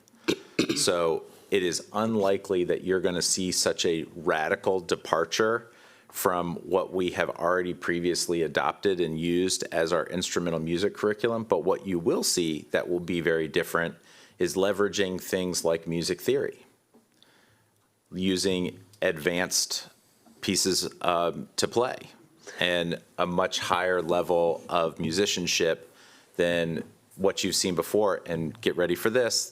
This might get really exciting, especially for you, Ms. Yang. Maybe even looking at instrument construction or instrument repair. Okay, so, but if you are setting up brand new programs, I would like to see your sequence and scope. Yeah, definitely. Okay, and number 2, my question number 2, professional learning, nice slide, right here. Convene a cross-functional team to develop a comprehensive PL plan for teachers and leaders. Sounds great. I'll ask you a few things. Number 1, in professional development, you have generic professional development, right? How to be culturally proficient teacher, right? But you also have curriculum-based PDs. So I would like you to show me an example. For example, you are going to duplicate the Northwest Biotech programs in other regions. That one will stay as a school-based program, but you are going to open regional programs. That's biotechnology. I would like to see an example of your professional development. Say, hey, I'm scaling this to 6 other high schools, but I'm going to use a in-school program to help me, and maybe even use the curriculum or whatever.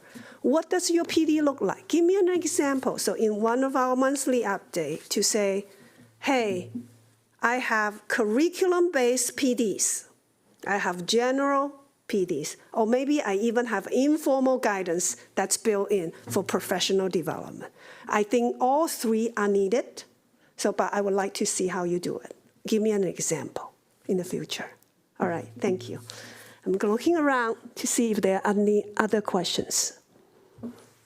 Ooh, we can move on to the next session. Thank you. Okay, thank you. If we can go to the next slide, we want to spend some time talking about our local high schools. We have shared with you each time we've come that approximately 10 to 15% of our students access our regional programs. and the majority of our families stay in their local schools. And many of them, we've heard from the numbers, choose because there's a seat capacity issue, but most of our families choose to stay in their local schools because that's where they want to be. And we have heard time and time again from our families that there are two main issues that they want to see as it relates to local school programming.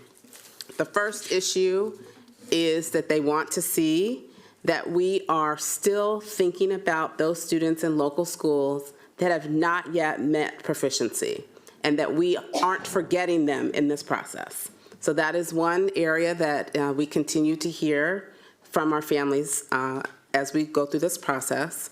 And the other area that we hear from families is that they want to ensure that if they are remaining in their local schools, that they have access to rigorous programming. If you go to the next slide, you can see here, as we worked with our design team, we continue to hear feedback from them around some of the expectations they would like to see in all of our high schools. They want to see parallel advanced courses across all high schools, robust preparation for advanced coursework, well-rounded elective and pathway options for each school.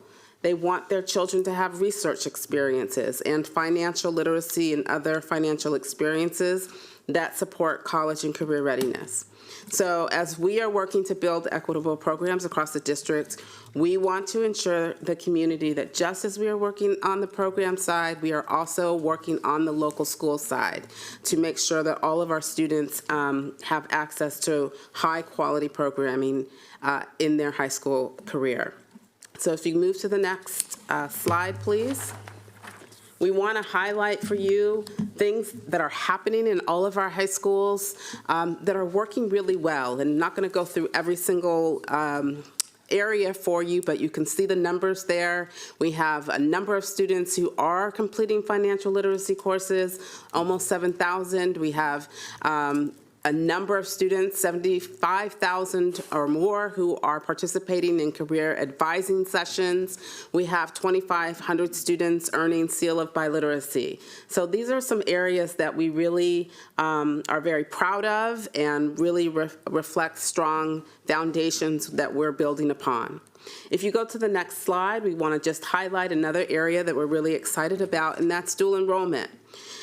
We have over 2,700 students who were in the dual enrollment program last school year. We don't have our current numbers as of yet, but they are earning college credit and they are engaging in rigorous post-secondary expectations while they're in high school. So these students are going to earn an associate's degree at the same time that they are getting their high school diploma. And so we are really excited that we had a 24% increase in student participation, and it continues to grow as we go forward. And again, this is available to every single student in all of our high schools. So as you go to the next slide, we want to just highlight some areas that we know we need to continue to work on. We've heard about inconsistent implementation of courses and curriculum in our schools. And so we want to make sure our first goal is to reduce the inconsistencies in curriculum implementation.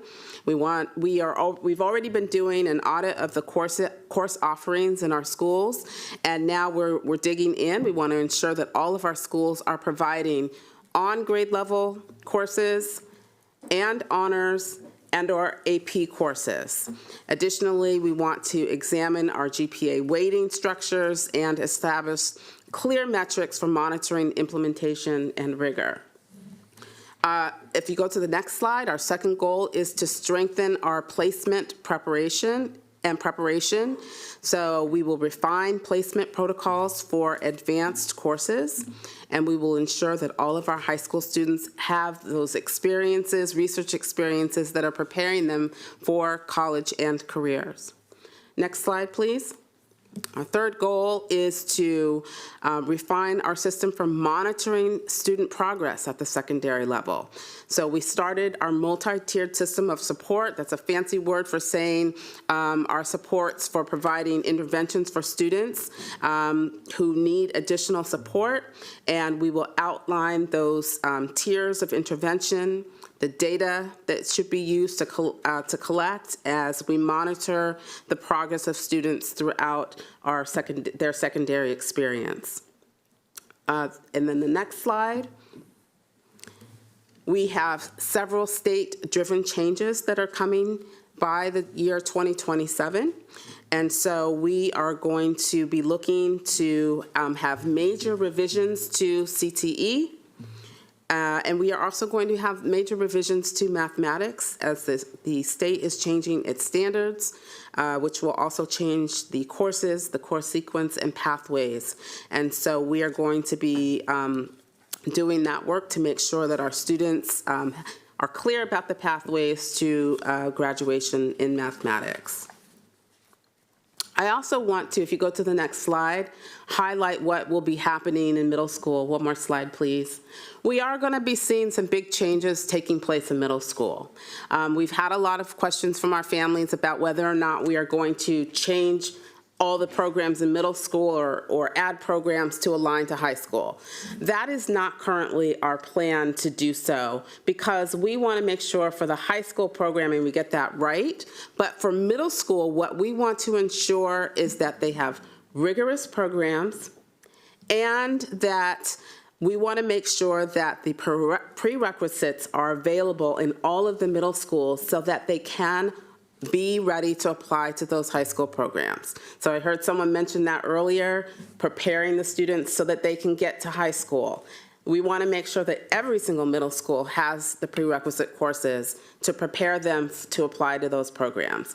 And once they have those courses, that we are putting the supports in place to make sure the students are successful. So that is one goal. The other goal we have for our middle schools is to ensure that every single middle school student is informed about these programs. It's not just going to be a one-time information session, but we want to make sure that they have experiences along their middle school time so that they understand every single program, where they are located, and understand the application process. So that will be another part of the middle school experience. We also, as I mentioned, we are going to be having changes with the Maryland State Department of Education. Blueprint for Maryland's Future is bringing forward a lot of changes. And in mathematics, with those pathways, one of the expectations that MSDE has is that we'll start to have 60 minutes of math in middle school.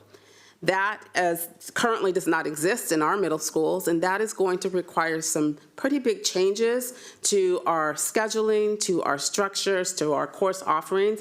And we are working with our middle school leaders, and we'll be working with our community to talk about what the change may look like as we move forward for middle school. That is set to begin in the year 2027. So a lot of changes taking place, and we have time to begin to prepare for those middle school changes. We have just 2 more slides. Would you like us to just continue to wrap it up? Okay, so I'm going to hand it over to Ms. Langford-Brown. Thank you. So we've made a great deal of progress over the past few weeks as we continue to navigate this complex and critical endeavor. As you see, we will not present to the board in December. This is our final proposal for you. In March, the Board of Education will vote on the boundary and program proposals. Next slide, please. Wait, what happened to February? It will be February. What's February? Yeah. Can you ask the question again? The timeline here is November, December, January, February. This about the update, or this is about action? This is about action. Thank you. And yes. All right. Exactly 1 monthly update. No worries. So we've been getting questions about what we're going to do between now and March. So we will be working on refining the program plans, conducting additional informational sessions, and providing resources to families and community members. We will be collaborating with principals and school-based staff, drafting a communication plan for early outreach, and launching the early communication plan pending board approval. Next slide. So today we have shared key information to address inequity in our system. We have responded to all of the Board of Education requests. We feel our plan is strong and we are ready to launch. We look forward to addressing any additional questions you have. Thank you. I'm going to look at it. Ms. Stewart? Being that this is the last presentation. Oh, wait. That is what I was unclear. Why is this the last presentation? I don't know. We'll come back in January with a recommendation proposal and final recommendation in February, but you get a break from us in December. And Okay, thank then we've you. run out of months. So we're out of months at that I see. Because there was a couple, like, I thought maybe there could be a couple corrections that I mentioned. There's still things. With the I and the C and the engineering, anyway, so we'll We'll look come back for. to update you on those corrections. Thank you Yes, very much. okay. And I have other questions, but I'll move on for now. Sure. Ms. Montoya? Thank you. One question that I get a lot is this going to be ready? And so I just want to, again, remind everyone that, yes, of course, there are still things to work out and small details, and those are being worked on.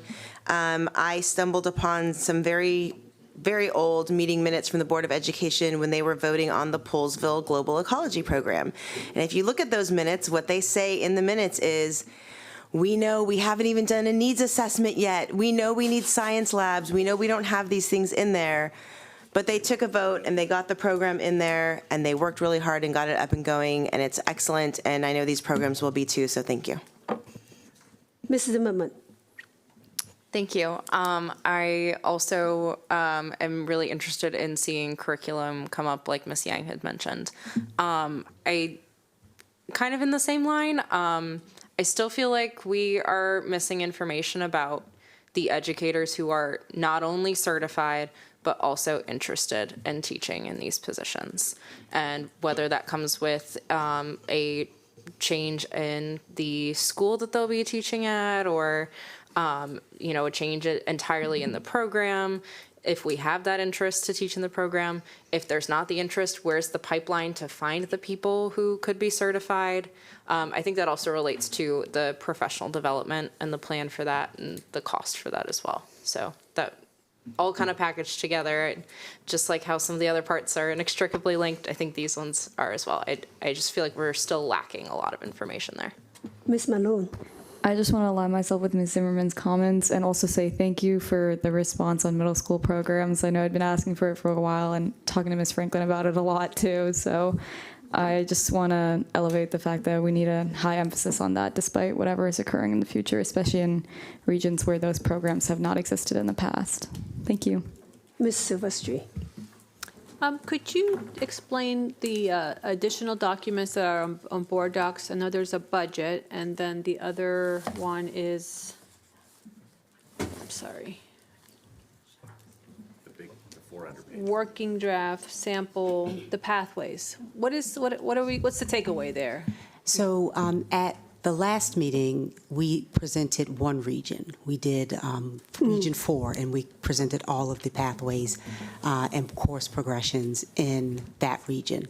What you have in that very large attachment is all of the pathways for all of the schools. And you're calling a pathway, you're calling a program. It's a pathway. There are program pathways, so the theme is at the program level, but there are pathways within each of those themes. The courses each year, what course built on for that program? A pathway may be like visual arts, for example, or pathway might be biotechnology.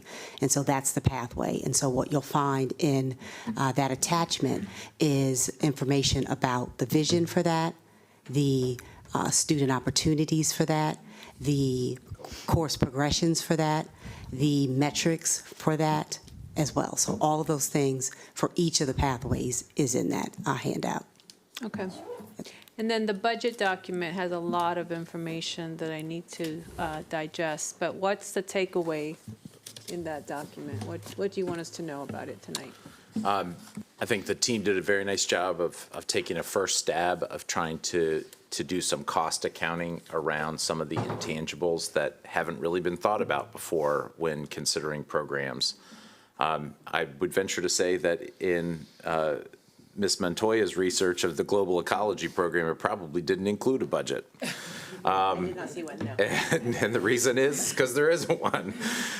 So us elevating to encapsulate some of those intangibles, whether they be transportation or whether they be materials and supplies or whether they be fees, you know, I don't think people recognize that some of the extra activities that we do in some of these programs, we've either passed the expense on to the parents or we've passed the expense on to the school or the kids to find mechanisms to fund some of them, whether it's a trip to a Model UN conference or a zero robotics competition.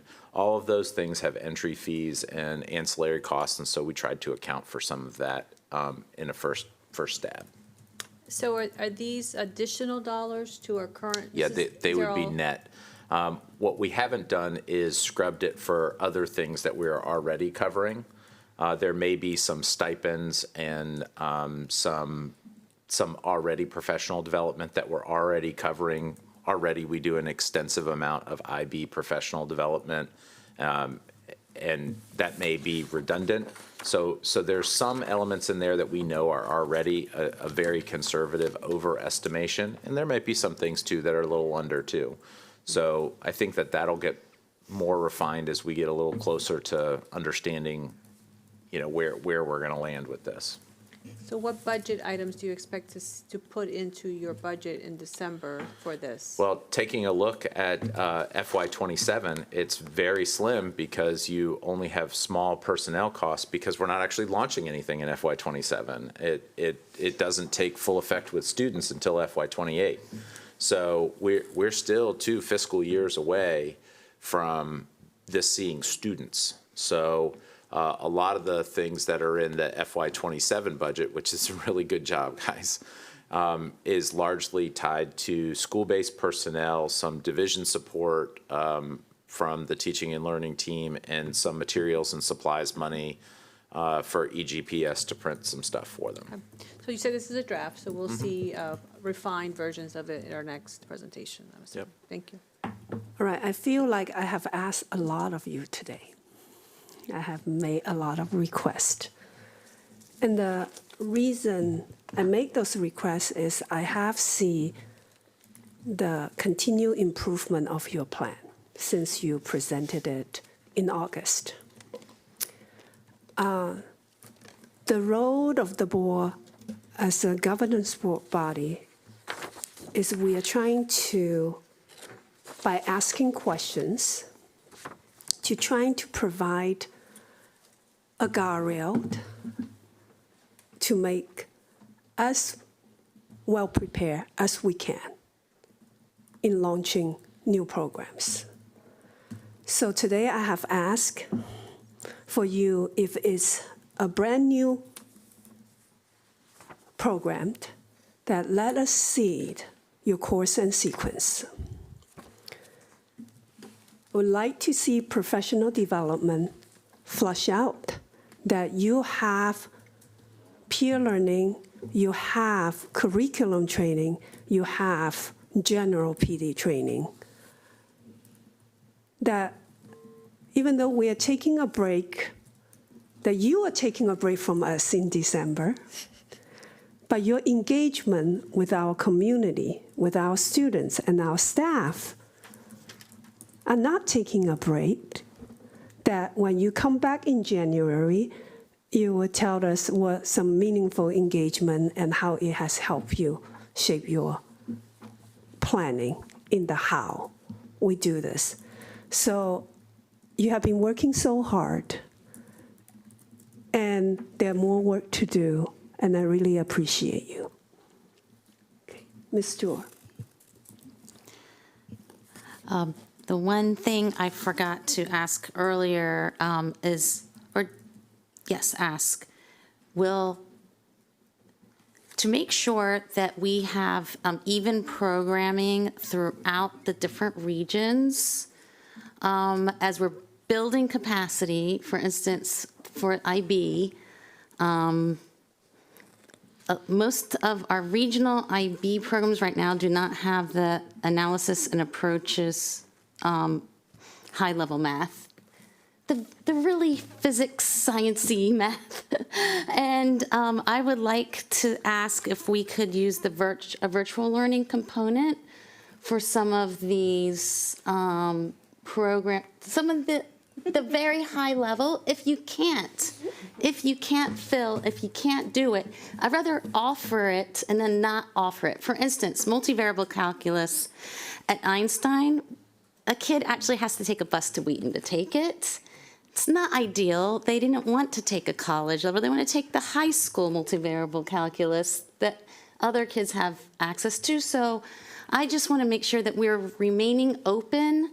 And I'm not saying go for virtual school. I'm saying if you can't provide a teacher, can we at least look into offering more complete programs? Is that a yes? Okay, thank you. And along with that, looking forward at the new math pathway, I know it affects middle school, but also affects high school because there'll be new pathways through high school. And so I assume as that rolls out that we will update our pathways in these programs to match. Yeah, we'll have to, and I got to tell you, you chose multivariate calculus for as long as that exists as we know it. Okay.